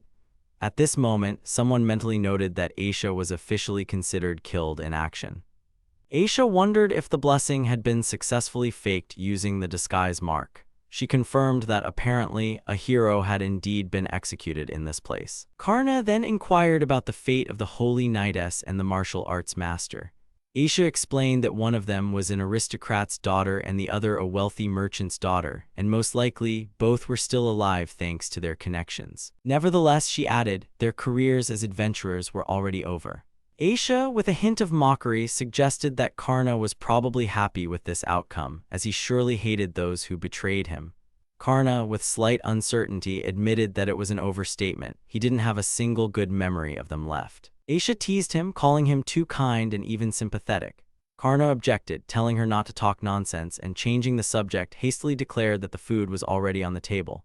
He reached for a piece, and Aisha, a little surprised by his reaction, noticed that he had started eating even before her. Karna enjoyed the delicious food with a satisfied smile. Karna sat down at the table, tasted the food, and smacking his lips with pleasure, noted that the dish was surprisingly delicious. He thanked them joyfully, smiling so genuinely that Aisha involuntarily froze. Cecilia noticed that Aisha's expression had suddenly changed and teased her with a slight smile. Aisha waved her hands in embarrassment, trying to brush off the question, but her blush spoke for itself. Inside, everything tightened at Karna's smile alone. Something strange fluttered in her chest. She didn't understand what this feeling was and wondered if it was magic. Trying to calm down, the girl took deep breaths while Cecilia calmly sipped her drink. Aisha mentally urged herself to remain calm, unable to understand why her heart had suddenly started beating so fast. Cecilia, with shining eyes, enthusiastically declared that the drink was incredibly delicious. She noted with surprise that there was no magic in it at all, which seemed strange to her. The spirit, smiling, mused aloud about whether human food could be offered as entertainment for demons. She explained that demons, who feed on magical energy, don't digest ordinary food and can therefore eat as much as they want without getting fat. She wondered if the demon lord of gluttony had once used something similar for amusement. Immediately, without waiting for an answer, she admitted that she had heard about it before. Karna, with slight apprehension, asked if Cecilia leaving the castle had become a problem. She just smiled softly and assured him that everything was fine. There was someone to look after things in her absence, and she could teleport back in the evenings. She asked him not to worry. Then, looking directly at him, she said that for her goal, she needed to get to know humans better. Karna wondered in surprise if peaceful coexistence between humans and demons was truly possible. The old man with the beard, without taking his eyes off them, noted that demons get their magical energy from humans, so they can't actually destroy them. Karna observed that these days, it seems like demons are draining magical power from humans, either by enslaving them or sending them to their deaths in battles. He regretfully admitted that he couldn't bring himself to call that a good thing. Cecilia stopped a major war that could have claimed many lives. Now, she would get magical energy from dungeons. He believed it was better to become an adventurer than to be the cause of bloodshed. Finally, he mused aloud that it seemed humans and demons wouldn't be able to coexist peacefully after all. Aisha said that, in her opinion, they should leave the city right after eating. Cecilia exclaimed that they weren't in a hurry at all and she wanted to visit a bookstore and many other places. She also noted that, in her opinion, Cecilia just wanted to see the sights. Aisha explained that she was using a bit of countermagic, but sooner or later, they would be pursued again. She added that no one should do anything foolish, especially, she emphasized, Karna. The young man asked in surprise why him specifically. Then, smiling, he tried to reassure her, reminding her that he had been traveling alone for a while and everything had been fine. Aisha said that they were both too well known in these parts, but unfortunately, in a bad way. She warned that this could lead to problems for them. At that moment, 3 men approached them. One of them sharply exclaimed that he recognized Karna. It was him, the guy without a blessing. Aisha became wary, and Karna, turning around, calmly confirmed it and asked how he could help. One of the men, pointing indignantly at Karna, shouted that he, without a blessing, dared to call himself a warrior and was now going to pretend to be a full-fledged adventurer. He accused Karna of hoping to use magic in a critical situation and declared that such dreams would lead to nothing good. Another man supported him, adding that a warrior isn't someone who just swings a stick, but a person with true strength. At this time, a girl with a flirtatious smile approached them. She said it would be a shame if such a small boy died, and suggested Karna give up his stubbornness and return to his former profession as a sage. That's what she said. The girl, with a gentle smile, told Karna that she understood heroes might have said many hurtful things to him, but that was no reason to stop believing in himself just because something didn't work out the first time. She advised him to think everything through carefully again, as he had a strong inner core. Karna thanked her, but with slight embarrassment, he asked Aisha if these people could be considered good. Aisha, looking at the gathered crowd, replied that decent adventurers were rare in backwater places like Danish. She explained that just like everywhere else, adventurers included various types of people, and there were plenty who, driven mad by the lust for gold, perished in dungeons. The man was embarrassed by the compliment, while another called it no compliment at all. Karna admitted that although he had joined the Adventurers Guild, it actually happened after he was kicked out of the heroes' party. He noted that he had gained a bad reputation, which was why no one even wanted to approach him. He refused to be a scout for the heroes, but he wondered if he could become a regular adventurer. Cecilia joyfully hugged Karna and said that it was thanks to what happened that they were able to meet. She asked if he didn't agree with that. Karna, blushing deeply, could barely answer. One of the men at that moment exclaimed that his heart almost stopped, adding that such behavior hurts the feelings of virgins.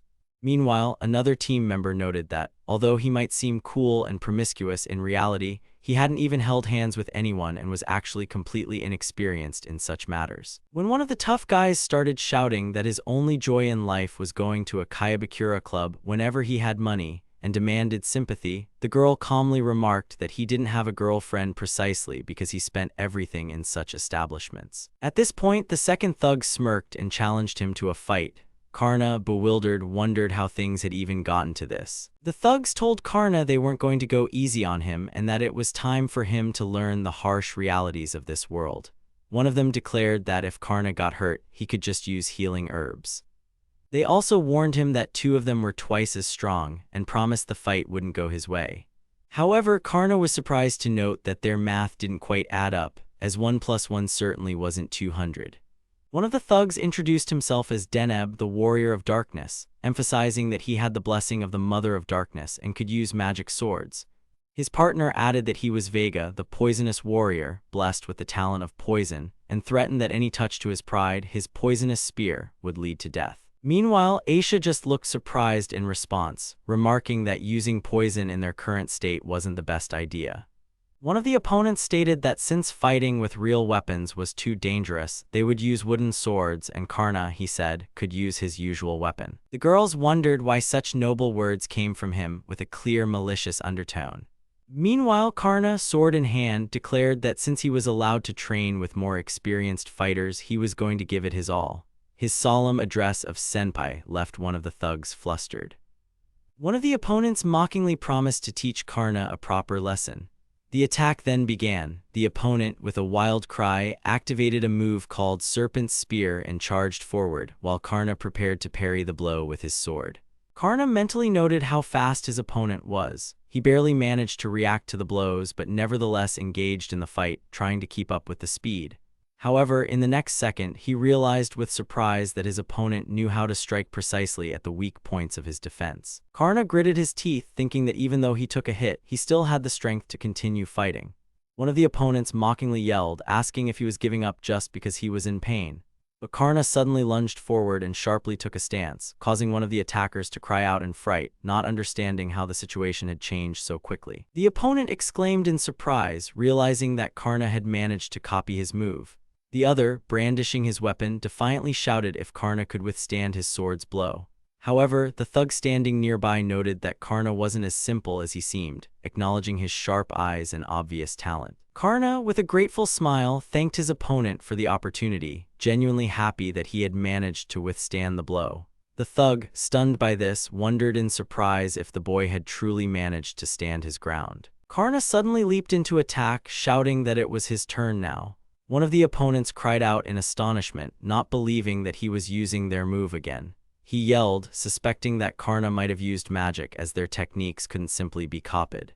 The hero exclaimed confidently that he hadn't used magic. He explained that thanks to his talent of necromancy, he was able to directly learn his opponent's combat experience during a fight by touching their soul. Meanwhile, the wise spirit noted to himself that in such a situation, Karna didn't need to use magic at all. He also added that by training in real combat, Karna could become even stronger, even though he was weaker compared to someone with the talent of a warrior. One of the thugs cried out in horror that it wasn't fair, and together with his partner, they screamed in fear, not understanding how it was suddenly their turn to be attacked. He mentally noted that he had combined the basic movements he remembered when the opponent was in a state of combat frenzy with the techniques he had just learned. Karna announced that it was now his turn to attack, calling his opponent senpai. The young man, with a sharp leap, appeared directly in front of his opponents and delivered a crushing blow, which both barely managed to raise their weapons to defend against. However, the force of the attack was so unexpected that both their faces contorted in horror, and they froze in panic, realizing that their advantage had rapidly vanished. Karna, breathing a deep sigh of relief after his victory, smiled and thanked his defeated opponents, politely asking if he could request one more favor. Meanwhile, they lay on the ground, completely disarmed and dejected, while a stunned girl nearby quietly remarked that their pride had already turned to dust, asking Karna if he couldn't at least spare them a little. Aisha stepped into an alley, activated a magical communication device, and tried to call her grandfather, asking if he could hear her. One of the onlookers, watching this, wondered in surprise who she was talking to.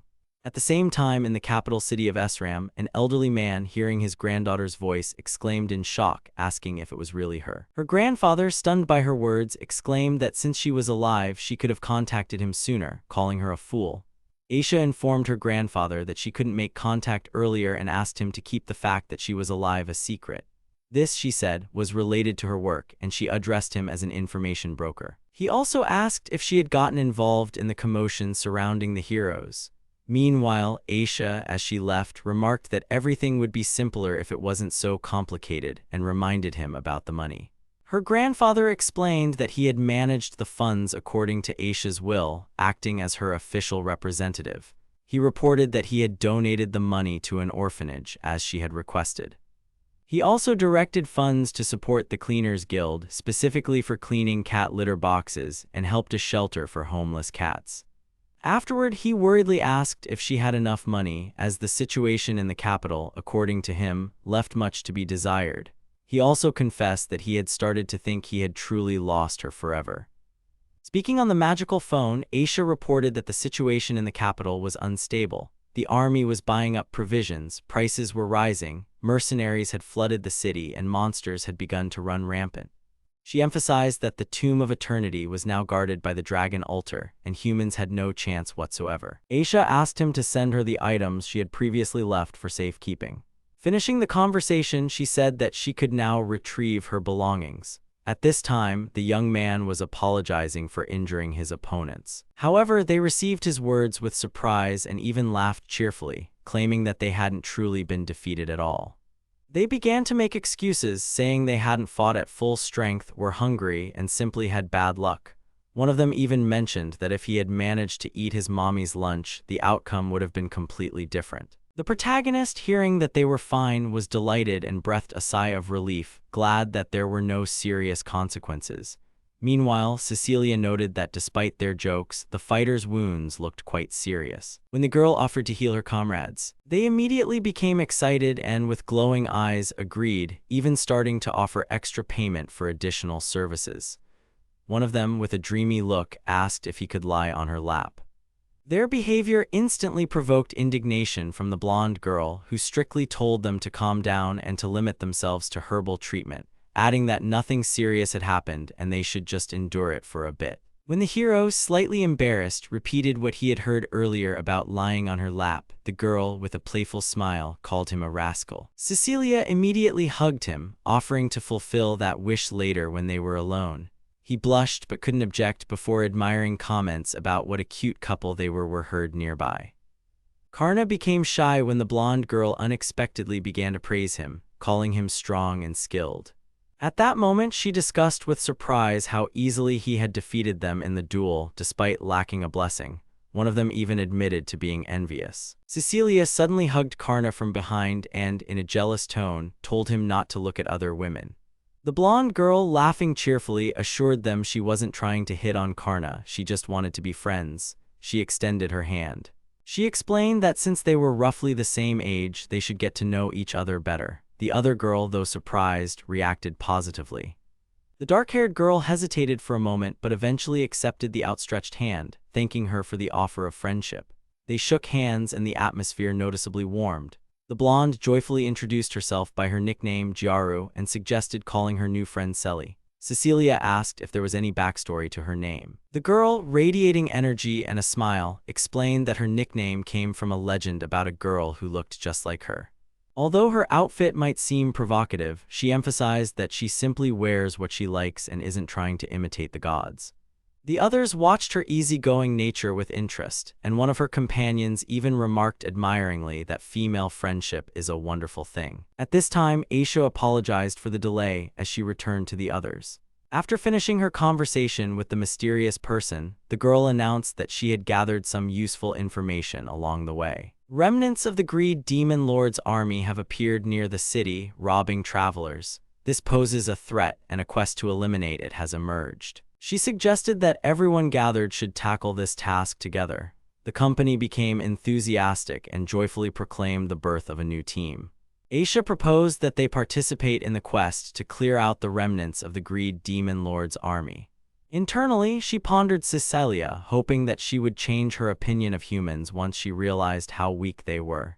She feared that Cecilia might prefer to enslave humans rather than strive for peace. Meanwhile, everyone present began to realize that the threat remained, as the main strike force had already returned, and there was no one left to hunt demons. The girl with pigtails explained that the army ignores remote areas, prioritizing main strongholds. One of the guys joked that Male doesn't even reach such backwoods, and another added that he could barely contact his family. The girl said she was tired of her companions comparing their origins and added that, for her as a city dweller, they all looked equally provincial.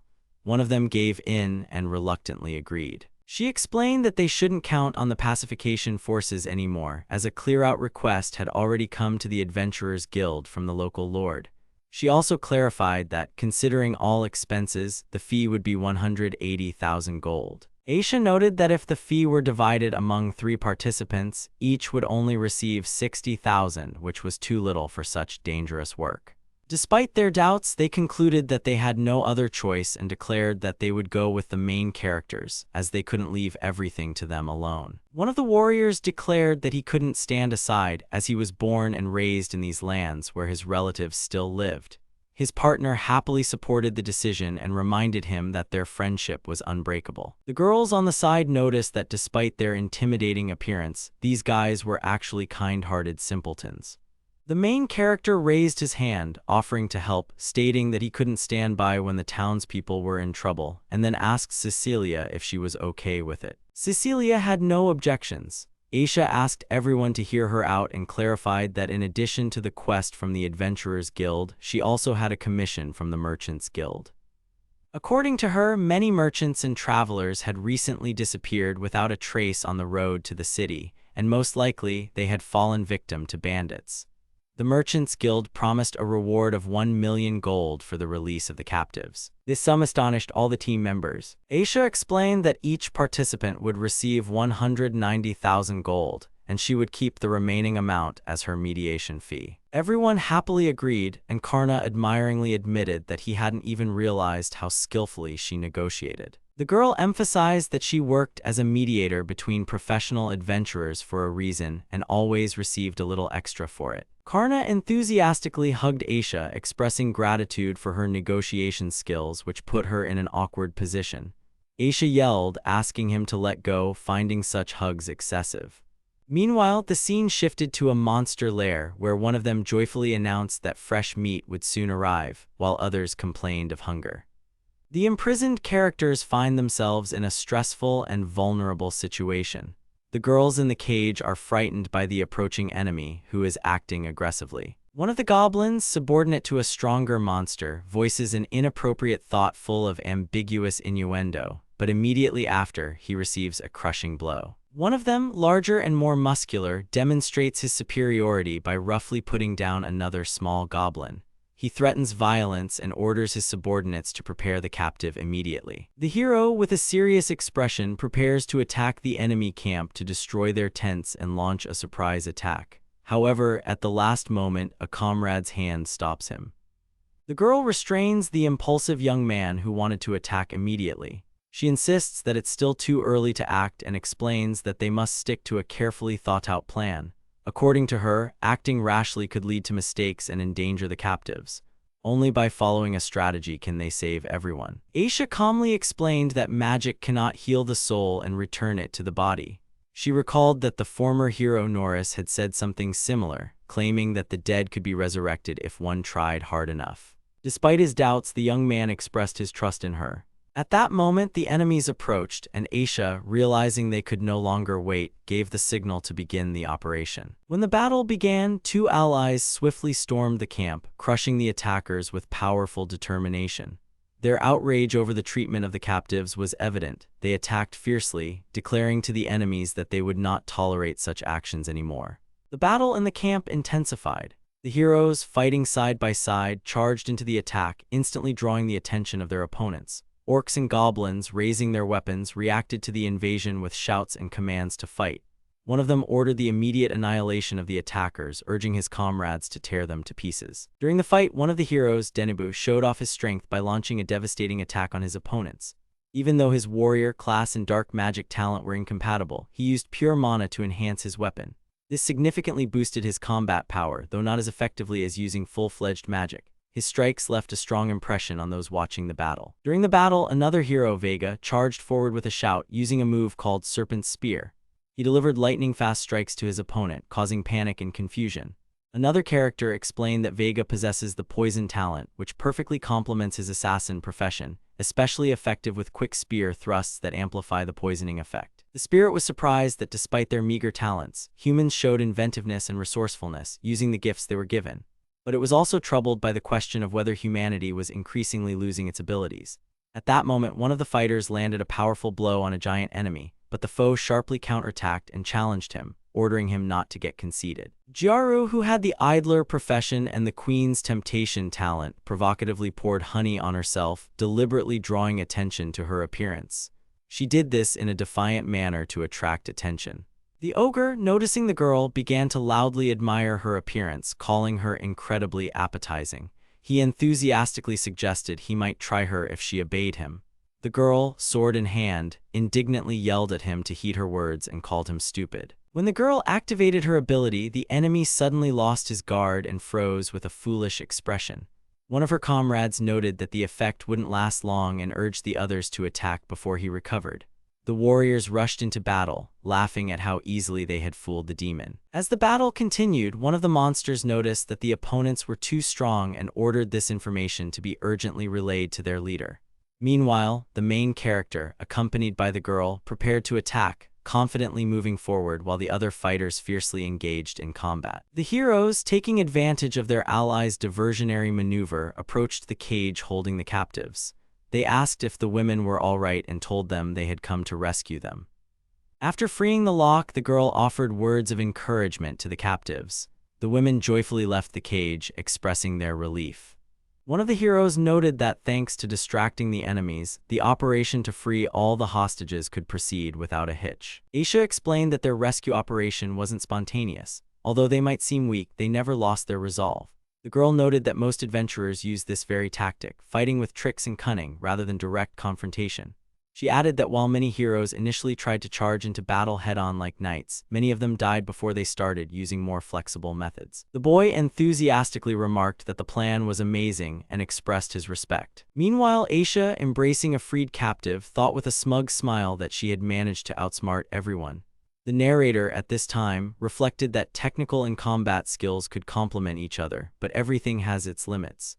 He noted that the operation would not have succeeded if Karna had simply charged in head-on. At the same time, the spirit mused that to rescue the hostages, it would have been enough to send even spirits there, those who could silently infiltrate and disappear.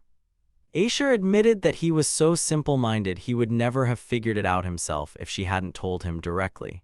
She mused that perhaps she could convince Karna that adventurers weren't as simple as he thought, and even maintain a fragile peace. Despite a sudden stomach ache, she mentally encouraged herself to keep fighting. At this moment, one of the opponents, bewildered by what was happening, loudly shouted, not understanding what strange forces had intervened in the fight. The characters reacted in panic to the sudden appearance of a giant cyclops. One of the fighters exclaimed in astonishment at how enormous it was, while the girl behind him anxiously asked what a titan was doing in this place.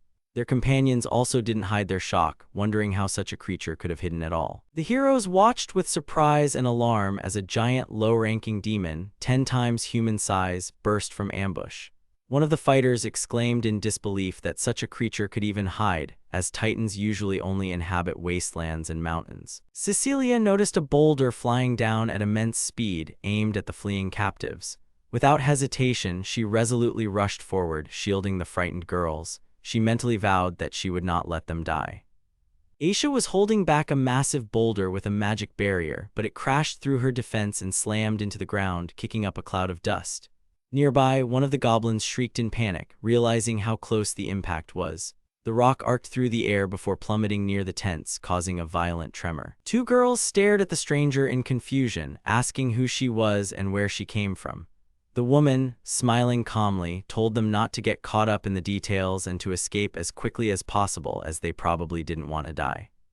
Still shaken, the rescued girls hastily thanked her. Meanwhile, the same girl mentally noted that she had made the right choice by taking a higher vantage point. From the top of the hill, she had a clear view of everything happening. At the same time, a giant was approaching the battle, and the rest of the group members were engaging it in combat.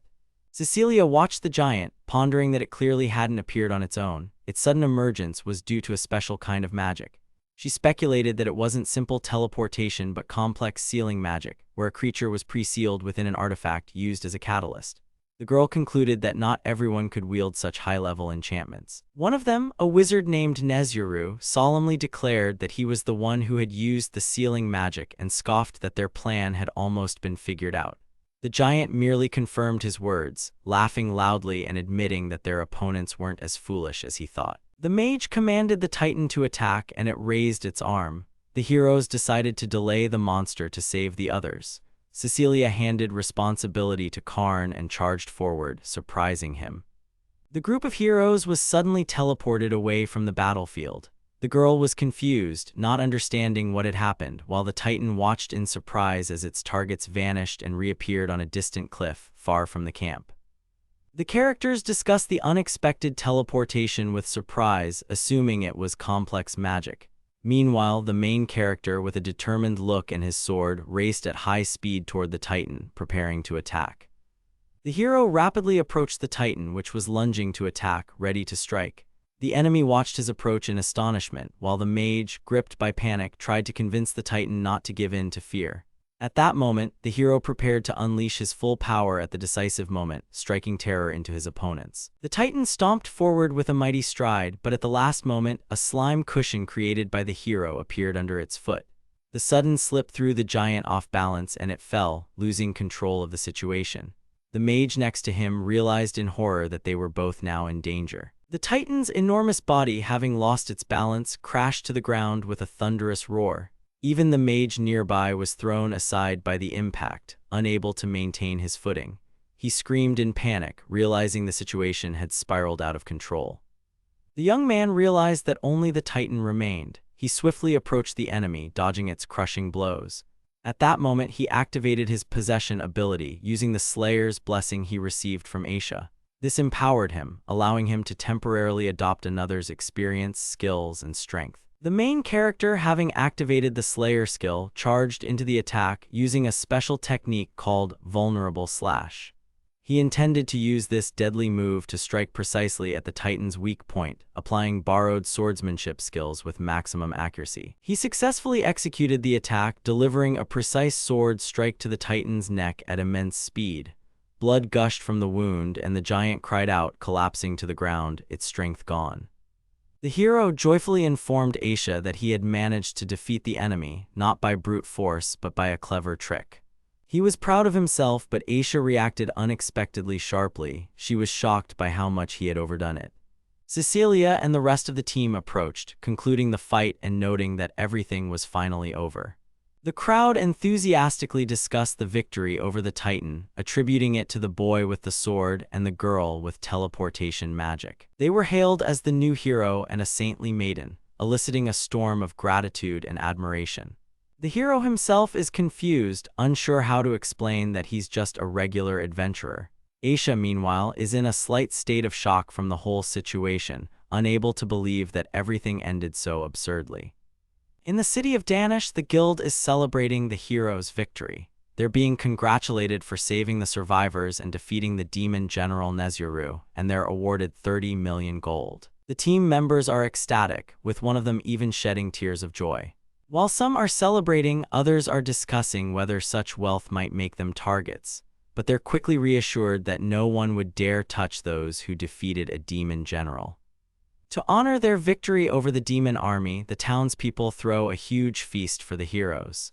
They're brought many dishes and informed that even the Lord sent a letter of gratitude. One of the heroes exclaims in a panic that they don't need so much food, but the waiters assure them it's just a little bit, explaining that their kingdom was plundered by the minions of greed. A local girl happily declares that they can now be proud of their new heroes as there's been a real buzz around them. She wishes them great deeds and calls them glorious bravehearts. In response, Gyaru, clearly flustered, asks in surprise if they aren't mistaken. Gyaru confirms with surprise that Karna indeed defeated the demon general, while the others only freed prisoners and dealt with goblins. Another person notes that while Karna is gifted, he was expelled from a former hero's party and is now considered just a warrior who concealed his blessing. The girl laughs, disbelieving what she heard, and suggests that such a feat would only be possible with very powerful magic. A third person interjects, clarifying that Karna didn't use an ordinary slime but something only outwardly similar. The girl states that this isn't enough to take down a titan. Meanwhile, a guild girl skeptically asks if these adventurers really defeated the demon, as their companions didn't have special blessings. To this, one of the men confidently exclaims that he personally saw him defeat the enemy with an ordinary sword. He points out that revealing all of an adventurer's secrets is impolite, and therefore they won't say anything more. He then declines the rest of the reward, stating that their share of 18,000, as agreed, is quite enough for them. The girl admits in confusion that she can only count on her fingers and therefore can't understand how much the proposed amount is. One of her comrades is surprised by her ignorance, but immediately confesses that he also has no idea. At this moment, another adventurer, laughing, marvels at the amount of food he can now afford, calling his share a ton of money. The girl asks in surprise if the person standing before her is truly the black swordsman everyone is talking about. One of his companions quickly disabuses her of the notion, stating that Karna-san is definitely not him, as such feats are beyond his capabilities. She then concludes that the real beautiful maiden who helped him was Cecilia. One of them confirms that Cecilia indeed possesses a blessing for healing magic, and another girl emphasizes that she was the one who healed the wounded. The teammates wonder where Karna is now, and they are told that he felt unwell and decided not to come. This causes alarm as a personal assignment from the Lord and an invitation to the feast are at stake. The characters wonder what to do about the refreshments and such an important task. Meanwhile, one of the guys with a sly smile suggests they dig into the refreshments before Karna arrives. Their entire company begins to feast loudly. The girl screams in a panic for them to stop. Gyaru asks doubtfully if it wouldn't have been better to give everything to Karna since he was the true hero. First, two adventurers discuss with a smirk that if the Lord personally gives Karna the assignment, he definitely won't be able to refuse. One of them suggests that rich people love to hand out rewards, so everything will go smoothly. Then they move on to speculate that the Lord will surely give Karna difficult work as a thank you, work he can't get out of. And in the current political climate, they note there's a risk he might even be sent to war. Another man said that since things had come to this, they would just take the blame, as the others wanted it anyway. The girl next to him happily declared that Karna would now be free and praised them for their cleverness. One of the adventurers stated that he had written a letter of apology. The girl noted that there were too many requests right now and it might take too long.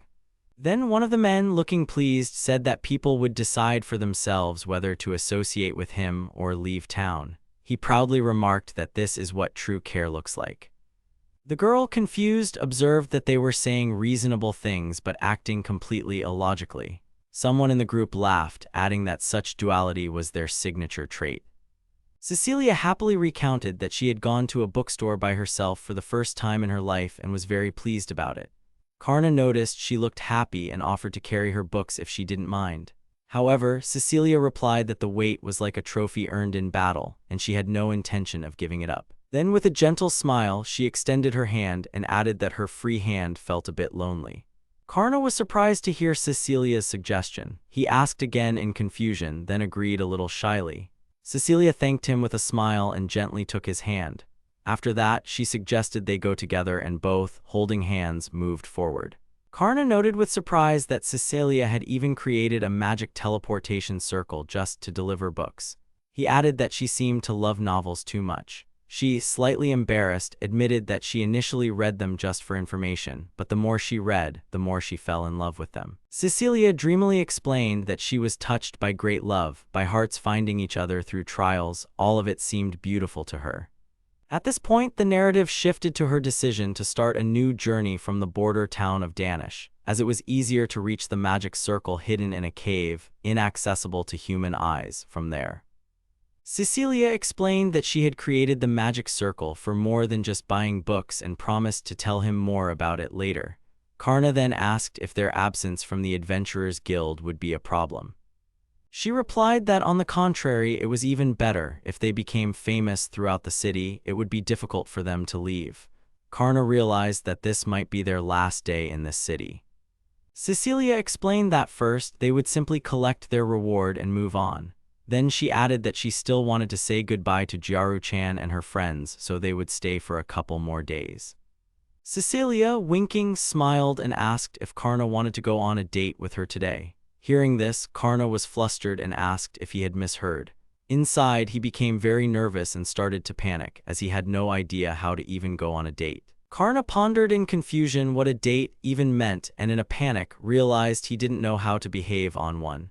He turned to his companions for advice, hoping someone would offer a suggestion. One of them enthusiastically suggested hunting divine and phantom beasts, claiming that if Karna brought their meat and fur to a girl, none could resist. Someone else proposed cooking a giant beast stew. Karna thought about it. The idea wasn't bad, but where in the city would he find a divine beast? As he walked with the girl, he worried that he had no idea where to take her. He noticed she was eagerly anticipating the date, which only heightened his anxiety. It even seemed easier to face the dangers of the spirit world again than to come up with the perfect place for their meeting. However, at some point, it hit him. He suddenly exclaimed that he had an idea. Aisha, enjoying her day off, lay in her hotel room, surrounded by cats with drinks and snacks. She was in complete bliss and made no secret that she couldn't imagine a better rest. However, a sudden telepathic contact interrupted her peaceful moment.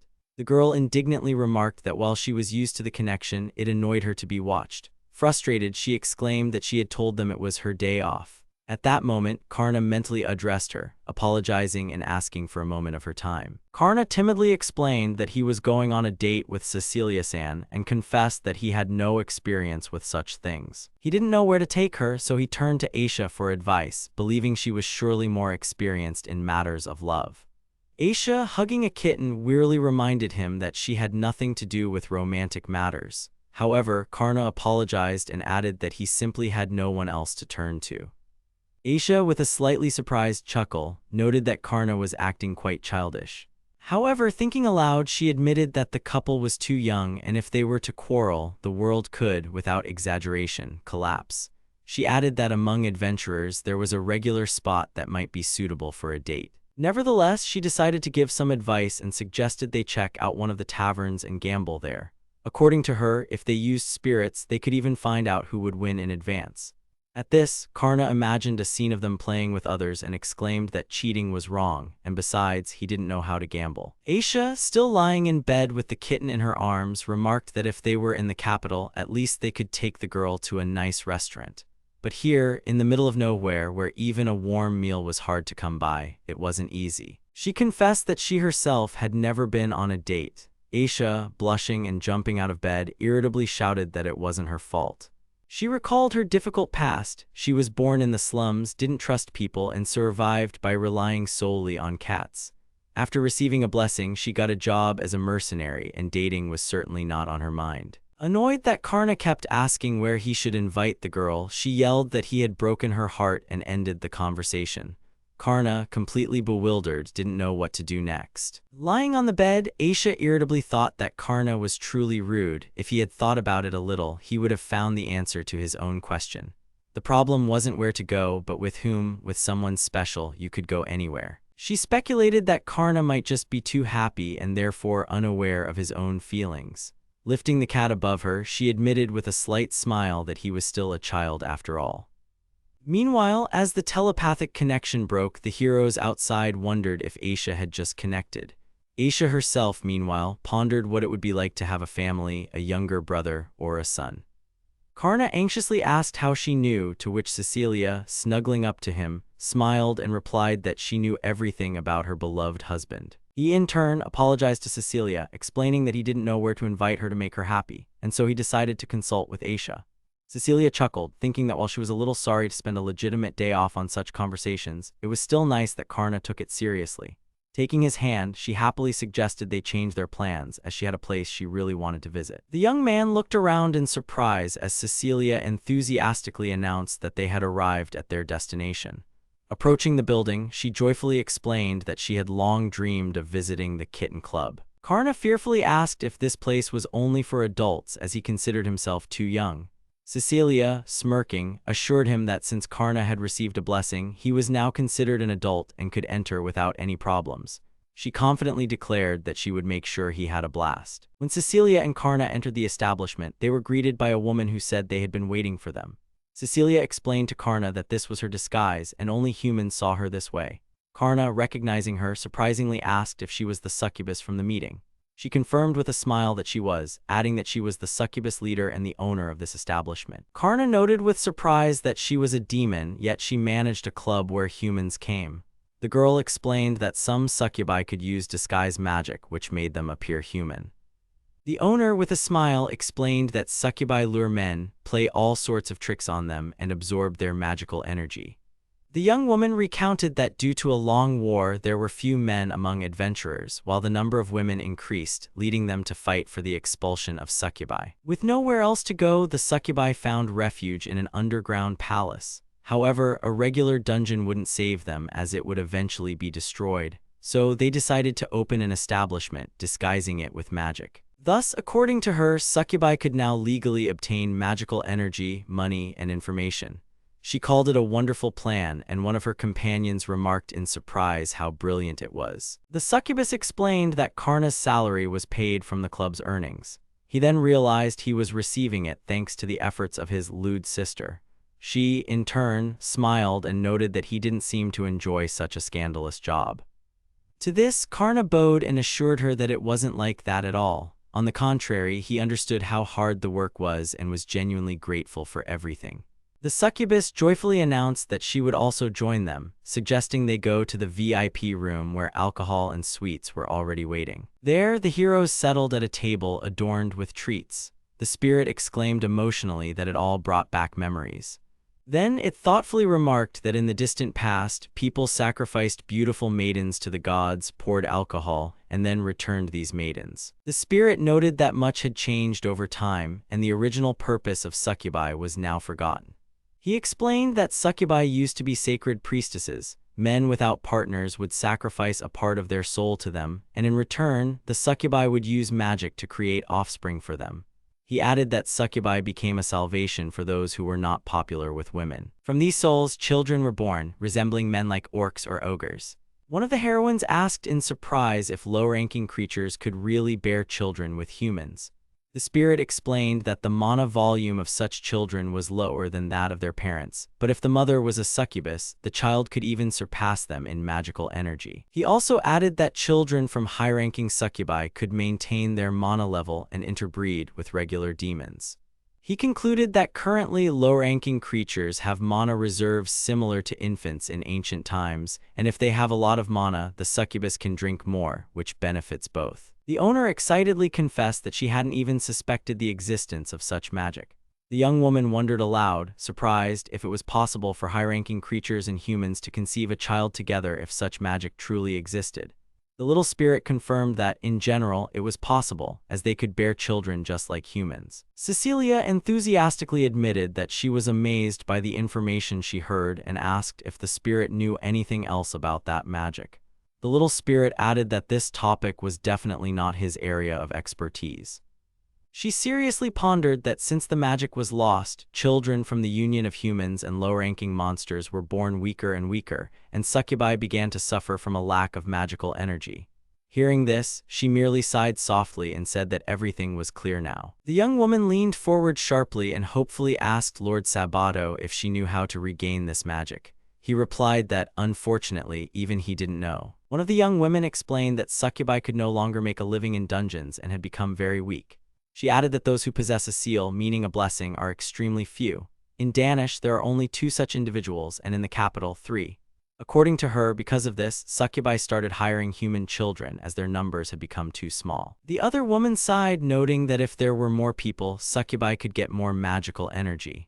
However, the problem was that without the seal, learning magic became very difficult, and that was a truly serious issue. The young man suddenly exclaimed that if that was the case, perhaps the problem could be solved if other succubi learned disguise magic. The girl pondered how to help other succubi remember disguise magic. The young man confidently replied that they could rely on the master for this, adding that in this place, they would surely be able to develop a catalyst. He immediately turned to the girl, asking her to bring a lot of strong alcohol. She understood his request and told him to wait a bit. One of the girls asked in surprise what exactly he was planning, looking at the prepared bottles. The young man stood inside the magic circle with his eyes closed and said that as part of the new contract, he was offering these gifts as a sacrifice. Concentrating, he called for the Great Mother to descend to Earth. At that moment, the entire magic circle flared with a powerful glow. The girl exclaimed that she felt an incredible power and couldn't believe it was actually happening. A girl with an unusual appearance hovering above the magic circle introduced herself as Mom. Everyone present looked at her in astonishment, and one of the girls whispered that this seemed to be the succubus progenitor, the Great Mother Istasia. Cecilia wondered in surprise what kind of power this was, and in horror, she speculated that Karna might have made a contract with her. While one of the spirits explained that her complex nature made summoning difficult, but high-quality alcohol sped up the process, the Great Mother herself asked reproachfully if someone had disturbed the balance by simply summoning her. At this time, Karna, smiling, joyfully greeted her, calling her grandma and thanking her for helping the succubi. The Great Mother looked sternly at Karna and demanded that he call her Mom. Then, putting a finger to her lips, she told him to repeat after her. Confused, he tried to object, saying he already had a mom. However, feeling increasingly awkward, he quietly asked his real mom for help. Istasia cheerfully assured everyone that she could be relied upon. As a mommy, she would do everything perfectly. One of the characters asked in surprise if she was truly the progenitor of the succubi. In response, she seriously said that if they didn't call her mom, she wouldn't help. One of the girls anxiously pleaded with Istasia, who had appeared before her, to save the succubus race, explaining that they were currently in danger. She calmly replied that she had already heard everything. Then she apologized for not helping all this time. Getting to the point, Istasia admitted that she didn't know the succubi had become so weak. They once had transformation magic with which they could easily subjugate males. However, she said over the many years she was absent, the succubi had lost their powers generation after generation. One of the characters tried to understand what exactly happened, but said he didn't know anything yet. Istasia kissed the girl, and at that moment the girl herself began to feel strange changes in her body and cried out in fright. She didn't understand what was happening to her, and magical waves enveloped her body. Istasia explained that she kissed the girl to place a magical mark on her, the Mom's Kiss seal, which grants the ability to use disguise magic. She added that great power always comes with a price, and pain is a big part of that payment. The girl writhed in convulsions, losing her balance and clutching herself. The girl asked what was happening, and the spirit standing nearby began to explain the situation. He said that succubi once possessed powerful magic, exceeding the strength of disguise, but over time they lost it due to a loss of magical energy. If the head of the lineage, who possesses a special seal, kisses a member of her lineage, that person will temporarily gain the ability to use disguise magic. This mark is effective for a limited time but allows them to master the ability. The girl was surprised, asking if seals could be created so easily, to which the spirit explained it was almost the same as sharing one's power directly. The spirit, with a sly smile, noted that if the vessel couldn't handle the full power, it would simply burst and perish. He suggested taking the risk and trying it. The young woman, without losing her composure, politely declined, saying she would refrain, but expressed concern for the succubus leader. Cecilia then hesitantly called out to Istacia. She asked, surprised, if this young woman wasn't Bastit's third cousin. Cecilia, bowing slightly, replied that she was flattered to be mistaken for a relative of the Great Mother, but she was concerned about whether her subordinate, who had just absorbed the power, would be all right. Istacia, making herself comfortable, calmly confirmed that everything was fine and there should be no issues. Cecilia, with a serious expression, asked for permission to ask another question, admitting that it was very important for her to hear the answer. With clear agitation, she asked if she could be taught the ancient succubus magic that allows creatures of different ranks, low-ranking and high-ranking, to have children together. Istacia, frowning slightly, clarified if her interlocutor intended to use this knowledge on Karna. Cecilia, with slight embarrassment, admitted that she would like to learn the ancient succubus ritual naturally, if possible. Istacia said that it was sweet, but she wouldn't reveal anything yet. Karna exclaimed in surprise, calling her grandma. Istacia asked him to call her mom and immediately soared upwards. After her sudden disappearance, everyone in the room looked up at the sky in surprise, trying to comprehend what had just happened. The young woman wondered why the Great Mother didn't want to teach her anything, as she had vanished without explanation. The spirit then commented that she was incredibly capricious. A small, fluffy creature with a glass suggested that the Great Mother might not be able to reappear due to certain circumstances. Cecilia turned to Karna, asking if he could summon her again. He replied that it was unlikely right now, especially if she wasn't in the mood, because then she wouldn't listen to anyone. The young woman regretfully noted that they would have to put that question aside for now. However, with a smile and a hint of flirtation, she added that one day they would definitely try to have a child together. The young man was flustered. Suddenly, a squad of soldiers approached. It was the army of the Holy Church, which had taken advantage of the fall of the demon Lord of Greed to seize the western lands of the continent. The man in bed with the same young woman added that the church had unleashed a holy war, and the king had ordered all princes to gather to support the hero who had recently died in an incident. The man enthusiastically recounted that a new hero had awakened in distant lands on whom hopes could now be placed.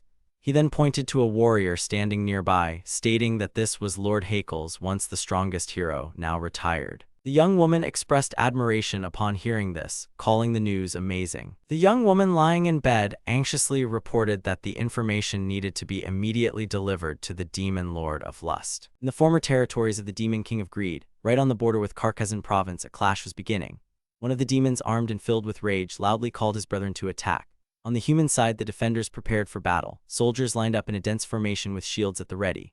One of the commanders ordered the activation of a battle formation, calling it the blessing of the army, and commanded everyone to move into a phalanx. The battle between demons and humans continued. The demons attacked desperately, but the human army, protected by shields with magical inscriptions, withstood the onslaught. One of the knights repeated the order, confirming the activation of the blessing of the army.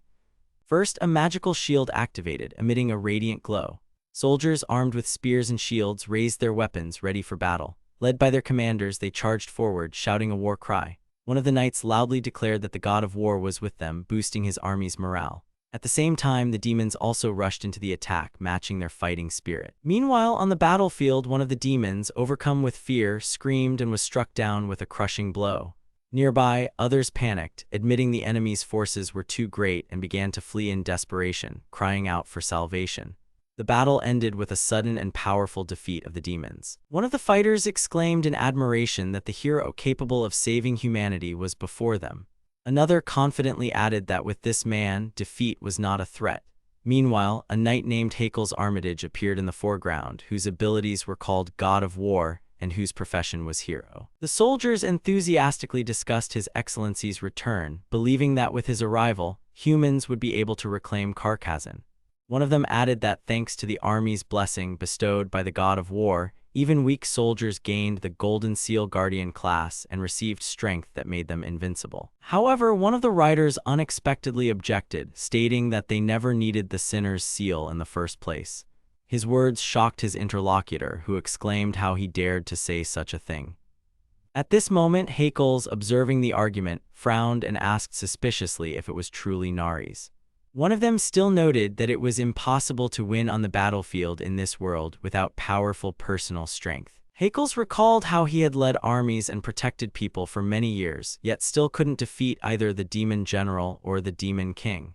He mused that as the next hero, he needed to cultivate that very personality within himself that would put an end to evil. And that's why he concluded he now only needed the sinner's seal. The hero reflected that he should have truly cultivated himself. He admitted that his weary bones, having fought for decades, were no longer good for anything. He believed it was time to step down and had therefore returned to his homeland. He thought he could finally return to the days when roses grew in peace. His thoughts were interrupted when one of the riders hastily delivered an order from the capital. He then calmly replied that he was listening. Zeta Abigail Prin reported that by the king's order, all troops were to be mobilized for the invasion of Carcassonne and to establish control over the former lands of the Demon King. When asked about the demi-humans, she replied that they were currently busy ravaging human territories. Another knight confirmed that the demon army had already begun its conquest of Carcassonne. Zeta added that the decree was personally written by His Majesty and contained a demand to prevent the severed piece of pie from disappearing. The officer relayed an order stating that for strategic victory, the suffering of civilians should be ignored. Haekels found this difficult to accept as he was being asked to do the impossible. However, one of the knights believed they had a chance to reclaim Carcassonne. He acknowledged that the king's plan was well conceived. Troops wouldn't have to be stretched along the border, and forces could be concentrated on another demon king. He feared that if they didn't hurry to clear out the remnants of the enemy army, too much civilian blood would be shed.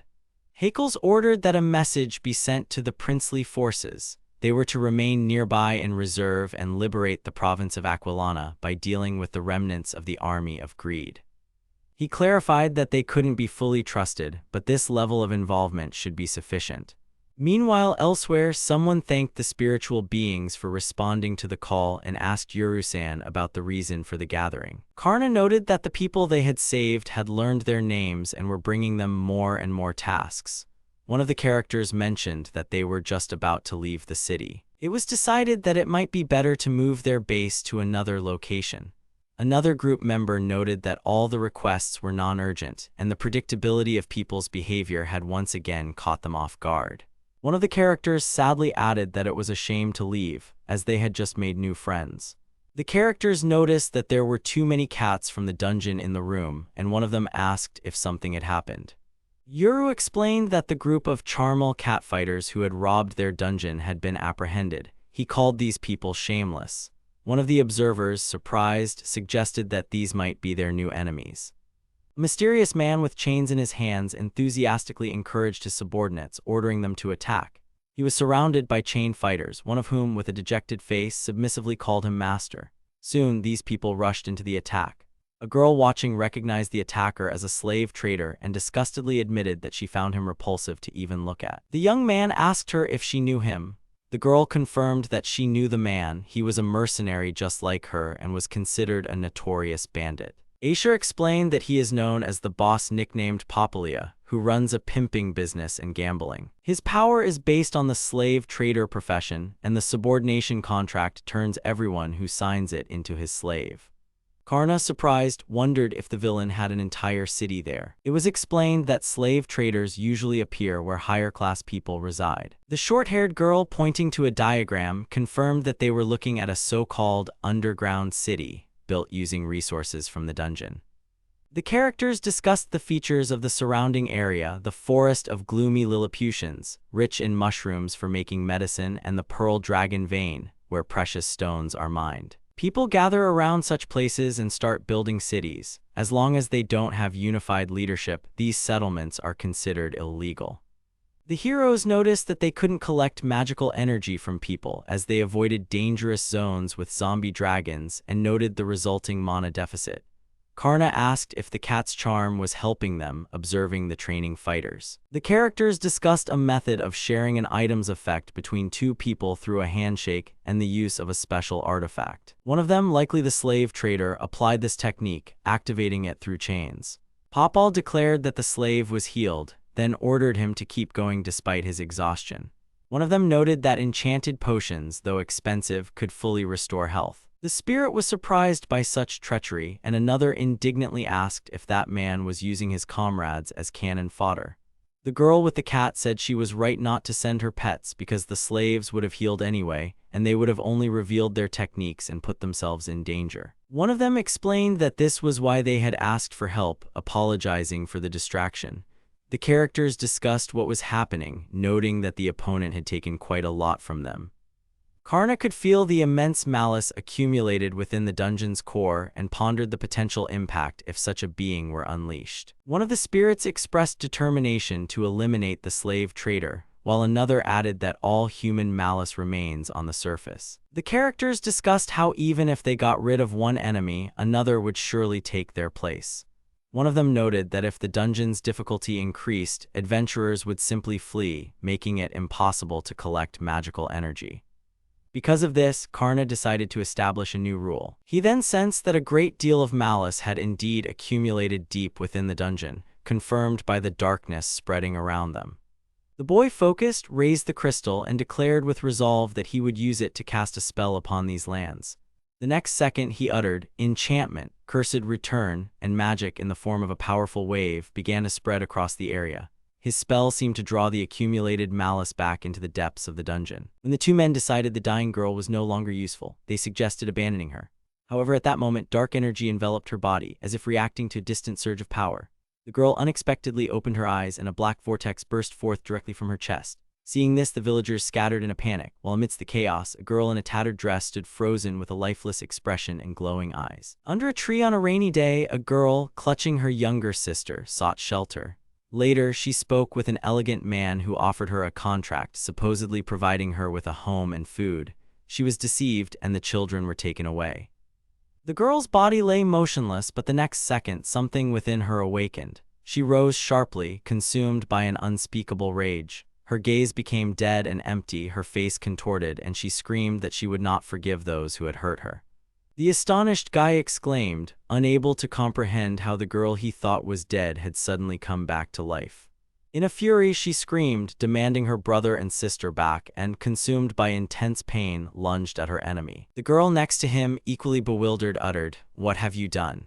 The servants frantically reported that a dead person was approaching them. With crazed faces, they repeated that they would not forgive this man. The slave trader, gripped by terror, screamed, demanding immediate protection.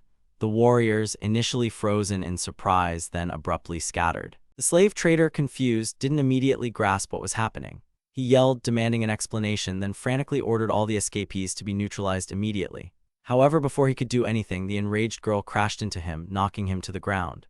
Her eyes burned with a thirst for revenge, and she kept repeating only one thing: to give back what was taken from her. The revived girl furiously charged at her enemies, demanding her brother and sister back. One of the soldiers watched in astonishment as the chains binding them suddenly loosened. The other slaves also felt their freedom and began to flee. Meanwhile, one of the companions anxiously turned to the boy, wondering what he had done again. He explained with a smile that he had infused the land with magical energy, transforming the evil spirits into undead who would now seek revenge on their tormentors and cleanse themselves of defilement.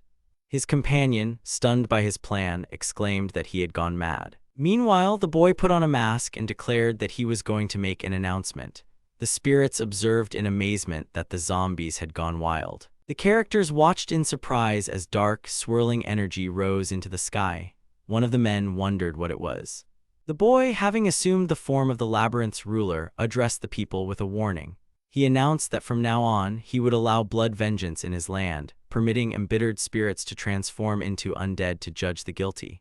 However, he emphasized that such spirits would not attack innocent living beings. The boy, still in the guise of the dungeon lord, delivered a final warning. He stated that he was watching everyone and would reappear if they continued to commit evil deeds. His menacing appearance made a strong impression. Some even remarked that he almost crushed everyone with a single glance. One eyewitness whispered that this might be the very overlord who once defeated the former hero. After the image faded, the boy took off his helmet and, with a smile, asked his friends what they thought of the show.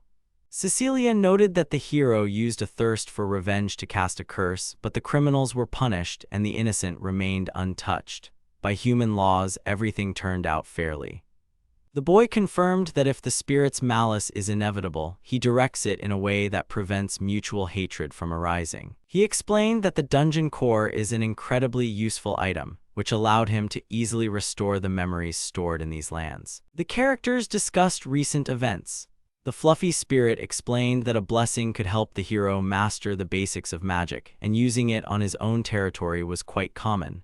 The boy recalled that his grandfather did the same in the orc lands. Meanwhile, one of them explained to the others that the principle of operation was the same, and the boy thanked him for the example. Aisha wondered if he now understood why that warning was necessary. To her left, a hovering spirit with wings remarked in surprise that the hero had granted civil rights to the inhabitants of his lands. She explained that during peacetime, good people are safe, and this is what attracts both refugees and those tired of war. As a result, she noted, the population began to grow.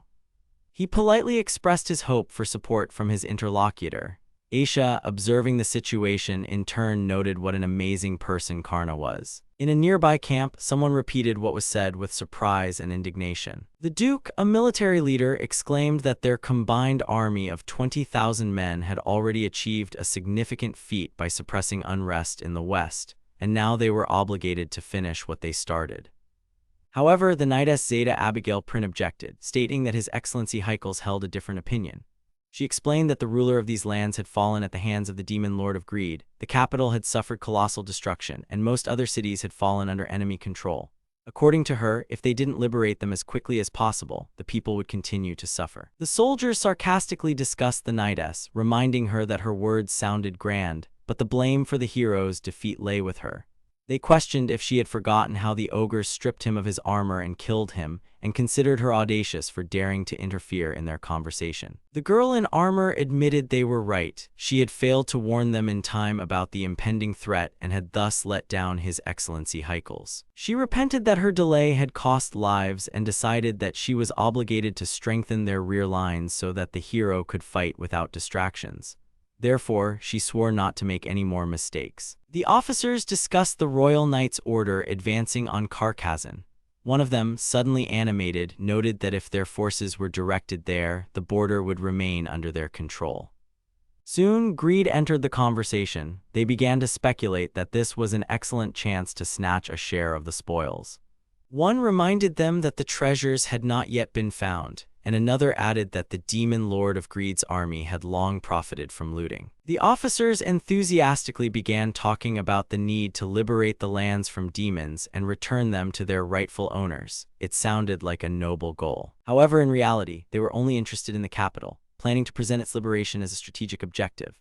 One of them smirked, adding that the bandits were already hiding in the capital, and the army would deal with the remaining demons along the way.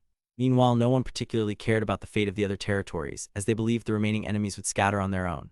One officer just sarcastically asked if such an arrangement would suit Milord Heikels. The officers were smirking and discussing plans to capture the capital when Zeta desperately exclaimed that their army should liberate not only the capital region, but also the other cities. She reminded them that His Excellency had ordered them to deal with all remnants of the demonic army. However, instead of an answer, wine was splashed on her head, and they dismissively told her that if she wanted to save other regions so badly, she should do it herself. One of the commanders mockingly added that he wasn't going to keep someone indirectly responsible for a hero's death near the army. Despite her tears and pleas, her words were ignored. The commander contemptuously ordered Zeta to get out of his sight, stating that everyone was equal before the king and he didn't need any inspectors. Meanwhile, the soldiers were preparing to leave. Zeta, kneeling, reflected that she couldn't return to the order without fulfilling her duty. She swore to save at least one person, even if she wasn't given a chance. Clenching her fists, she tried to find the strength to continue the fight, recalling the legend of a hero who once defeated a demonic general. She thought perhaps this legendary swordsman was her last hope. He was known as the Black Swordsman. In the provincial town of Camoram, far from the capital of Danish, a chilling atmosphere prevailed. What was once a peaceful place had fallen under the control of the greedy demon king's soldiers and turned into a living hell. The demons reveled in luxury, while the humans, confined in cages, were tortured and forced to work to exhaustion. One of the captives begged for mercy, unable to endure any longer. At that moment, one of the demons contentedly drank ale and demanded a refill, enjoying the suffering around him. One of the overseers roughly handles a female prisoner, ordering that maximum energy be extracted from her. The girls are led to a large tank where they become part of a magical ritual. They are lowered into a liquid, accompanied by symbols and flashes of magic. A voice announces that the sacrifices have been accepted and the collection of magical power begins. In the scene, a group of prisoners is subjected to a forced ritual where their magical energy is extracted using a mystical device. Demons observe the process, assessing how effectively the power is being collected. The prisoners themselves are in a state of distress, which is emphasized by their reactions and postures. One of the female prisoners begged for mercy, consumed by intense fear. The demon observing the scene declared that he wouldn't stop until all their magical power was extracted. The girl next to him struggled to hold back her screams but soon began to lose consciousness. The demon, watching the process, mockingly remarked that the fun was just getting started. He continued, explaining that the cauldron holding the prisoners was an ancient device, originally created for monsters, but perfectly suited for extracting magic from humans as well. Princess Zavarka declared that humanity would not lose and reinforcements would surely arrive. The orc replied that she was full of energy and would make an excellent broth. The orc said that Hakel's and the royal knights had gone to Carcassonne and no more help would be coming here. He claimed that humanity had abandoned this city, and the allied army of lords was desperately trying to hold the capital, Lyons. The chef enthusiastically commented on the dish's preparation. He claimed that if a certain Mr. Gulag were here, he would definitely offer him a taste of his special creation, soup of despair, calling it the greatest delicacy. The girl, partially submerged in the boiling cauldron, suffered, and the chef, with a satisfied smirk, noted that her despair gave the dish an especially exquisite taste. He openly enjoyed tasting the contents of the cauldron while, with wings, he continued to stir the soup. The chef pondered staying and building a base here, as returning to Carcassonne and reuniting with the rest of the Demon King's armies seemed difficult.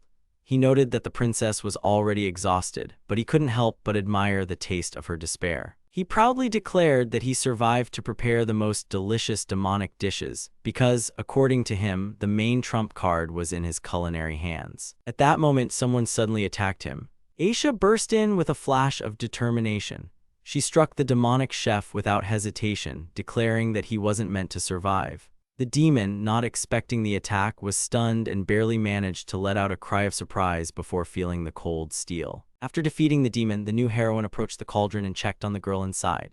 The girl weakly lifted her head and asked with surprise who she was. The rescuer asked if she was alive and, after confirming it, easily lifted her into her arms. She explained that she wasn't a soldier but simply an adventurer who decided to intervene. The girl thanked her for saving her, but immediately warned that there might be other enemies nearby. The rescued girl, still shaken by what had happened, pleaded in a trembling voice to be left behind and for her people to be freed immediately. However, the one who came to her aid confidently assured her that everything would be fine. Her calmness surprised the girl, and in the next second, a round, flying, creature-like character appeared in the air, joyfully exclaiming as he recognized the newcomer as their savior. A spirit flew above the entire group, joyfully announcing that Aisha had done an excellent job and that the enemy boss had been defeated. Cecilia asked how many orcs and goblins were left, and the guy confidently replied, about 3,000. The young warrior, with a confident smile, asked Lady Zeta to take cover, assuring her that he and his comrades would quickly deal with the remaining enemies. The girl in armor, hearing the number from him, was shocked. She anxiously repeated that there were 3,000 opponents. Karna, meanwhile, cheerfully explained that according to reconnaissance, there wasn't a single truly dangerous enemy among them, so for him, it was like 0 enemies. He smiled with complete confidence in his abilities. Meanwhile, one of the girls confidently asserted that what was said earlier was a mistake. He, in turn, wondered aloud with confusion where all the strong enemies had gone. The spirit mused that even though they had already defeated the mighty Gurgas, they shouldn't let their guard down. The boy, with a serious expression, decided that they needed to act cautiously but quickly. Together with his comrades, he confidently declared that they would save everyone, raising his hand as a sign of determination. The girl next to him enthusiastically supported him, urging him to act. The young man, with a slight smile, noted to himself that he hadn't expected that after his encounter with Zeta when he saved her from the ogres, she would one day ask him to liberate an entire city. The group of heroes was about to check out of the inn before anyone assigned them anything difficult. One of the members suggested they check out and continue their journey. At that moment, a girl in armor approached them. She was clearly tired, with disheveled hair and dusty clothes, which indicated her long journey. She anxiously asked if they were the Black Swordsman's team. The group members exchanged glances. One of the girls admitted she had never heard of them.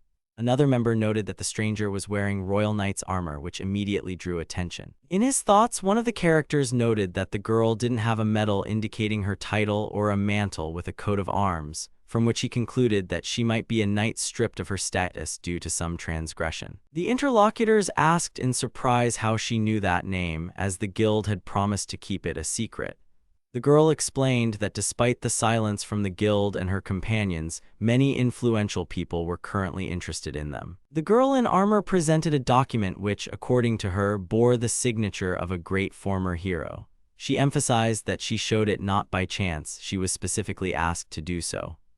Zeta introduced herself as a former royal knight named Abigail Prynne and directly stated that she wanted to ask the Black Swordsman to liberate the city. One of the group members noted to himself that the former hero's signature indicated the emergence of serious influence. At the table, she explained that she had been expelled from the Lord's army and could not return to her order. Despite this, she firmly stated that she intended to carry out the order, even alone, until Hakel's returned.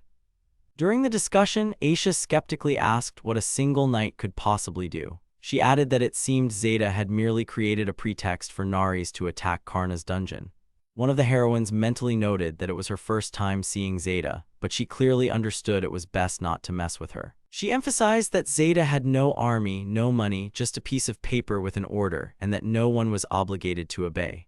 Zeta, in response, exclaimed that she actually had plenty of money. However, the girl in the chair mockingly remarked that rich people don't gnaw on cookies with hungry eyes. She sadly recounted that she was blamed for the hero's defeat, and ever since, people had treated her coldly.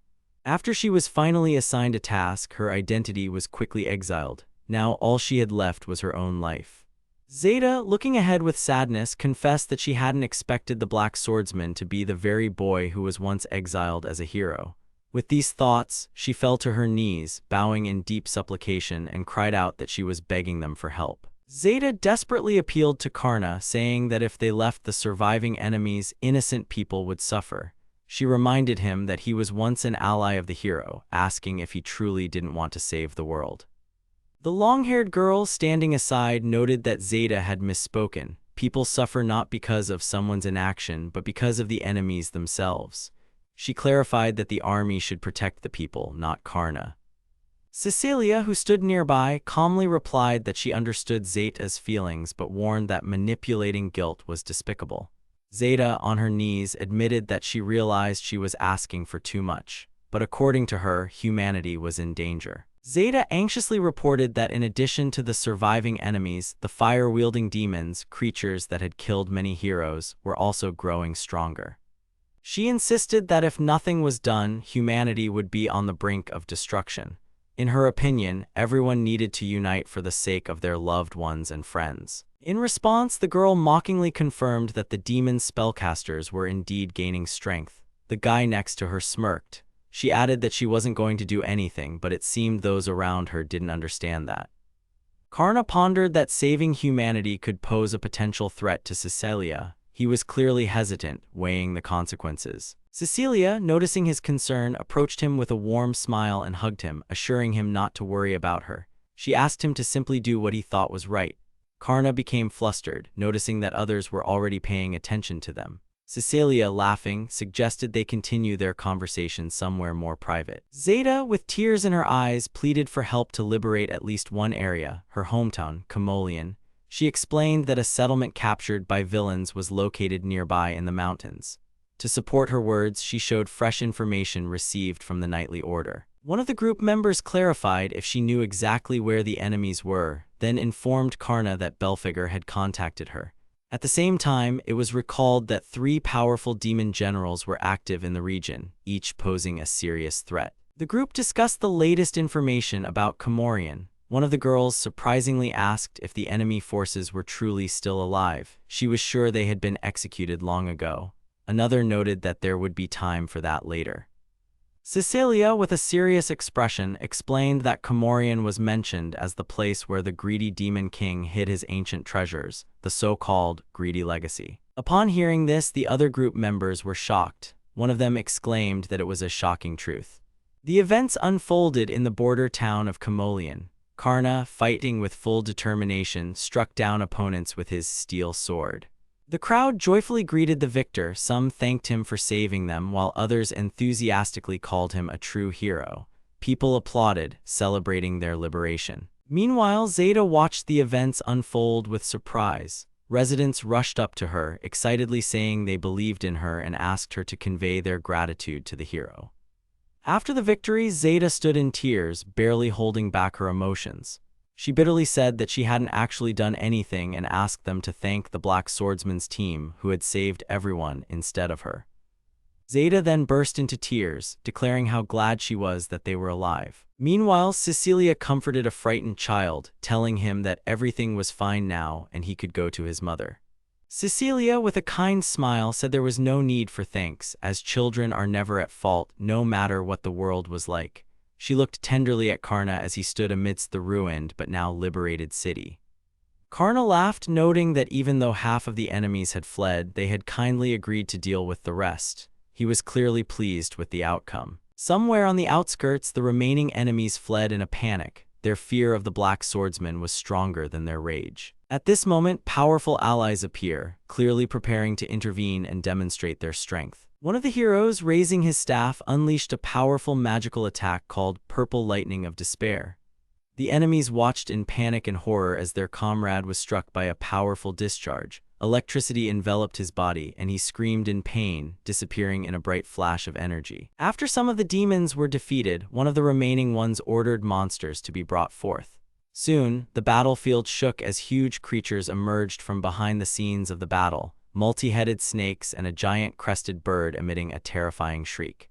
The monsters summoned by the demons advanced furiously, but the allies showed no fear. A girl in a lavish outfit, observing the scene, ironically remarked that it seemed like meat would be for dinner tonight. Meanwhile, one of the fighters in black armor, emitting a terrifying aura, addressed the enemies with contempt, calling them insignificant creatures who dared to attack him. Something unexpected happened on the battlefield. The huge monsters, which had previously easily dealt with even high-ranking demons, suddenly stopped and obediently lay down next to a small girl in a black dress. One of the demons panicked, not understanding what was happening, while another realized with horror that these beasts had simply surrendered. Meanwhile, the girl herself, gently stroking one of the monsters, slyly remarked that even the meat was smarter than her enemies. The girl quietly asked the demons to be a little quieter, putting a finger to her lips. The next second, without changing her expression, she cast the spell Petra Crowd. Instantly, one of the opponents was pierced by a deadly attack from the ground, not even having time to understand what had happened. Istasia calmly walked forward while her spell caused a powerful explosion, sweeping away the demons. A young man asked Grandma not to take all the fun away from them. The dragon nearby noted that he would like to thank the dungeon professor, but it seemed there was no one left alive. After the massive battle, the allies began to argue about how to divide the credit.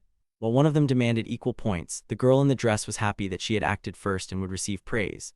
Off to the side, observing the calm in the city, the boy with the sword noted that everything was over and thanked his grandfather and his team for a job well done. Cecilia, with a smile, asked Aisha how she was doing. The heroes discovered the trump card in the mine that had been mentioned earlier. It turned out to be the legendary treasure Greedy Legacy, accumulated by demonic kings over centuries. The characters looked in amazement at the mountain of gold, treasures, and weapons, unable to believe they had actually managed to find this place. The army of lords intently watched the city of Comorium, which had been captured by the remnants of the greedy army. It was mentioned that this city was an important defensive point on the border, and it was there that the interests of various parties were expected to intersect. In the Lord's camp, one of the commanders angrily asked why the offensive had not yet begun. He was told that the fortress was protected by a four-layered magical barrier, and neither weapons nor magic could penetrate it.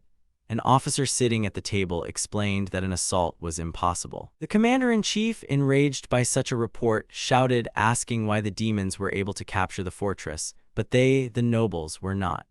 To which one of the subordinates calmly remarked that the demon king, like a hero, possessed a special power capable of fundamentally changing the outcome of a battle. One of the knights explained that Demon King Gurgaz was able to break through the fortress walls and attack the gates thanks to his incredible strength, but they themselves were incapable of such a feat. Therefore, it was decided not to storm the city, but simply to wait until the invaders' magical energy ran out. One of the commanders reacted with disdain to concerns about the fate of civilians, stating that he didn't care if everyone there died, as long as he got the property. He added that even field rations tasted good at the thought of everyone in the besieged city starving to death. A second shining celestial body unexpectedly appeared in the sky, and one of the heroes noted in surprise that it was as if there were now two suns. Between them, like the embodiment of catastrophe, hovered a figure surrounded by a fiery halo. This was a warrior whose energy was so powerful that he himself became a star-like entity. As a dazzling light filled the horizon, one of the aristocrats looked up in horror, realizing that something catastrophic was approaching. The next second, an explosion of terrifying force erupted over the battlefield. Someone observing this contemptuously called their opponents insignificant thieves. The arrogant demon king Bel Yarnak, surrounded by a fiery halo, appeared before his enemies, radiating not only heat but also unwavering confidence.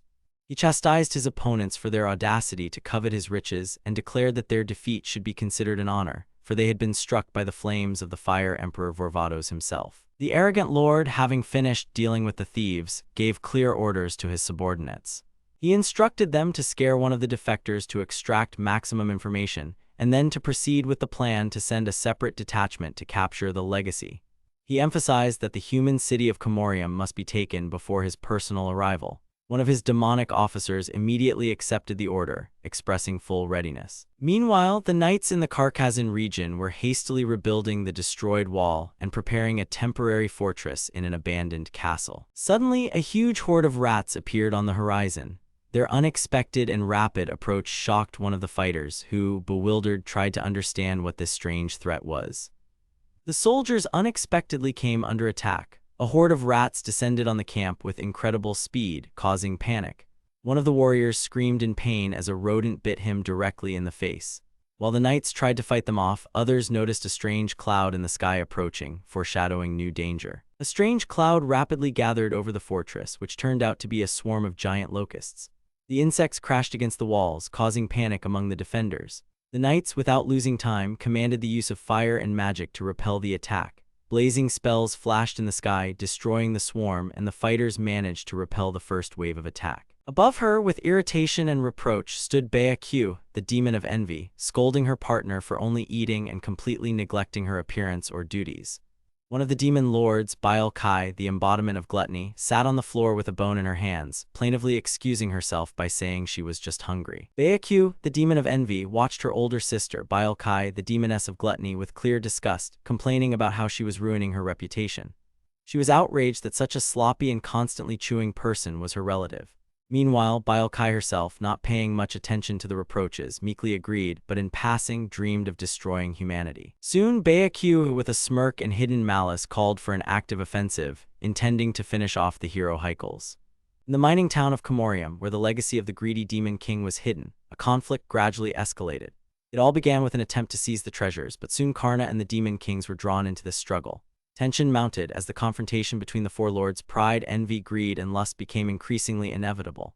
Not only their ambition, but also the fate of all humanity was at stake. Long-awaited calm settled on the streets of Comorium. People resumed their daily lives, children laughed, and adults shared food. In this peaceful atmosphere, the Count's eldest daughter, Thelma, bowed her head in sincere gratitude to the saviors. She was touched that they not only protected the city but also cared for its inhabitants, feeding them in their time of need. The boy, with a kind smile, modestly said that he had only returned to the people what the minions of greed had taken from them. After a brief conversation about the legacy, he unexpectedly suggested using it for good, investing the found riches in the city's restoration. One of his companions exclaimed in shock, as they were talking about treasures accumulated over centuries. Cecilia even offered to give away everything except the magic stones and artifacts, adding that they could always earn more money. While some rejoiced at the generosity, another participant remained confused, not understanding how the others had agreed so easily. One of the heroes explained that humanity was currently weakened, and it would be tragic if demon kings destroyed it. Therefore, they decided to take only the magical resources for themselves, allowing the rest to be used as desired. This unexpected magnanimity astonished their companions. One of the girls, in amazement, asked if they were sure, as they were looking at riches capable of buying an entire country. One of the characters, examining the magical resources, noted that they contained enough power for 5, if not more, demon kings. The girl in knight's armor suggested that the hero use this opportunity to advance in the capital, as such a feat would secure him fame and a career. However, the boy refused, saying he didn't need recognition. He wanted to remain a simple adventurer and, if necessary, asked that donations be made in someone else's name, not his own. Upon learning that Karna had originally intended to simply send the money to his grandparents, the girl in the crown was deeply moved. The girl called them noble and was surprised that they demanded nothing in return for saving the city. Her admiration turned into delight. She exclaimed that humanity would be saved. Meanwhile, one of the hero's companions smiled and noted that their team included a charming demon tamer and her fiancé. While the heroes discussed the city's fate and generously shared treasures, a fiery sphere suddenly appeared on the horizon, hurtling directly towards them. The girls looked up in horror. Disaster loomed over the city. A moment later, the fireball crashed to the ground, causing a powerful explosion that shook the area and enveloped everything in a blinding flash and a wave of destruction. High in the sky, dozens of winged demons hovered, observing the cloud of ash left by the devastating explosion. The demon Smug laughed heartily, not hiding his enjoyment of what had happened. He proudly displayed a shining magic mark on his hand and joyfully exclaimed that with his meteor fall seal, he had accidentally destroyed everyone, as the pathetic humans had even held a feast, as if forgetting about the war. At first, one of the demons fearfully objected that Galagza's methods were too harsh, as they would never find the legacy's location that way. However, Galagza himself interrupted him, placing all responsibility on them, stating that they were the ones who should search, not him. Then the demon, pointing a finger, demanded that they immediately find the legacy before the King of Pride arrived. He threatened that if they failed, he would burn them all to ashes. The demon reveled in the destruction, delightedly noting how much pleasure burning an entire city brought him. He particularly savored the smell of burning human fat, which brought a nearly blissful expression to his face. However, he suddenly felt uneasy. Something was wrong. Instead of the expected aroma of destruction, he only smelled fire and smoke. The demon was stunned by what was happening. He could barely believe what he saw. Someone had actually managed to withstand the destructive power of his greatest seal. On the ground, at the epicenter of the event, a young warrior appeared, who calmly but resolutely looked up towards the demon. The girl asked with interest how he had managed to deflect the attack. The young man replied that it was a good thing the enemy was far away, otherwise he wouldn't have been able to protect the entire city. Karna replied with relief that they were lucky. He had managed to hide something important, and it was good that Zeta had noticed. Golgotha furiously yelled that he couldn't believe someone had managed to defend against his fiery flames. His subordinate, in a panic, asked what they should do now. In the second row, a group of winged demons reported that, by order of Demon King Gordania, they had to seize the legacy. One of them loudly called for others to help, promising they would burn the city even more fiercely. Fireballs swept away everything in their path, hurtling towards the city. The demon Golgotha triumphantly declared that he had amplified his flames with the magical energy of all the fighters in his elite squad. He was convinced that his opponents would now surely turn to ash. Then, he gave the order to destroy the enemies, shouting for them to perish. A massive fireball, dubbed Sunfall, roared towards the city, threatening to incinerate everything in its path. The princess, realizing the impending threat, didn't even have time to scream, her eyes closed in fear. The next moment, a knight scooped her up and yelled for her to hold on tight, trying to pull her to safety before the fire crashed down. Cecilia reported that Zeta had lost consciousness and now Karna could act. Another team member supported the decision, confirming that everything was fine and Karna could begin. Karna didn't hesitate. He confidently activated a spell, summoning blazing magical heat. With a magical surge, he soared into the sky, heading towards the enemy, and declared with determination that it was now time to have some fun with Ul.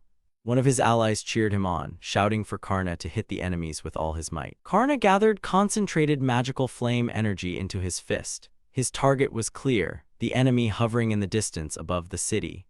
Determination burned in Karna's eyes, and without losing a second, he lunged forward, clenching his fiery fist to deliver a devastating blow. Karna, without letting up, brought his fiery fist down directly on the flames flying towards the city.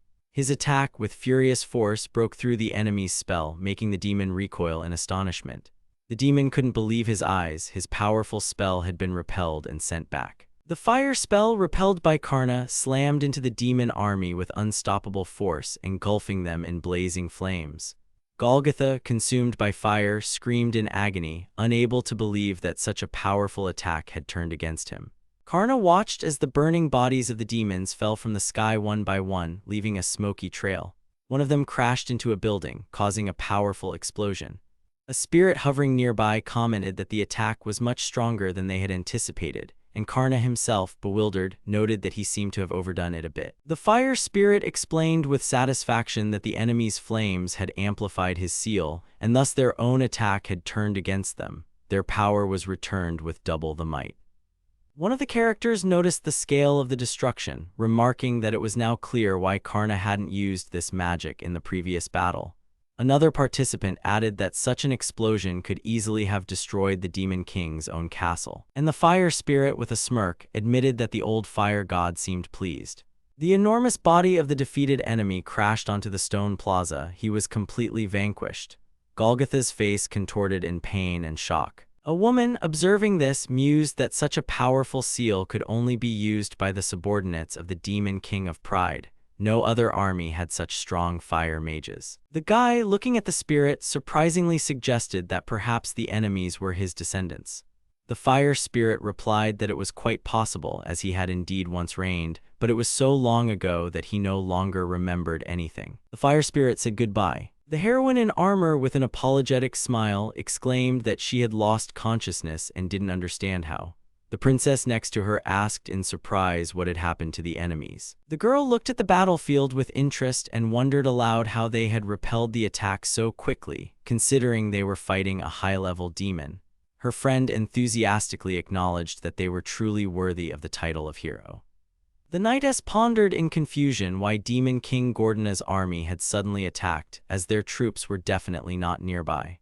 The princess confirmed with alarm that if the heroes hadn't repelled the attack, the city would have been destroyed. Looking at the fallen general's body, one of the companions suggested that the attackers were after the legacy and expressed her intention to interrogate him to find out everything. The princess, startled, noted that the general was already dead and asked if they really intended to interrogate a corpse. The young man calmly pointed at the body, and his comrade, with a smirk, admitted that while the idea sounded absurd, the funniest part was that it was entirely possible. The young man activated his magic, shouting the spell's name, Memory Sap, and directed it straight at the defeated demon. The general's spirit burst from his body in the form of a ghostly, horned head. It looked around in terror, not understanding what was happening. Afterward, he informed the others that he had obtained information from the soul. The woman nearby explained that the Pride Demon army had destroyed the city and the allied lord's army because they needed to acquire a certain legacy. Karna speculated that the 3 demon kings had joined forces. He also mentioned that the royal knights were currently preoccupied with disputes related to jealousy and gluttony. Hearing this, the girl expressed skepticism, believing that the alliance of demon kings would be short-lived, as they would eventually devour each other anyway. Karna expressed his confusion as to how the Pride Demon King had managed to somehow subjugate 2 other kings. The girl standing nearby added that, in that case, he was effectively controlling the other demon kings as if he were a great demon king. One of the girls anxiously asked if the knights and Lord Hakel's were all right. To this, Karna replied that the demons were heading straight for them, adding that, in his opinion, the Pride Demon King would arrive first. One of the armored girls cried out in despair, unable to believe what was happening. Meanwhile, Aisha calmly but grimly noted that if the great Demon King truly appeared, the fortress in its ruined state would be unable to protect anyone. Zeta desperately pleaded with Karna to intervene and protect the people, believing that only he could help. Karna remained silent, looking at her in surprise, while the girl with the animal ears standing nearby observed the scene with an unperturbed expression. The girl with the animal ears calmly stated that they could, of course, protect the people. However, she immediately added that if Karna fought the Demon King, even a single one of their attacks could destroy everything around them, as the shockwave would be extremely dangerous. Aisha indignantly asked if the others truly intended to send a child to fight the Demon King. She declared that they should be ashamed. The girls bowed in embarrassment, sincerely apologizing. One of them admitted that what had been said earlier was completely fair and quickly asked for forgiveness. One of the girls suggested that Karna could fight without distraction if the city were empty. However, another immediately pointed out that there was no nearby city capable of housing tens of thousands of people, making the proposal difficult to implement.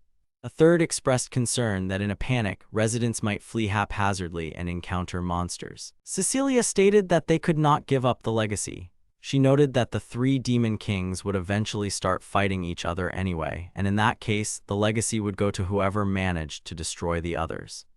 One of the characters explained that if one demon absorbed the powers and souls of the other two demon kings, then a triple demon king would emerge, a being possessing the might of all three. Thanks to the legacy's magical energy, he wouldn't even need to recover his strength. When the possibility of the birth of a triple demon king was raised, one of the girls exclaimed in horror that in such a case, all of humanity would be in danger.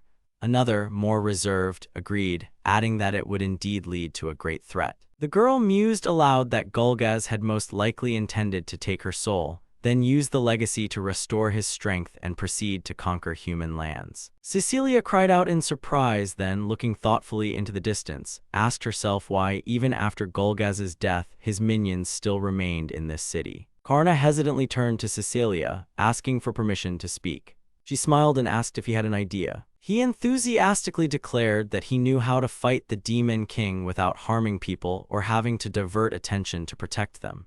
He also added that he understood why the greed minions had remained in this city. He then loudly announced to the assembled group that the cause and the solution to the problem were one and the same.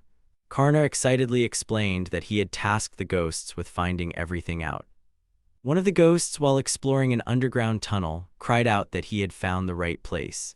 The boy gratefully noted that the boss of the minions had taken care of everything in advance, and now all they had to do was activate what had been prepared. Karna confidently stated that he would help them and that they would succeed. He then said they would create a dungeon and turned to Thelma, adding that she would become its mistress. The girl just exclaimed in confusion, not understanding what was happening. The characters discussed how Lady Aisha, who sells tools, could modify the absorbing cauldron, which previously belonged to the greed minions, so that it could hold several hundred people at once. The boy explained that this way they would create a dungeon based on the energy of all the city's residents and transfer it to the new mistress. The girl anxiously asked if she would have to get into that cauldron again. The boy said he understood her feelings and explained that the cauldron was excellent at draining magical power. He also added that Lady Aisha would ensure there was no strain on her body. Zeta exclaimed that Mr. Karna had such skilled companions and was surprised that a tool merchant, a rank below an artifact master, possessed such complex techniques. To this, Aisha confessed that she was, in fact, an artifact master. The girl smiled and assured them that the dungeon was always reliably protected, explaining that its barrier could withstand even large-scale magic. Cecilia suggested that the greed minions had originally intended to build a dungeon and thereby secure a secluded place for themselves, adding that the local mine was perfect for this. She said that she was the ideal candidate for the role of mistress and explained that the construction and maintenance of the dungeon required the help and unity of the city's residents. She added that, as the Count's daughter, she would easily be able to unite everyone. The girl added that her interlocutor's internal magical power level was high, and it seemed she truly had some magical talent. The princess finally admitted that what had been said earlier was true, but quickly clarified that her power was not that great at all. Then, concentrating, she activated her magic, and a spell flashed beneath her feet. A column of steam erupted from the ground, foreshadowing the appearance of an underground spring. Smiling shyly, the girl explained that her innate magical talent was related to hot springs. She added that the water she created wasn't just warm, it had healing properties. It helped restore strength and healed wounds. Her confession surprised everyone present. Meanwhile, the woman with ears with a slight hum warned that she apologized in advance and stepped into the newly formed spring as if to test it herself. Cecilia exclaimed that her magical power had revived a bit, and it felt incredibly pleasant. In an enthusiastic atmosphere, they declared that with such power, they would be able to create a truly incredible dungeon. Someone added that they also had a useful dragon, and with hot springs, they could create a real bathhouse. One of the characters asked in bewilderment if this seemingly useless talent could really be beneficial. At the same time, the flying creature enthusiastically exclaimed that it was interested in an onsenland and demanded that construction begin immediately. The hovering spirit enthusiastically assured them that this talent would definitely help, as he himself had never encountered anything like it. He added that they would use human capabilities, his knowledge, and Karna's magic. She suggested getting straight to business, cheerfully adding that they would create a dungeon built by human hands. The boy asked her if she agreed, and she remained silent in confusion, clearly pondering the situation. After a brief pause, the girl declared with determination that if she was truly suitable for the role, she would do her best and try her hardest. The boy joyfully exclaimed, addressing the spirit, and asked and Grandpa to help him, as they could now begin construction. The boy enthusiastically suggested they set off, grabbing the girl's hand. She smiled and agreed. They soared into the sky on the back of a massive dragon. The girl clung to her companion in fright while he, full of enthusiasm, looked forward with a joyful smile. Below, the city grew smaller and smaller. They landed in a spacious hall where a hot spring majestically rose among columns and statues. Everyone looked in surprise at the newly constructed facility. One of the companions remarked admiringly that building something like this in just half a day was truly impressive. The assistants thanked the creation dragon Erdely for his contribution. The spirit condescendingly replied that it wasn't like creating an entire world, so this task was easy. The girl nearby noted that he, as always, chose quite the comparison. Meanwhile, the guy with the artifact suddenly froze as if he sensed something. The guy noticed that, apparently, the Demon King of Pride's army had already arrived. The guy enthusiastically assured Lady Therma that they would be able to repel the enemy using the new hot spring dungeon. The girl, tightly clasping his hands, agreed with him, exclaiming that they were joining forces. One of the demons said incredulously that it must be some kind of joke, as humans had created a hot spring dungeon right in their city. He was shocked that it turned out to be a public bathhouse. Then another demon noted that the city was completely empty, and according to him, the only place people could hide was here. The ice general of the Demon King of Pride, Aqueous, calmly ordered them not to make noise in the data and added that he was not interested in his subordinate's opinion. To prove his point, he instantly froze the speaking demon. The demon cried out in fear, begging for mercy and hastily pledging allegiance. One of the demons noticed with horror that neither the minions of Greed nor Gagos's squad were here, and exclaimed that the humans had somehow managed to build a dungeon. He was surprised that he was even still alive. Meanwhile, another demon, surrounded by flames, loudly declared that everyone should fear him, for the Demon King of Pride himself had granted him the power of 3 tails. At that moment, one of the demons shouted the name of his attack, Kashut's Chill, and immediately unleashed a powerful ice wave, freezing everything in its path. The ice rapidly engulfed the area, including structures, and created gigantic ice spikes, demonstrating the destructive power of the spell. After the Kashut's Chill attack failed to penetrate the defense, one of the demon generals noted that the barrier was not ordinary, but a whole spatial separation. He concluded that such a powerful attack should have destroyed even castles and dungeons, but it hadn't left a scratch. He then hypothesized that someone was helping the dungeon's owner, possibly a mage. Convinced of the need for radical action, he gave the order to launch a full-scale assault. The general declared that the dungeon was designed to collect magical power, which meant it would not reject invaders. He ordered his troops to break through inside en masse, to which they readily replied that they understood the order. One of the girls, noticing that Therma was overheating, asked worriedly if she was all right and suggested she rest a bit away from the hot water. Therma exclaimed that she had no right to rest as everyone else was trying so hard and she wasn't.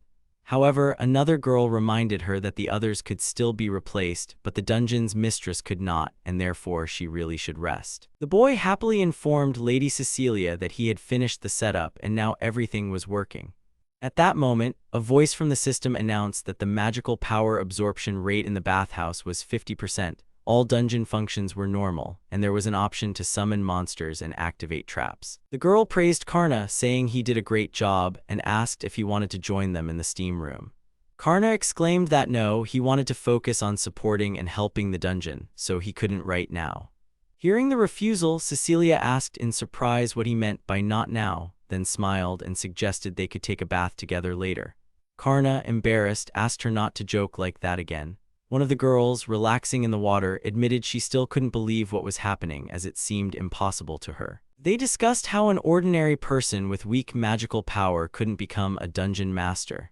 One of them added that such a thing was only possible for a great dark wizard who had made a pact with a demon. They talked about how staying in hot springs was strange. At the same time, they noted that they had managed to turn the absorption cauldron into a huge bath, making it safe for people, and now they were channeling the magical power of thousands of city residents to the Princess Master. Someone among them inquired about the well-being of the residents. Someone else noted with surprise that the water, though hot, was quite pleasant. At that moment, one of the residents joyfully declared that this was how they recovered, feeling like they were in paradise because their skin had become soft and smooth. Meanwhile, Zeta, flushed and exhausted from the heat, struggled to exit the steam room, muttering about how hot she was. One of the observers noted that the sauna's magic absorption level reached 70%, which was considered very high. Another character exclaimed in surprise that Lady Zeta had been in the sauna, adding that it was no wonder all her magic had drained there, calling her a careless lady. The princess, startled, asked if Zeta was all right and told her to immediately go to the cold bath. Zeta, barely standing, mumbled that she was fine. The princess reported with relief that everything was fine, the barrier had just repelled a magical attack. She enthusiastically suggested they watch it. At the same time, looking into the crystal, the princess noticed that nothing was visible. When the girl reported that she couldn't check the dungeon's status, Karna replied that he would check it himself. Meanwhile, another participant in the discussion noted that Karna could only create dungeons of the dead, which was why he made the princess the dungeon master. When the Demon King of Pride's army invaded the dungeon, one of the characters noted with surprise that this was the result of combining talent, hot springs, and the absorption cauldron. The princess ordered the monster guards to be activated. Karna confirmed that it was time, and they immediately began the activation. Soon, an elemental appeared, causing panic among the enemies, one of whom exclaimed that they had also spawned monsters. The Demon King of Pride's army began its assault on the dungeon. Winged warriors stormed inside, making their way through columns and halls. One of them, approaching the spring, noticed suspicious bubbling in the water. Suddenly, a powerful stream erupted from it, causing surprise and alarm among the attackers. As the Demon King of Pride's army broke into the dungeon, the Spa Elemental Guardian burst forth from the spring. The soldiers screamed in panic upon seeing the monster, created from water and magic. One of the commanders ordered them to push forward, ignoring the Guardian, but the elemental had already begun to attack, blocking the attacker's path. When the Spa Elemental began to unleash streams of boiling water, one of the demons screamed in pain, claiming he was being boiled alive. He frantically exclaimed that the water seemed holy. Frightened by the unexpected power, the soldiers were bewildered as their commander ordered them to quickly defend themselves with water barriers against the powerful elemental attack. The magical creature emits a destructive stream of energy, combining holy power, water, and flame. From the top of the building, two opponents watch in horror as it unfolds. One of them exclaims in panic that they have no barrier against three elements simultaneously. The fire spirit, with a sly grin, declared that it had blessed the water with its flames, making it extremely hot. At this moment, another slime-like character, Burned, jumped aside, letting out a sound of pain. The stream of fire began to rage with increasing power, raising a whirlwind. The young hero, tightly gripping the princess's hand, confidently declared that they would destroy the enemies with one blow and asked if she was ready. She nervously admitted that she wasn't strong at all but would try her best. The young man and the princess, holding hands, focused, preparing for the decisive action. Their faces grew serious and their inner energy began to rise. The fiery creature, observing this, felt the growing power and became wary. At that moment, the heroes suddenly surged forward, and the fire spirit, sensing the threat, declared with determination in its voice that it was time to begin and rushed into battle. The fiery creature suddenly began to rapidly increase in size, emitting a powerful wave of energy. Its body was engulfed in a vortex of flames from which waves and splashes flew. The soldiers watched in panic. One of them screamed that it had become much larger, while another tried in horror to understand what was even happening. A massive torrent of water unleashed by the holy waterfall attack crashed into the arena with unstoppable force. One of the enemies screamed, trying to warn the others, but it was too late. A powerful wave was rushing towards them. In a panic, they scrambled to flee. The powerful stream of water swept away the enemies. The princess pressed her hand to her forehead in relief and asked if the demons were gone. He praised her, noting that she did an amazing job for her first time. Exhausted but happy, the princess collapsed to the ground from fatigue as a sense of liberation and victory filled the air. The young man anxiously asked if the princess was all right and advised her not to hesitate to rest if she felt too overwhelmed. The princess, blushing and clutching her clothes to her chest, shyly asked him not to look at her, clearly embarrassed by the situation. Karna panicked and started making excuses, loudly assuring everyone that he hadn't seen anything. His face turned red with embarrassment as he hastily backed away. One of the girls, looking at him reproachfully, remarked that in such situations one usually just looks away. She added with a scolding tone that he shouldn't behave like that. The princess, completely red, hunched over and said dejectedly that she had appeared indecent. Shame overwhelmed her. Meanwhile, one of the girls sternly cut in, reminding everyone that it was no time for cute scenes and that they should check what was happening outside, as the enemies might be preparing a new attack. One of the enemies, with a serious expression, pondered the powerful magical strength and technique they had encountered. He admitted that the complex's defense surpassed human capabilities and was comparable to the fortifications of the royal base. Realizing they couldn't defeat the enemies on their own, he gave the order to retreat. He added that it was now time to turn to the expert. The demons hastily withdrew, disappearing into the shadows, leaving the battlefield to the heroes. The heroes were surprised to notice that the entire image on the screen had vanished. The girl exclaimed that the phantom vision was gone, but then immediately added that it had now returned. The scene at the enemy base reappeared on the monitor, but the enemies were no longer there. The princess noted with astonishment that no one was left, wondering if they had fled. One of the heroes exclaimed in surprise that the ice general had disappeared. Several days had passed since the attack by the Demon King of Pride's army, but the enemies seemed to have vanished. The characters anxiously surveyed the city and confirmed that no opponents were visible anywhere. One of them noted that there were no enemies in this area either, suggesting they continue their search. At headquarters, they began discussing the strange situation. The enemy hadn't just retreated, they had disappeared without initiating a siege or open combat. One of the heroes reminded them that the Demon King of Pride was the embodiment of pride and couldn't have given up so easily. This behavior seemed suspicious. One of the participants reported that she had already informed Lord Hackles about the legacy of the Demon King of Greed, suggesting that the enemy might head there before reinforcements arrived. However, even this logic didn't explain the army's complete disappearance. The characters were at a loss, wondering what plans the enemy was making. The heroes discussed a serious problem, whether there would be enough food until reinforcements arrived.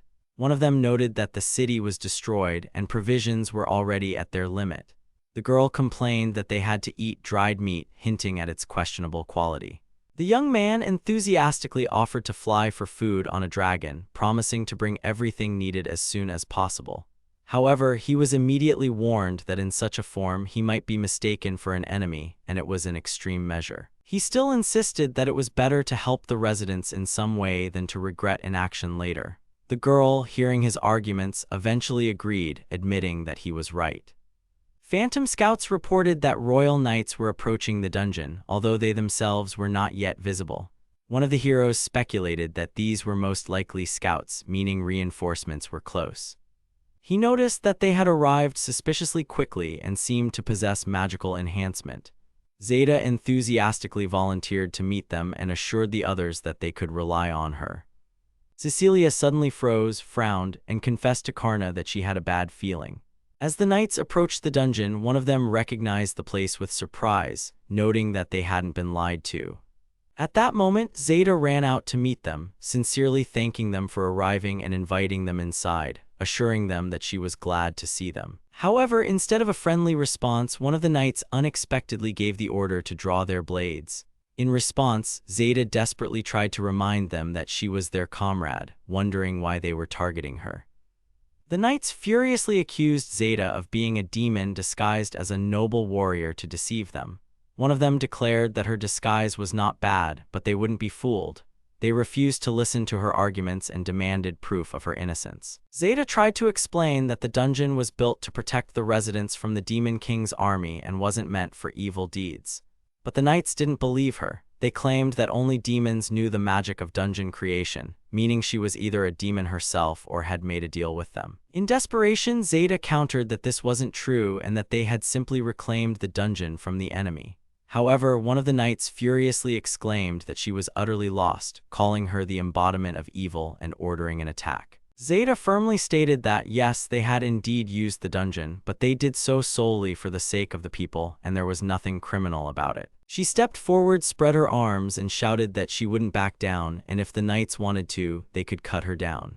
One of the warriors, consumed by rage, yelled for her to die, calling her a demon and charged with his sword raised. At the very last moment, Karna stepped between Zeta and the attacking knight, deflecting the blow and preventing the sword from reaching its target.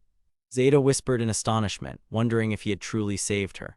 Karna himself, breathing heavily, noted that if he had been even a moment late, everything could have ended in tragedy, Lady Cecilia had been right in her concerns. One of the knights, noticing Karna standing on phantoms, immediately concluded that they were facing a black mage, the source of all evil. The knight indignantly declared that dungeons were a plague on humanity, a threat to the entire continent, and to yield them would be to betray the people. Zeta, sighing, added that building dungeons wasn't forbidden by law and no prohibition was even needed, as humans couldn't do it anyway. However, one of the knights, ignoring her arguments, accused them of conspiring with demons, claiming that if they managed to take over a dungeon, it meant they were at least cooperating with the enemy. Zeta reiterated that they hadn't created the dungeon but had taken it from the enemy, and were now using it solely for the evacuation of civilians. He shouted that even if it was legal, human pride should stand above the law. Zeta watched his fanatical indignation in horror, unable to believe he could seriously think that way. Karna asked in surprise what was happening, not understanding who they were facing. His companion, horrified, called the newcomers proponents of genocide. She explained that these were radicals who had fallen under the influence of the church and preached the complete extermination of demons. These people called themselves demon hunters, but in reality, they tortured refugees and burned down slums, creating many problems. One of the knights accused them of being involved with black magic and hiding in the dungeon, stating that this was already grounds for trial. He added that if they were truly innocent, they should surrender, and then they would be investigated. Karna suggested that the enemies were unlikely to investigate them humanely. His companion anxiously added that she was sure they would torture them. At that moment, the knights began their assault with shouts. Seeing this, Karna realized the situation had gone too far, and raising his sword, he resolutely declared that in that case he had no choice. Karna rushed forward with the determination to capture the enemies, but in the midst of the fight, he noticed how weak they were. He noted with surprise that the opponents turned out to be rather pathetic, and even his companion couldn't believe how easy it was. Looking over the bodies of the fallen fighters, Karna began to doubt, was there some trick behind this? He wondered if these people were truly knights or if something more was at play here. However, Zeta immediately countered to herself that she had seen such knightly faces before. She mumbled that it seemed Karna was simply too strong. Karna quickly countered that he was still far from his true strength and had only just begun to understand how to properly wield a sword. Zeta worried that there might indeed be many radicals among the royal knights, and if enemies were hiding even among their own, it was a very bad sign. Aisha noted that even among the royal knights there were radicals, which complicated the situation. Cecilia replied that she knew people were hostile towards demons, but she didn't think it had gone this far. Aisha explained that this doctrine emerged 10 years ago when the church began to deify the hero. According to her, proponents of this teaching claimed that any magical resources obtained from dungeons, money, potions, artifacts, and weapons should be burned, considering them manifestations of evil and almost a deal with the enemy. Meanwhile, others recounted that adventurers still entered the dungeons, taking treasures and artifacts and thereby reducing its magical power. This was the foundation of the radicals' entire ideology. Aisha pointed out that, by the radicals' logic, everything seemed reasonable, which was why they managed to gather so many followers. She added that despite this, the king, who sought to acquire the dungeon's treasures, disagreed with them and severed all ties. Cecilia, meanwhile, expressed concern that the radicals might have taken refuge in some secluded place. One of the participants in the conversation emphasized that they were hiding among the capital's residents, adventurers, and even within the army. Someone noted that among these people were also those who genuinely hated demons and were capable of even killing ordinary people if they suspected them of demonic origin. A disturbing thought arose: if such radicals existed even among the royal knights, the city faced serious danger. Cecilia recalled that the leader of the knights was possibly the hero Haikals, and she expressed hope that he couldn't be inhumane. Aisha confirmed that Haikals would surely be able to prevent a massacre, but warned that the radicals might incite a rebellion. One of the girls stated that if there were indeed demons among them and the knights found out, everything would end in disaster. The second added that they needed to leave this place as soon as possible, otherwise the local residents could also be caught in the crossfire. The girl noticed that she was already familiar with this method of operation and that it was most likely his doing. They also discussed a mysterious monster that no one had ever seen. Someone suggested that it was a demon hiding among people and weaving intrigues. The next day, they were discussing the dungeon that Knight Zeta had previously reported on. At the same time, in another location, surrounded by subordinates, sat a mysterious demon named Nyarlathotep, known as the Faceless Demon King of Sloth. The main unit of royal knights arrived at the dungeon located near the Kamaleona hot springs. One of them reported that something was near their lord, while another stated that they had found unconscious scouts. The commander resolutely declared that he intended to clear this dungeon alone. He handed a document to his subordinates, asking them to read it, and mentally noted that they had just fended off attacks from envy and gluttony, only to now face a new threat. Despite the protests of the knights, who shouted that the place was disgusting and urged its destruction, the commander stated that he could not entrust them with this task. He said that they were blinded by hatred and wanted revenge on the traitors who had violated the prohibitions. Meanwhile, according to him, the letter indicated that people were hiding in the dungeon who needed protection, people they were supposed to help. When the knights enthusiastically declared that with their commander's support they would surely win and that perhaps the letter was a demon's trap, he pondered. He realized how much his army had changed during his absence, as even his loyal veterans had become radicals. He admitted that it was now clear why the princess had written in her letter that she could not surrender to these people. The commander stated that he wasn't going to blindly trust the letter. He reminded everyone that the scouts almost killed civilians, mistaking them for enemies, so his decision to come in person was completely justified. He added that he intended to find out the truth and then decide whether to destroy those in the dungeon or surrender. Finally, he ordered the soldiers to return to their positions and await instructions. The hero Hermitage, the god of war, asked if they were stronger than him. His subordinates, awestruck by the moment's grandeur, exclaimed that it was a divine revelation from the hero. Hermitage, with a serious expression, asked if they truly considered him a hindrance. One of the knights exclaimed that he was the strongest royal knight, worthy of the title of hero. He also reminded Hermitage that even though he had aged, he still possessed enough strength to defeat any enemy. Hermitage admitted that he hadn't drawn his sword in a long time and expressed hope that he hadn't forgotten how to fight. As he charged forward with his weapon drawn, one of the knights exclaimed that he was like a hurricane. Knight Hermitage, with a determined look and drawn sword, plunged into battle against the demons. He rushed through the colonnade like a storm, gripping the hilt of his sword, fully resolved to break through to the enemy. Surrounded by defeated magical creatures, he watched with cold determination as their bodies vanished in clouds of steam. He concluded that these creatures' blood wasn't real, meaning they were created with magic. His gaze fell upon the vapors filling the hall, and he surmised that the dungeon's owner used fire and water elements in their spells. Hermitage noted that the enemy was using steam to limit visibility and could create a massive wave at any moment. In such a confined space, there would be nowhere to run. He admitted that the dungeon was quite challenging, finding it hard to believe it was built in just a few days. Glancing at the boiling water, he mentally confirmed that the enemy seemed truly serious, recalling Zeta. At that moment, a giant water monster surfaced with two figures inside. One of the knights, noticing this, hastily exclaimed, addressing his commander. When Knight Zeta bowed and apologized for her audacity, she said she was ready to accept any punishment, even if it meant he had to cut off her head.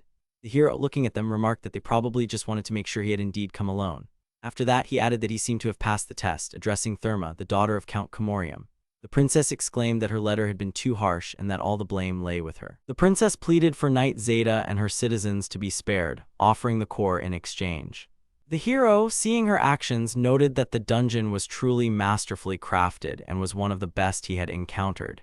He concluded that she was indeed the dungeon's mistress, as stated in the letter. Then he doubtfully asked who helped her create this place, someone who wields demon magic, or if she herself was a demon. And finally, he inquired about the identity of this black swordsman. The princess claimed that the young man, one of the adventurers, saved them with astonishing zeal, which immediately made her see him as a new hero. She expressed confidence that with his help, all of humanity could be saved. She insisted that the hero meet his team in person. The knight pondered that the girl was unlikely to be lying, but he couldn't rule out that she was under the influence of charm magic. However, he noted that thanks to the hero's revelation, he was protected from psychic attacks. The hero suspected they might be planning to kill him, but he was confident he could escape even if the Demon King appeared. He noted that his subordinate, Zeta, who should be aware of the situation, was with this girl. Despite the lack of data, he admitted it was risky but still worth learning more. In the end, he resolutely declared that he was ready to meet the Black Swordsman and asked where he was. Knight Haekels, entering the spacious room, asked what kind of place it was. He was told it was the dining hall of the Komorium Hot Springs dungeon, though food supplies were currently very limited. A girl respectfully offered to show him around. The children reacted joyfully, and the adults noticed the knight's arrival. They immediately recognized him and asked if he had truly come to help. The knight was told that everything needed to be discussed first before making a decision. One of the locals confidently said there was still a chance for salvation and asked him to wait. Hearing these words, the residents reacted warmly and cheered joyfully. Haekels, observing the scene, noted to himself that apparently these people's magical powers were depleted, but they certainly hadn't been mistreated. Haekels was surprised to see people simply relaxing in baths in the dungeon and asked what kind of place this was. He was explained that citizens shared magic with the dungeon by taking baths, thus supporting the Black Swordsman.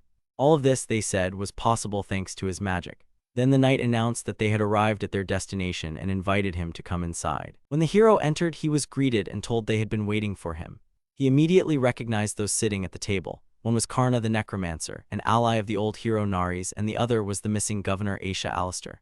The hero indignantly asked if the others knew who they were, and hearing their surprised reaction, he was astonished that they apparently truly didn't know. The princess was shocked. She knew about Lady Karna, but she had no idea that Aisha was also among them. Her companion explained that they first needed to apologize for the deception. Aisha was actually an assassin. The girl they knew as the dancer Syria. She revealed her true identity, stating that her name was Cecilia Israfeles, and she was the demon king of lust. The girl standing nearby gasped in shock, unable to believe what was happening. The knight repeated to himself in surprise that the demon king of lust stood before him. He noted to himself what a big shot she was, figuratively speaking, referring to her importance. His sword, he felt, began to react. He sensed that the weapon recognized evil. The knight was surprised to realize that the demon king of lust stood before him, and he thought to himself that she was indeed a big deal. He couldn't believe this was a hero versus demon king confrontation. The short-haired girl silently observed the situation, then rose from the table, ready to intervene. The young man called out to her, asking her to wait, reminding her that their conversation wasn't over. The knight, addressing her, asked if she intended to refuse the fight and what that would mean. The knight, anxious and surprised, asked himself if this was really what he thought. The short-haired girl calmly remarked that Madame Cecilia had been right. Light suddenly illuminated the Royal Knights' camp, located near the mining town of Komorium, and one of the guards cried out, pointing to the sky where a bright flash had appeared. Following the flash and the raising of a barrier, 3 demons invaded the Royal Knights' camp. One of them mockingly declared that without the great Haekels, only the weak remained, meaning resistance was futile. A woman with a cunning smile, seated on a throne of flames, arrogantly added that pathetic insects could never defeat demon kings. However, one of the knights tried to calm the others, stating that they had a magic barrier in case of such an attack. Hearing this, one of the demonesses asked in surprise if they were really talking about a magic barrier. The enraged demoness, towering over the battlefield, exclaimed that what was happening was outrageous. Waves of black magic began to swirl around her as she proclaimed the activation of her absolute supremacy ability. Forcefully extending her arm forward, she commanded her enemies to disappear, clearly preparing for a devastating attack. Immediately after the demoness's command, a wave of destructive magic powerfully crashed against the barrier protecting the Royal Knights' camp. The air filled with cracks and flashes as the protective field began to shatter like glass under pressure. One of the knights screamed in horror, unable to believe his eyes. He couldn't comprehend that the Order's strongest magic barrier had been destroyed. The small demoness excitedly declared that everyone was broken and asked if she could eat them. The man with wings on his back sternly replied that she couldn't. These people were not suitable for her to eat. One of the enemies explained that they decided to entrust the dungeon capture plan to true specialists, humans. As a result, humanity's strongest hero, Haekels, was forced to go there, leaving his knights unprotected. One of the demons declared that now that the barrier was destroyed, his heavenly flame would burn everyone to ashes. With a devilish smirk, he shouted the spell Vorvados, watching as the fiery attack rained down on the camp. The knights below were stunned by what was happening and cried out in terror. The demoness irritably stated that it was noisy, bright, and smelled of burning, calling the situation a nightmare. Another, with naive composure, remarked that there was no one left to eat. Everyone had been blown away. The demon with fiery flames behind him admitted that he had overdone it a bit since the barrier was already down. He indifferently told them to clean up the mess, stating that was why he brought them along. One of the demonesses exploded in indignation, assuming it was directed at her, reminding him that even though she was currently subordinate, she wouldn't allow herself to be treated that way. A man with a long beard appeared and said that Karna was right and they hadn't come here for nothing. His companion, laughing, suggested that, apparently, whoever inherited his seal was weaker than the one who received hers. The old man irritably retorted that weaker didn't mean worse, to which the girl teased him, saying it was clear now who was stronger. The old man calmly offered the enemies to leave, stating that in that case, no one would pursue them, unless they themselves wanted a fight. His companion added that they wouldn't leave anyway, as it was clear from their faces that they were full of energy. Meanwhile, the demon was furious, outraged that some pathetic humans had survived his fiery attack. He swore he wouldn't rest until he'd annihilated every single one of them. The girl next to him eagerly asked if she could eat them now, since he was already in a rage anyway. At this moment, the heroes realized the gravity of the situation. Demon kings and gods had converged on the battlefield. One of the elder warriors quietly remarked that their enemies were incredibly powerful. At the same time, the enraged demoness, losing her composure, fumed that her opponents possessed incredibly potent magic, exceptional abilities, and an simply unattainable power level. She couldn't comprehend who they even were they gods? The furious demoness shrieked that they were demon kings and vowed to drag her enemies to the deepest depths and cast them into the very pits of hell. Rage blazed in her eyes as she unleashed a powerful attack on her opponents, accompanying it with the spell Absolute Supremacy and charging forward in a complete battle frenzy. The soldiers complained that they couldn't move, their bodies had become incredibly heavy. Another soldier noted with surprise how sharply his body's weight had increased. The sage explained that this was due to the demoness, who had inherited the sin of envy from Bastet. This curse activated whenever she began to envy the strong or felt her own insignificance, and its power suppressed the weak while also weakening those stronger than her. The demoness, in a panic, declared that she didn't understand why her opponents were still able to move, as the curse should definitely have affected them. One of the heroes confirmed that the curse was indeed having an effect, but such a weakening meant nothing to them. His companion noted that they were on completely different levels, and even weakened, they remained stronger than their enemies. The demoness, consumed by anger, shrieked that they were infuriating her and demanded to know who they thought they were. The boy with fiery energy lunged into attack, exclaiming that they were gods. His opponent, stunned by the speed of the assault, only managed to raise a hand, unable to respond. As the girls watched the battle through a magic screen, one of them exclaimed in surprise, "Is that really such incredible power? Is all of this true?" The second girl remarked with admiration that they were fighting on par with demon kings, and these were Lord Karna's own friends. When the woman with cat ears stepped forward, she introduced herself as the demon king of lust, Cecilia Israphilia. The boy confidently stood beside Cecilia and, introducing himself as Sabbath, declared that he was a mage general and a servant of Demon King Cecilia. The knight, seeing the familiar helmet, wondered with surprise if it was indeed that very person. She was explained that they hadn't intended to deceive anyone, and their powerful assistance served as proof of their sincerity. It was also added that they had only hidden the truth because they themselves had been summoned for help. She couldn't help but declare that evil minions were a weak excuse. The princess tried to stop Knight Zeta. They were reminded that the two had indeed provided assistance and even agreed to build a dungeon to survive, and that the request for help had come from them. The princess was indignant, asking if the knight truly wanted to repay good with evil. She was then reminded that Karna himself had saved her from ogres. She asked doubtfully if the demon king of lust and his general were truly standing before her. Cain assured everyone that they were not enemies and looked to Karna for confirmation. Cecilia added that she desired peace and dreamed of coexistence with humans. However, the knight skeptically questioned the idea of peace, reminding them that ever since the hero's birth, the outer god had been defeated, and humanity had been at war with demons ever since. He then grimly asked if the new generation truly intended to end 1,000 years of bloody slaughter. Cecilia explained that to better understand humans, she had become a traveler. Although she hadn't been everywhere, she had seen where people thrived and where they showed their worst traits. She recounted encountering war-torn places alongside peaceful cities. It struck her how thousands could perish in one place while civilization flourished in another. She also confessed that during this time she had made friends with Karna and Aisha, and that she enjoyed human culture, fantasy, food, entertainment, all of which turned out to be much more vibrant and interesting than in the demon world. Cecilia declared that she did not wish for humanity's demise, but demons also did not want to die. Therefore, she proposed they unite to stop the wars together and build world peace. Another expressed disbelief, wondering why they even needed negotiations with such powerful allies. He questioned whether peace and tranquility imposed from above weren't just another form of tyranny.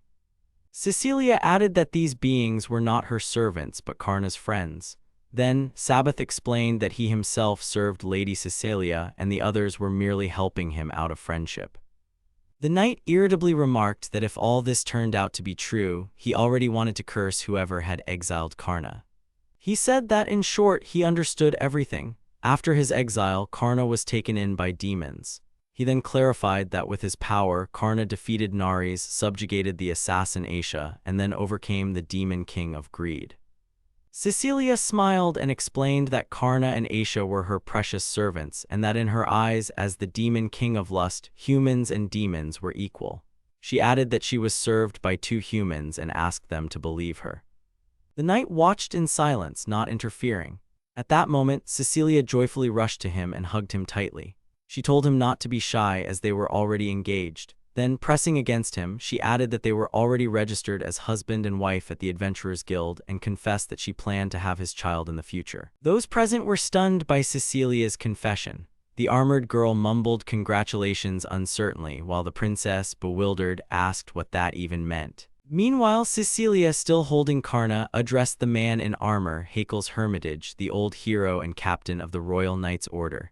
She asked him, as the strongest human, to end the war with them. To this, Hakel's replied that he could not decide such matters alone, as a truce and the cessation of war between countries were the prerogative of the king and nobility. He added that he didn't think she was so foolish as not to know that. Cecilia agreed with him, adding that this was precisely why she had been waiting for his visit.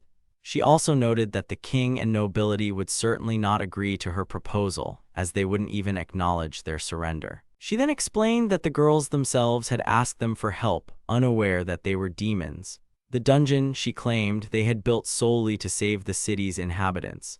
She emphasized that the church and proponents of genocide would not forgive them for such an act. After this, Hakel's turned to his companions, asking if this was true. The other woman confirmed that it was the absolute truth. The princess admitted that she still couldn't believe that the demon lord and his servants were standing before them. The knight suspiciously asked if the demons had brainwashed the one who now served them. The young man smiled and assured them that the demons hadn't brainwashed him. He confessed that after being exiled by the hero, he had been through a lot, but he didn't harbor any hatred towards humans. The young man admitted that he recognized Lady Cecilia as his master simply because she acknowledged him and gave him a job. He added that if she wished, he would even stand against humanity. However, currently they didn't want to harm anyone and wished to unite. According to him, this was a sincere intention that only grew stronger after his experiences as an adventurer and participating in the war. He appealed to Sir Hakel's, asking him to stop the war, if not with the church and the king, then at least with him. One of the knights acknowledged that loyalty was a beautiful thing, but sometimes it caused too many problems. He stated that if the young man were under the demon lord's control, he would not hesitate to kill his master, free the young man, and thus save humanity. However, he noted that there was genuine loyalty and love between the young man and his master, and that's why he couldn't do that. The knight recalled that he once traveled with the hero. He confessed that he had dedicated his entire life to saving humanity and fighting demons. Even after his best friend, the hero, passed away, he inherited his will and continued the battle. He remembered vowing to continue the hero's path, but he painfully noted that the country was losing its mind. According to him, the king and nobility only thought about their own enrichment, while the church and the capital's residents, blinded by hatred, enjoyed cruel battles. He confessed that when he finally returned home, his wife was already dead, and he was only greeted by the roses she had carefully grown, his favorite flowers.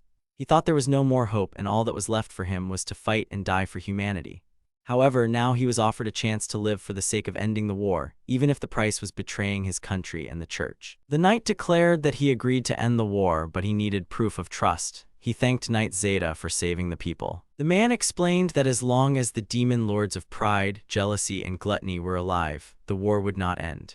If the demon Lord of Lust and her army took responsibility and defeated these enemies, he would swear by the hero's name that he would stop his knightly order. Meanwhile, one of the knights exclaimed that fighting 3 demon lords at once was too much, but Karna replied that he would leave them for a short while. Karna told Grandpa Wall that he could fight at full strength. Hearing this, Wall joyfully declared that the real battle was about to begin. One of the allies confirmed their readiness, saying they understood everything. The demoness screamed in panic that it was impossible. The demon lord, consumed by rage, couldn't believe that he, the greatest of demons, had been so disgraced. Those around them began screaming in terror. One of them shrieked hysterically, overcome with fear, while another could no longer form coherent words, only emitting piercing wails.